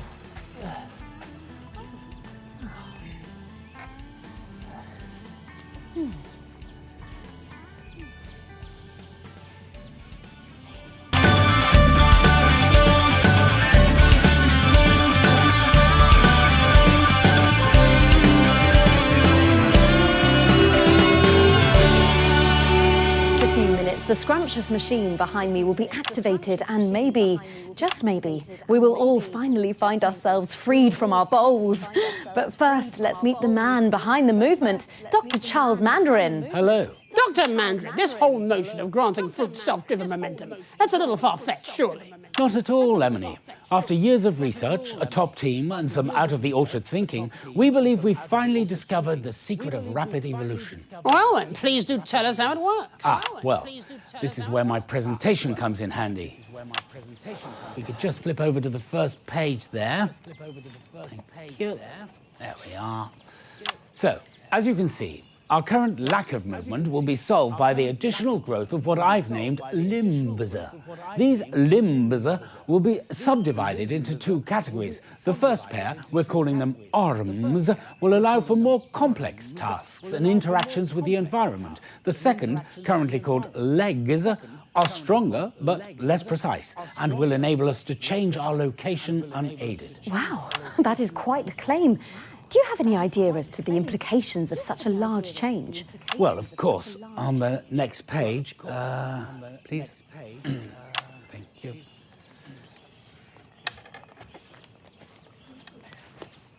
So, as you can see, we expect a significant increase in productivity for the average fruit. The capabilities of these limbs is really quite extraordinary. Yes, if we can work out how to use them. Dr. Mandarin, this seems like dramatic, life-altering science. But have you run tests? Do we know this is even safe? Well, Obviously, risk can never be totally eliminated. You can't make a flan without losing a segment, as they say, Mr. Donaldson. However, we've run numerous safety tests on vegetables. They are our nearest biological neighbours, after all, even if they do seem subsentient. We've brought in our prototype model to demonstrate tonight. Shit.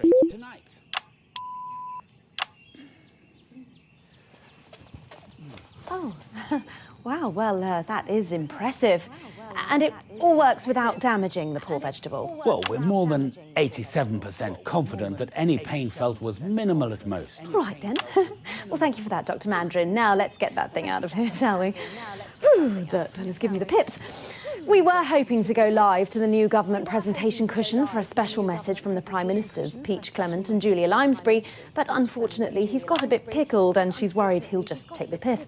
So I think we're just going to make our way over to the machine. Oh, careful, Colin. Colin, I can't see. Watch it! Please down here, Colin. I seem to be stuck under... Oh. Colin, don't forget about Cherry.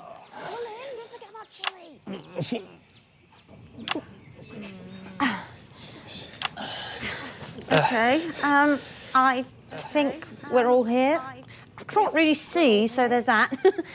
Who's here? I'm here. Me, Cherry Mims, 24 hours old. My favourite places are refrigerators, vineyards and black forests. Also, I'm here. As am I. Good. Let's get the countdown started then. Cherry? Yes, sure. Okay, starting at 10. 9, 8, 7, 6. Come on, Colin. 5, 4, 3, 2, 1. Could you press that for me, please? For Christ's sake.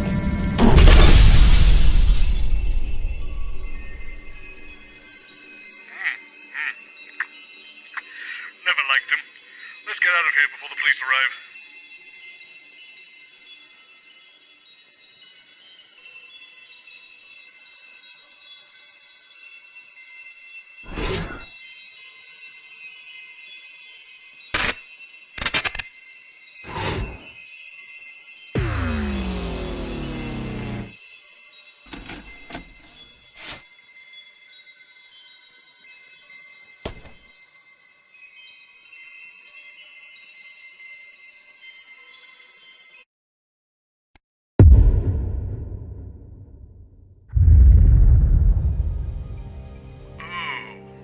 This is lovely.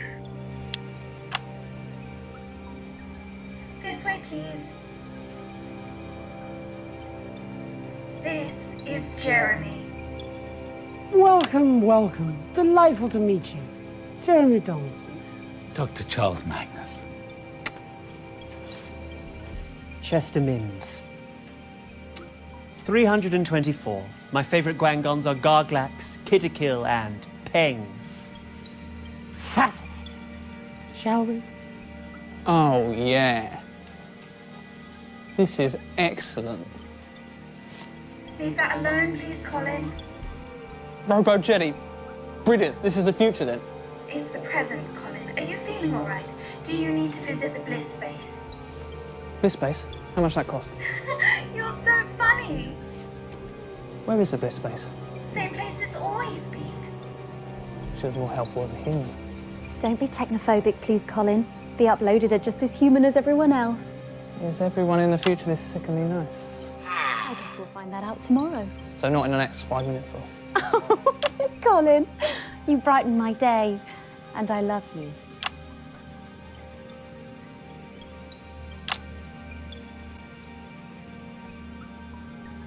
Right. That's new. Sorry I'm late. I got caught up at the House of Sensation. No apology required. You're here on time. This is Dr. Charles Magnus. And this? Chester Mims, 324. My favourite... 10 seconds. I'll kiss you later. No need. I'm not much of one for formalities. 5, 4, 3. Good evening, friends. I'm Jeremy Donaldson. It's another beautiful day. And I'm Megan Wolfe. It's the 13th of March in the year 3751, and this is a galaxy-wide broadcast on interstellar wave range 1. Humanity, as we know it today, is of course lovely. War, inequality, sickness, crime and death. These have long been just story beats in cautionary tales we tell our infant clones. But let us never forget that in our primitive past, these are accepted as inescapable parts of everyday life. And tonight, according to our guests, we will all be able to experience a long-forgotten sensation thanks to this, their despondency device. Welcome, friends, with love, to The Night of Tears. Oh, Jenny, you look lovely. New wheels. Temporary. I should get my body back next week. There was a hold-up. Apparently it's still only 7 years old, but it'll be back for next Giving's Day. Oh, same one? Pretty much. A bit taller this time, I hope. How long does Find Mine need? No more than a minute. Wonderful. This gives us all a little time to get to know each other before the experiment. Are you scared? I don't know. What does that feel? 10 seconds. I don't know. Going in 5, 4, 3. Welcome, friends, with love, to the Night of Tears. In just a few minutes, the impressive machine next to me will be activated. But before that, let's all adore the man behind the misery, Dr. Charles Magnus. Hello. So, Dr. Magnus, if your experiment works, and I, for one, believe that it will, tonight, for the first time in more than a millennium, human beings within range will experience what the history books have called sadness. Is that correct? You are indeed absolutely correct. By analysing the surviving musical compositions and the literary works from before the fall, we believe we can artificially induce this long-forgotten sensation, or at least something close to it, dissatisfaction, angst, or ennui. I've got to confess, I'm a little scared, Dr. Magnus. Oh, there's really no need to be afraid. We've set up the machine to automatically switch off after an hour, in case we become so sad we can't lift up our arms. Goodness, can sadness do that? No one remembers, Megan. That's what makes this project so exciting. And you are Dr. Magnus's assistant. Chester Mims, 324. My preferred atmosphere is 78% nitrogen, 21% oxygen, and 1% other stuff. Exactly how sad will your device make us, Dr. Magnus? I've heard legends that sadness can drive people to harm themselves, or write poetry, or become estate agents. Oh no. Thanks to the sterling work by Dolores and the Atemat emotional resonance, we've been able to develop harmonic limiters that will keep sadness levels to no more than a quiet, contemplative weep. Yes, I hear you've had a huge team working on this. Is there anyone else you'd like to single out for love at this time? It would be remiss of me not to thank Doris and all of the staff at Metaversal Stability, and of course, Diana and the fine minds in variational linguistics. Don't forget about Doreen. Of course, Doreen in temporal attunement and a team of child geniuses. Is there anyone else? Daisy in televisual variants. You think? Oh, why not? Yes. Thank you to Daisy in televisual variants.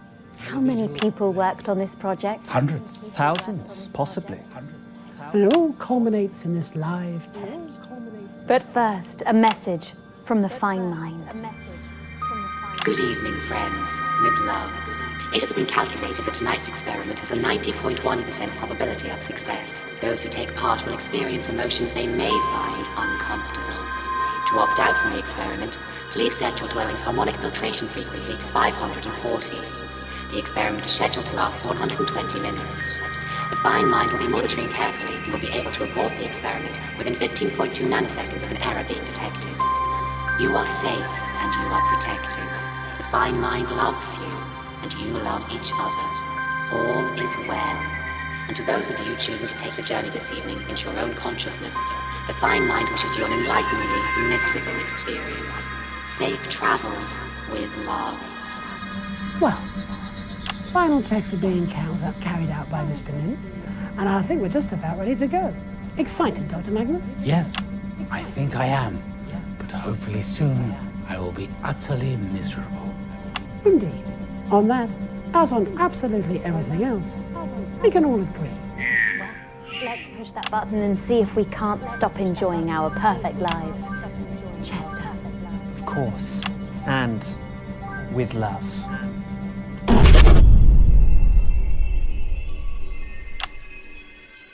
Well, bloody done, Winston. We've done it. I've got her details now, and I've added it to the Rolodex. You can call Professor Dolores Klein for the next loop whenever you're ready. Or you could keep exploring other universes, I suppose.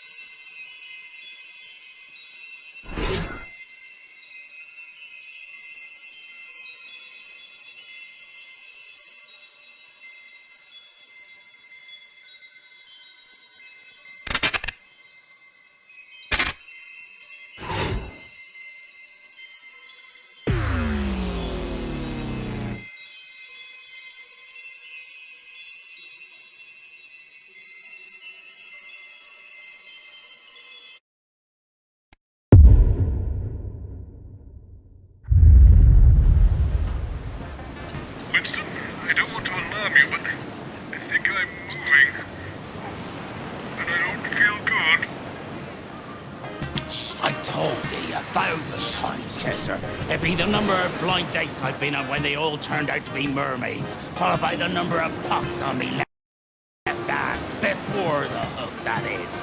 The date me childhood sweetheart married the second mate, the age of ship's catwalks when it got drowned, the number of conversations I've had with the Pirate King, and the exact time I made me mar walked out blank. You better stop it. I'll find something to do. Yes, Captain Magnus. Sorry, Captain Magnus. Brace you sit yourself there. They'll be with you when they're ready. Fuck off, Chester. Not you. Yarr. Just leaving that alone, Colin. Oh, I like this. This could be fun. We're not in the business of fun, boy. We're in the business of telling people what's what and getting booty while we do. Yo-ho! Yo-ho! Okay. Let's not push it too far, though.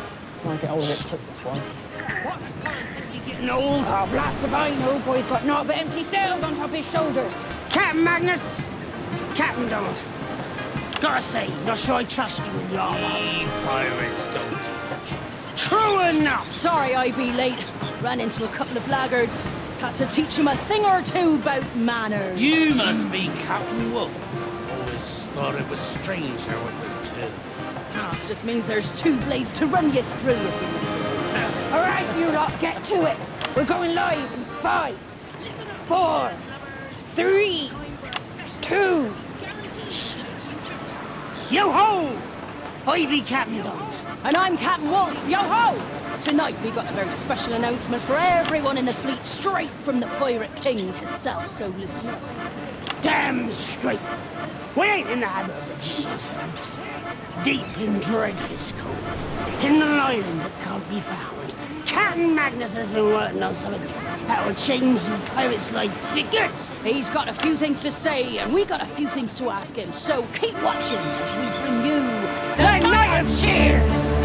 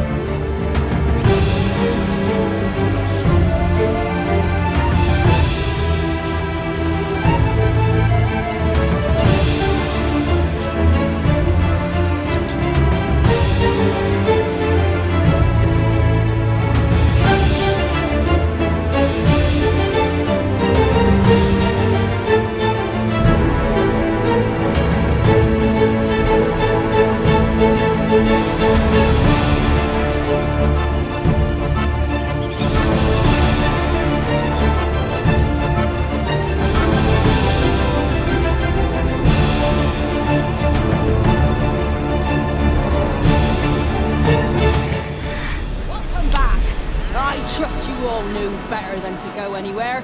Only got a few minutes till the machine behind me gets activated. So, tell us, Captain Magnus, what does it do? Well, Captain, as you know, we pirates love to say, yo-ho! Yo-ho! Well, my Euphoria device will increase the number of holes. Soon we'll all be saying, yo-ho-ho! I don't trust it. What if it overloads? We could have a saying, yo-ho-ho-ho! Or, yo-ho-ho-ho-ho-ho-ho-ho. That's too many holes. I don't want to be saying yo-ho-ho-ho-ho-ho-ho. We're not gonna be saying yo-ho-ho-ho-ho-ho-ho. We're just gonna be saying yo-ho-ho. One more ho, all right? Well, it better work. Because one way or another tonight, you be the entertainment. Don't you worry. We done appropriate preparations. The test will go plenty well. And then I think we'll need to discuss the terms of respect. How about you tell us all how it all works? Captain Donaldson, you are funny. Why would I tell you how my device does what it does? If I did that, that'd be the first moment I got a knife in me back. My first mate Mims over there would have done that years ago if he wasn't so fucking hopeless. Agreed. Although, we've got a device. Right. So, it does beg the question, Captain Magnus. What do we need you for?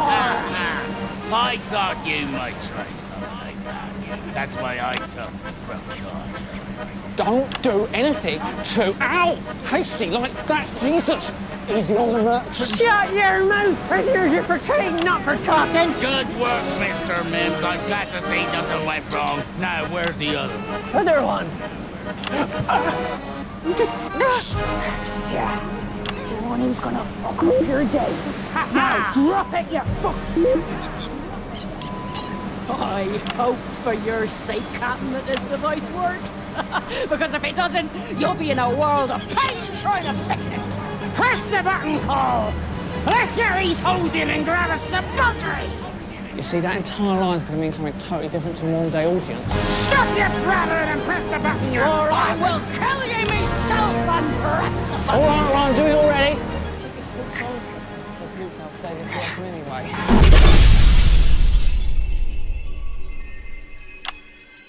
Please, can we go? There's nothing even here. I can't reach my desk. And I've been a little ill.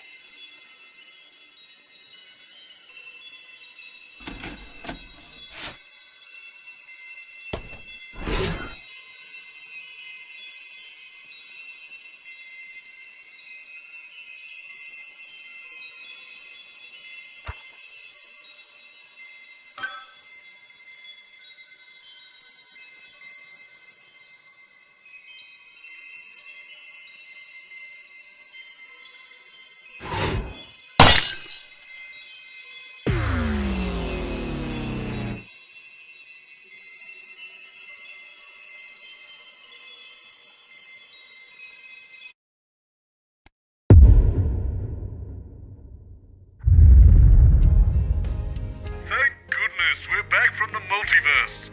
A totally original idea here in 1985. Never been done before. But I can't help feeling, given a few decades, everyone will be doing it. Anywho, we've solved this, so don't forget, we care about the audience again. Let's make it a good show. And with that in mind, I've managed to book Smiling Toots Johnson and his Jazz Fandango to play in the studio. If Mohammed can't go to the mountain shall come to Mohammed. I've told you 1,000 times, Chester. It's the number of blind dates I've been on when no one's turned up, followed by the worrying number... Oh. Hello. Professor Klein. I didn't know you were attending this evening. Good evening, Dr. Magnus. It was all a bit last minute, I think. Chester, did you know about this? If you could just sit here, please, Dr. Magnus. The host will be with you shortly. Not you.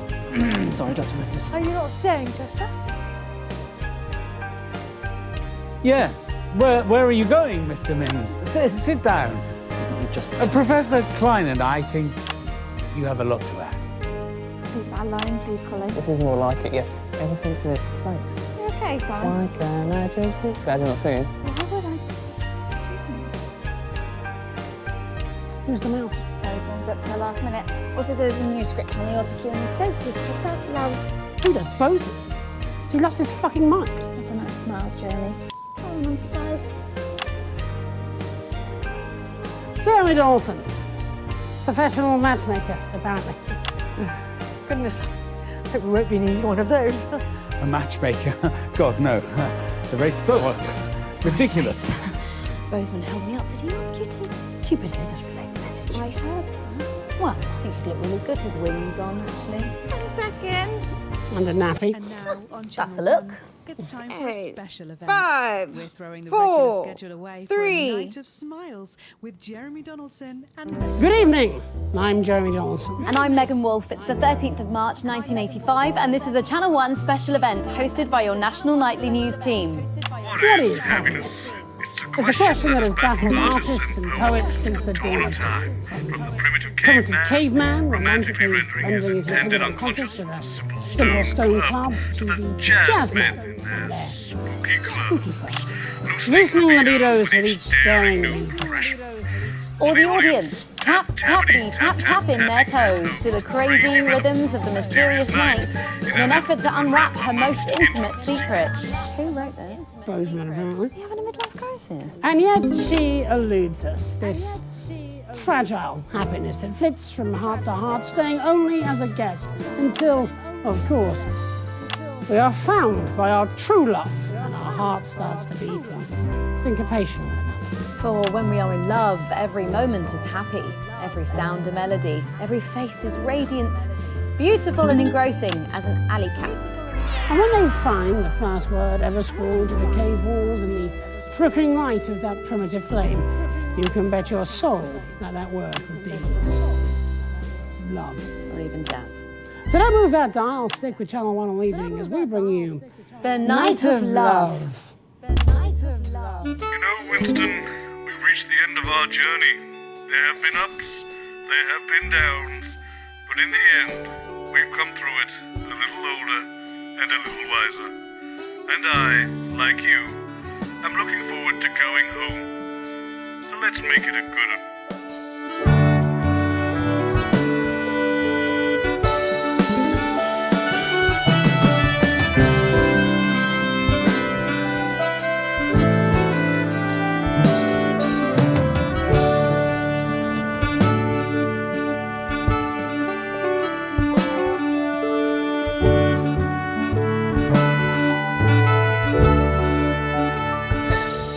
Welcome back. Not long now until we take a trip to Planet Bliss. So let's meet the interplanetary cat who'll be our cosmic tour guide, Dr. Charles Magnus. Good evening. And with you, you have today... Chester Mims, 24. This is Professor Dolores Klein. She works in the Department of Emotional Resonance and has been responsible for fine-tuning the crystal molecules at the heart of the emitter. Goodness, that sounds like such an important job, Doctor. Professor Klein. So sorry, of course, Professor Please Klein. call me Dolores. Professor Klein sounds like my grandfather. Surely not the Professor Klein, inventor of the word. Yes, that's him. My goodness, what a contribution to history. At least until Florence came along and stole your thunder. Please don't use the F word in front of Professor Klein. Yes, she finds it very upsetting. But I didn't use the F word, I just said fart. Will you stop saying that? What, fart? Oh, those things cost us everything we had. My grandfather died destitute. Crushed under a crate of his favourite worms he was trying to get down from the top shelf to polish. Now, do you see what you've done? I've a good mind to cancel this experiment and walk off the show. Yes, hurrah! We've all worked too hard for too long. I will control my unmanageable rage. I apologise for my outburst, Mr. Donaldson. That really wasn't an outburst. Never apologise for your passion, Dolores. It's what makes you so impeccable at your job.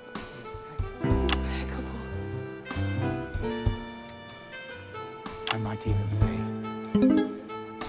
precise. You say the nicest things, Charles. You say the nicest things, Charles. So when the device is switched on, will we all experience love? Oh, Christ, no. That would be catastrophic. People in love are mentally ill. They shouldn't be allowed to fly aeroplanes or perform sensitive tasks. No, our device will simply bring about a sense of contentment. Love can be terribly painful. Love can be terribly painful. Yes. Best avoided. Probably. There's enough subtext there to fill a poetry book, but apparently we are going to lift the needle from the grooves of the record of love and take a trip downriver to the white waters of Advanced HQ for the sounds and stylings of the country's most powerful couple. I am guessing that means we're talking to the Prime Ministers. So. Who, just to be clear, are in no way romantically involved. Well, that's probably a good thing. There's no place for romance in the workplace, after all. Can't say I disagree. Makes it hard to concentrate. I've heard. Yes. So have I. That's what I've heard too. Let's go to that message now. Good evening, everybody. On behalf of Advanced, Julia and I just wanted to wish all of you the very best of luck with tonight's groundbreaking experiment. When this project landed on my desk, I just knew it deserved to be funded. After all, what could possibly be better than increased happiness? And now, here's a little something what I wrote earlier, especially for tonight. It's a love poem, which I want to dedicate to everyone at the Happiness Project and, of course, Mrs. C. So it's a big well done from us to Dr. Magnus and the entire team at the Happiness Collective. And now here's Peter and his poem, if you're quite sure. Absolutely, I spent all afternoon on this. Christ, I'm nervous. I'm not much of a poet, ladies and gentlemen. Are you okay? Come on, Clement, stop fuck-arsing around and let's get the gimlets smiling. True love don't come along every day. So when it does, you should make hay. If that man gets you dripping, say yes to the whipping, as his famous old man used to say.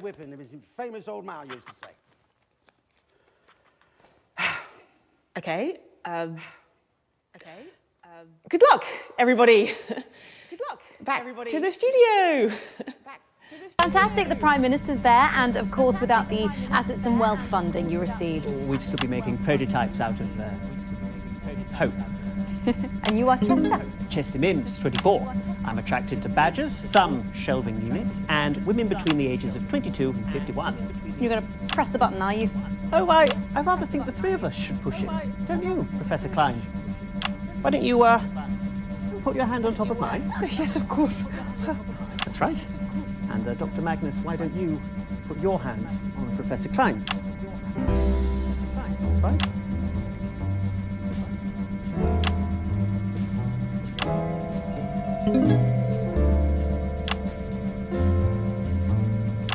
Go on, man, tell her this is what we've been waiting for. You're right, Charles. I feel a bit dizzy, if I'm honest. Do you need to sit down? No, I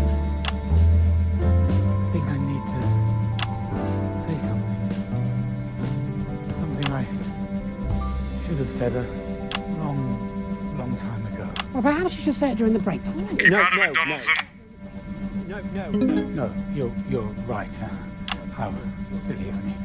What was I thinking? Okay, I think we're going to get a counter on the screen there. We're going in 10, 9, 8, 7. Come on, Dr. Magnus. 5, 4, 3, 2, 1.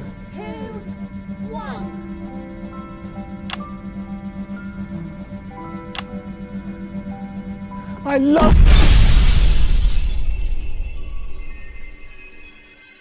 Well, Winston, how sorry. We've exhausted each and every one of my ideas. We even traversed through multiple parallel universes, and we still couldn't solve this thing. I suppose we'll just have to get used to this tortured existence, trapped in time.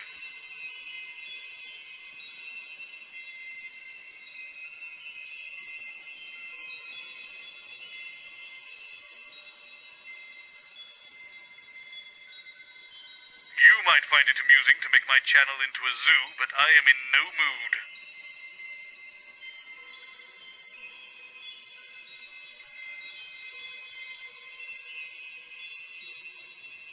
Call Dolores again. We just did that, Alex. It was close, but no fandango, I'm afraid. Oh, I see. Throw everything together and maybe the chaos will push Magnus and Dolores together? Well, it's worth a shot, I suppose. Go for it, Winston. Make it happen.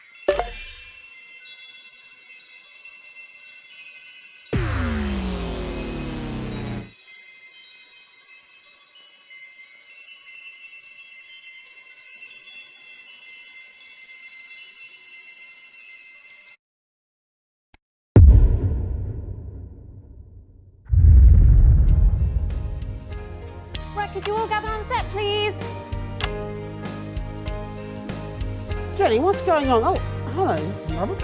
Jeremy, Miss Wolf, assembled guests. All right there, Bobby.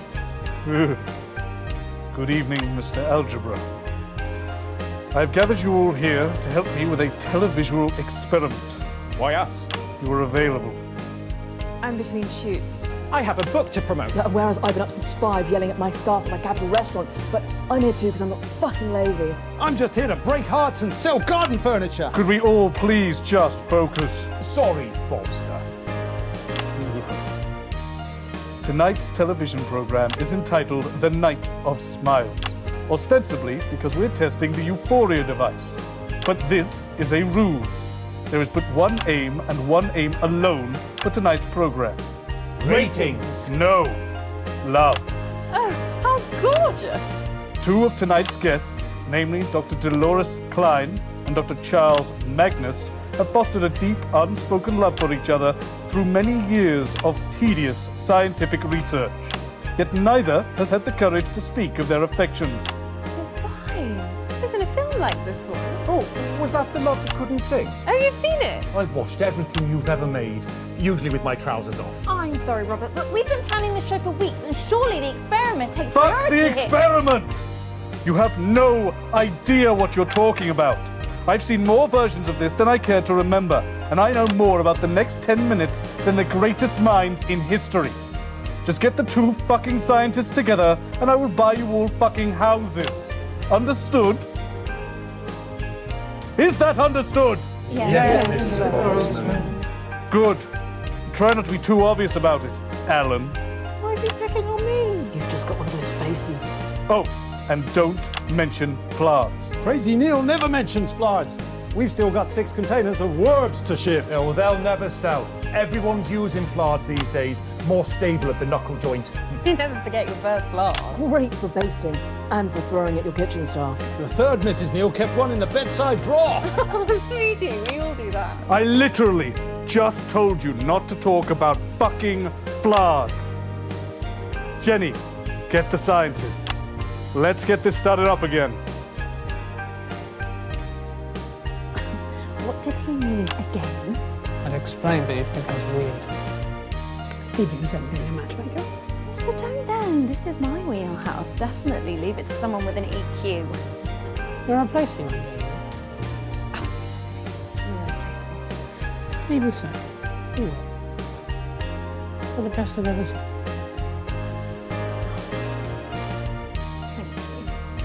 Okay, if we could clear the sofa, please.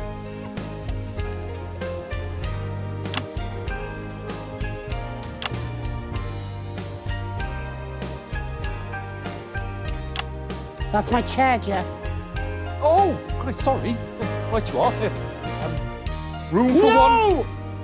Right, yes. Sorry, no, of course, yeah. Not in the staff room now, Geoff. I think there's room here. Oh, thank you. Oh, I'll just budge up a bit. Room for me on the end here, probably. Sorry, excuse me. Just a bit of a squash. Would you rather I stood? No, you're fine, Charles. Remember, everybody, L-O-V-E.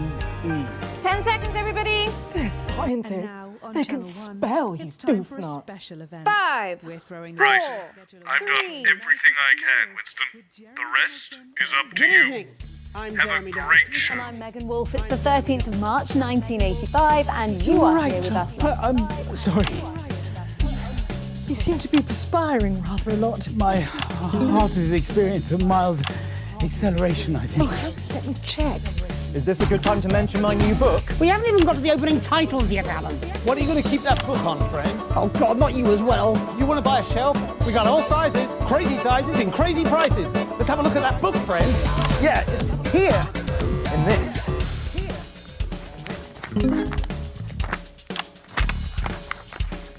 What is that? You. Come here. Come here. What is that? Do you know? Nah, too crazy for me. You're a maths guy. What are What? They wanted the dimension in They're inches, aren't they? Your heart rate is extremely fast. Are you all right, Charles? I feel as if an eruption is building inside me, if I'm honest, Dolores. What VEI? As much as 7, I'd say. Do you mean millimeters, Alan? What? Do you mean millimeters? Oh, I see what's happened there. Fucking useless! My book! Oh, I'm sorry, everybody. I'm sorry. I just needed a bit of a... Oh, yes, I'm feeling a bit better now. Oh, please watch out for my tiny book. Doctor, are you quite all right? Yes, I think it's just a little anxiety. Oh. From me? I'm so sorry, Charles. You're probably allergic to my perfume. No, it's not you. You smell like a puppy on a fresh spring morning or an orchard in bloom. It's not you, Dolores. It's probably just the experiment. You know, it's times like these you could really use a flard. Fucking algebra. There it is. Sorry, probably my accent. I said, it's at times like these you could really use a flard. Oh, fuck's sake! What's fucking wrong with you? What? Look, what is your problem with flards anyway? Floods destroy my family. Ah, wash my hands! Oh, Charles, you saved me. And I always will, Dolores, if you let me. I love you, Dolores. Even if it did take a mild workplace accident to enable me to say it.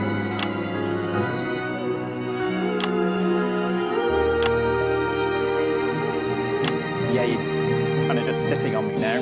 At last! Gosh, I'm so sorry. Sorry. So sorry. Just roll the opening titles.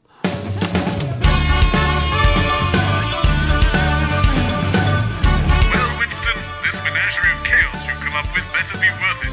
Of course, it goes without saying that if we do break out of the loop this time, we'll go home to our respective families, carry on as normal, and never speak of this again. Wouldn't want to have any confusing references or continuity breaks in the future.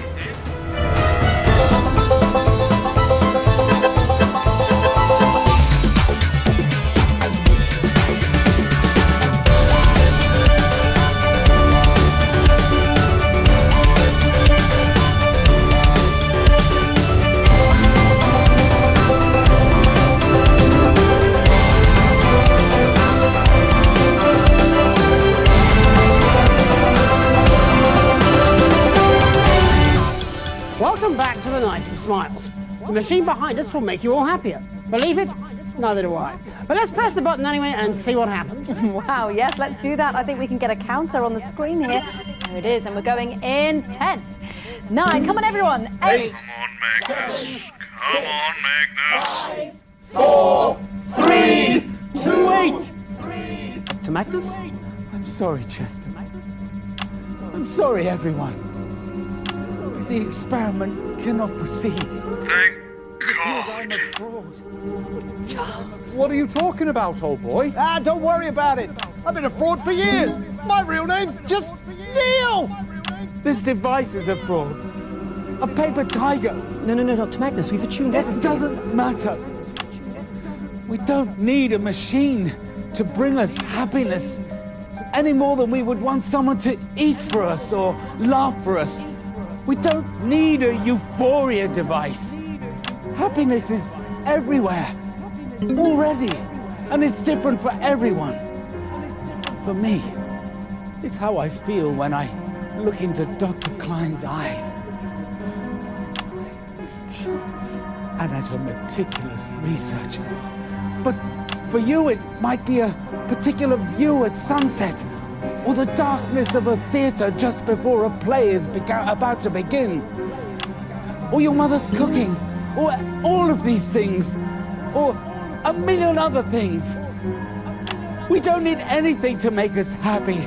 We just have to go out and grasp it. Chester, inhibit the machine. Yes, Dr. Magnus.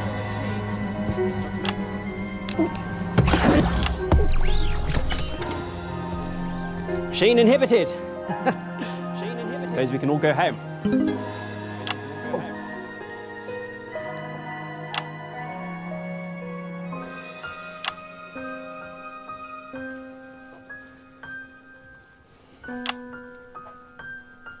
So there you have it. If you want happiness, go out and get it. So what now? We're going to the CFL. Really?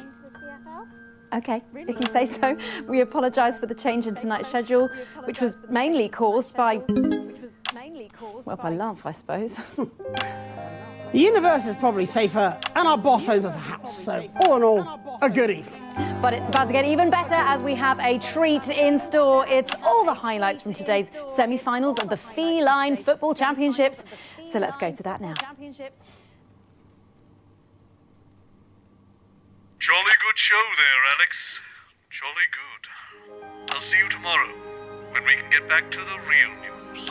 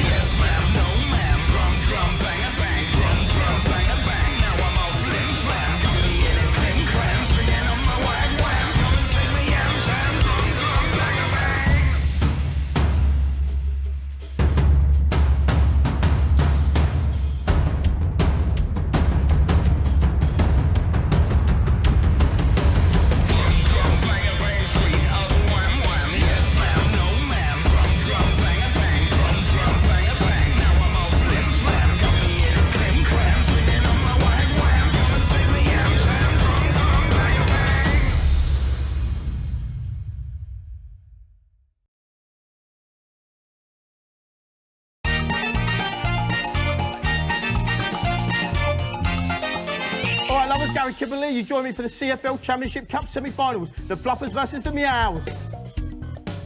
7 minutes on the clock. The Duke with the first goal of the game. A flick of the tail nonchalantly into the net. As you can see, Dutch is in support. Any part of the ball crosses the line, it's a goal.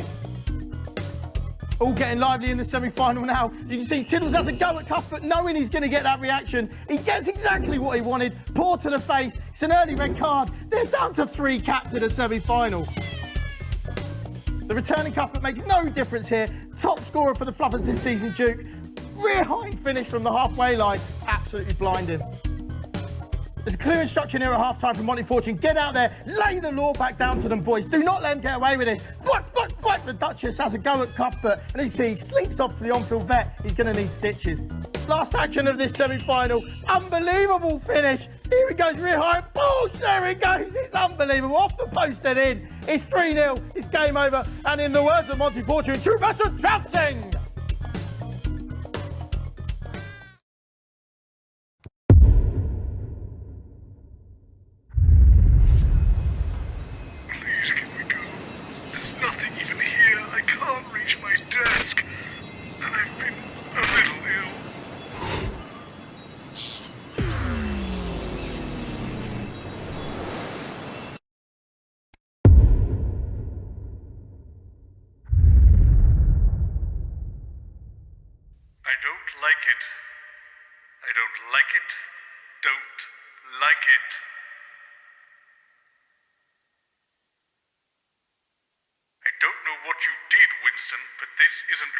This isn't right at all.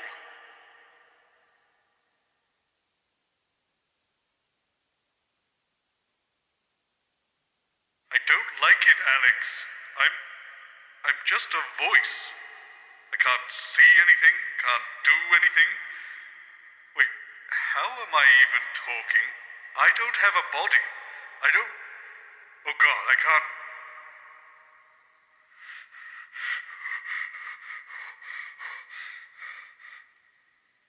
Sorry, thought I was suffocating for a moment there. Then I remembered you need lungs to suffocate. How are things with you, Alex? I assume there aren't any buttons around for you to press. Not that you've ever been the most communicative type anyway. Do you think there's anyone else here?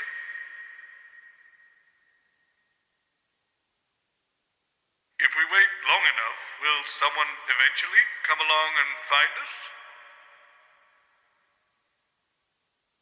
You know, I always just assumed I'd retire and get to live a leisurely life of luxury once I left Channel 1. I had so many plans, and yet not one of them ended with me being a bodiless voice in some sort of echoey void. Just goes to show.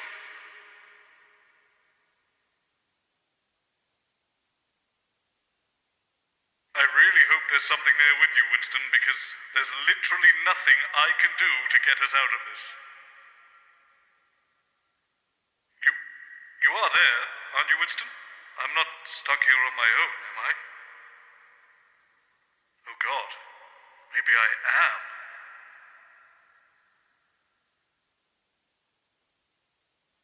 It would make sense. After all, who'd just sit there listening to me talk to myself when they could escape this place? So there it is. I'm here. Alone. All alone. Should probably come up with something to entertain myself, really, so I don't go mad.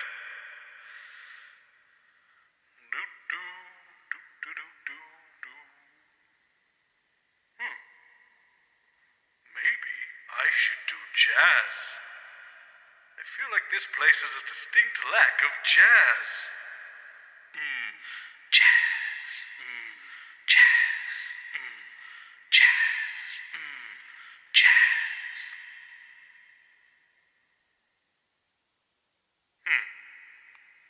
If I'm just a voice, I wonder. Bozeman, Bozeman, Bobbly Bob, Bozeman, Bozeman, Bozeman, Bobbly Bob, Bozeman, Bozeman, Bozeman, Bobbly Bob, Bozeman, Bozeman, Bozeman, Bobbly Bob, Bozeman. Ha ha!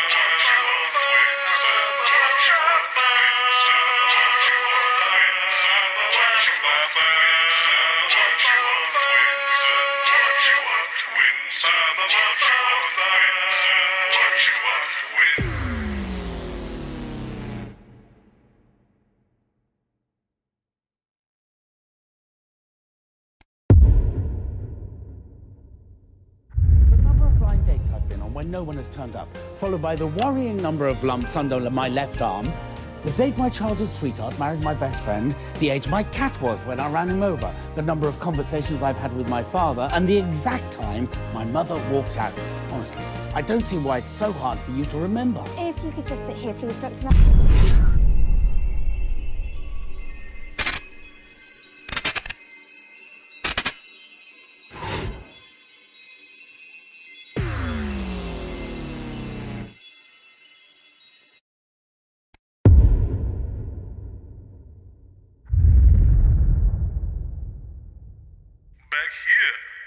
Let's break the weird with groovy jazz stylings from the boudoir of Bobby Bozeman. Jazz. Jazz. Jazz. Jazz. Bozeman. Bobby Bob. Bozeman. Bobby Bob. Bozeman. Bobby Bob. Bobby Bob Bozeman. Winston, what you want? Winston, what you want? Winston, what you want? Winston, what you want? Winston, what you want? Winston, what you want? Winston, what you want? Winston, what you want? Winston, what you want? Winston, what you want? Winston, what you want? Winston, what you want? Winston, what you want?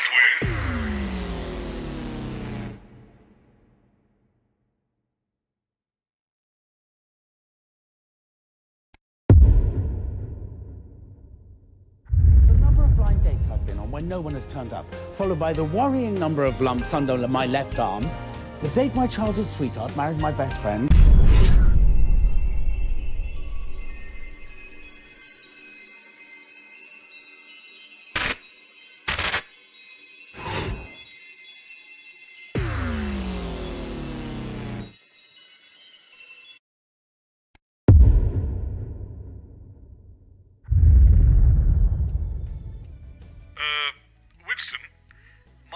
this seems to have got a lot smaller.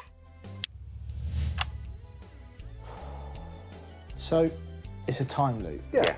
And a multiverse. Yeah. We couldn't just do one or the other. No. How much is this going to cost? The button, sir. So this is the button that freezes time, is it? Yeah. And how much did that cost? I don't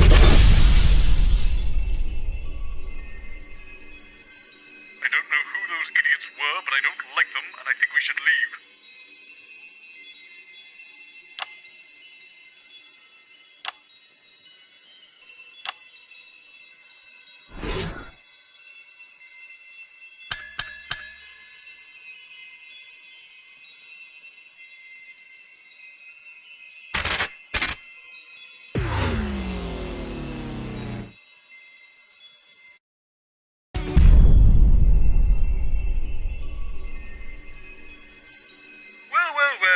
I think we've done it, Winston. From here, I think we can work it out. Time to get that lock open. Then we can fix that machine and solve this whole time loop conundrum once and for all. And of course, if you're getting really stuck, select any of the red headings and I'll have a go.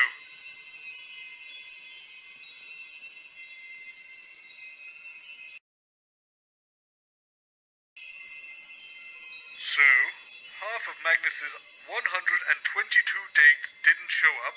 That's 61. And there were 22 extras, none of whom showed up, giving us a grand total of 83. Right. Magnus's father took him to the circus on his 22nd birthday in 1956, and his father died that day. So the 5th anniversary would have been his birthday, January the 1st, 5 years later, which is 1961. So the full date must be 01/01/1961. This is an easy one. Surprised you need my help. Magnus has 3 PhDs, so he can only have had 1 or 2 conversations. He refers to the circus conversation as the second one, so he has had 2 conversations in total with his father. Okay, so zinc just showed up now, so it won't be in the combination. So the element before zinc is copper, and its atomic number is 29. However, Magnus doesn't count helium, so we need to take that one away, leading us to the final answer of 28. Magnus was 22 with the circus in 1956, so his year of birth must be 1934. Therefore, his 45th birthday was in 1979. He bought the cat 12 years ago, and it's 1985 today, so we know he bought it in 1973. So if it died in 1979, it must have been 6 years old at the time. Magnus's mum left on his 10th birthday at his exact time of birth, which was 7:43 p.m. or in 24-hour format, 1943.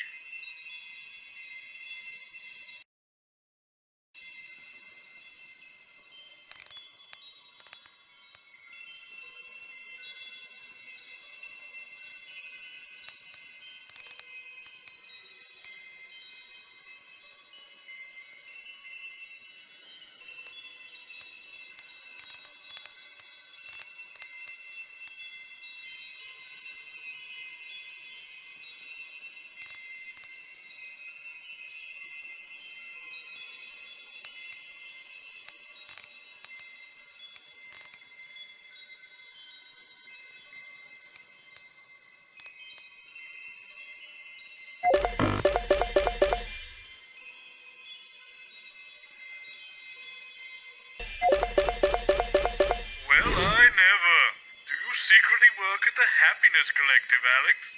I can't see how else you could have figured out the combination without getting all the clues from Magnus.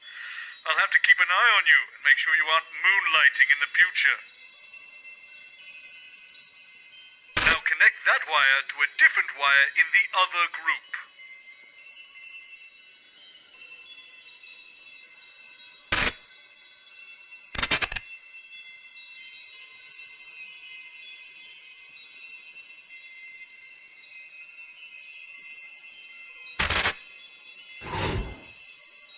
Not to worry, that's perfectly normal, it says here.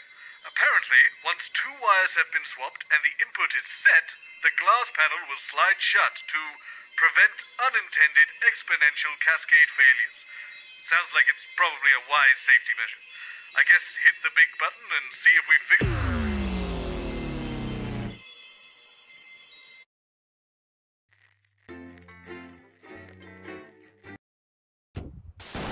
Good evening, I'm Megan Wolfe. And I'm Jeremy Donaldson. Our main headlines tonight.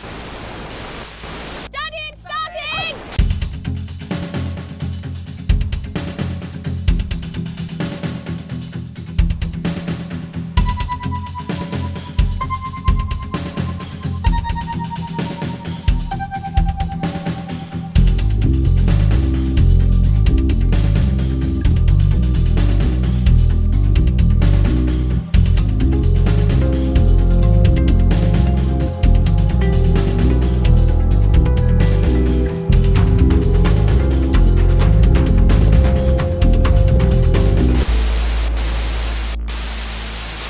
Every single one of you's a bit Jesus.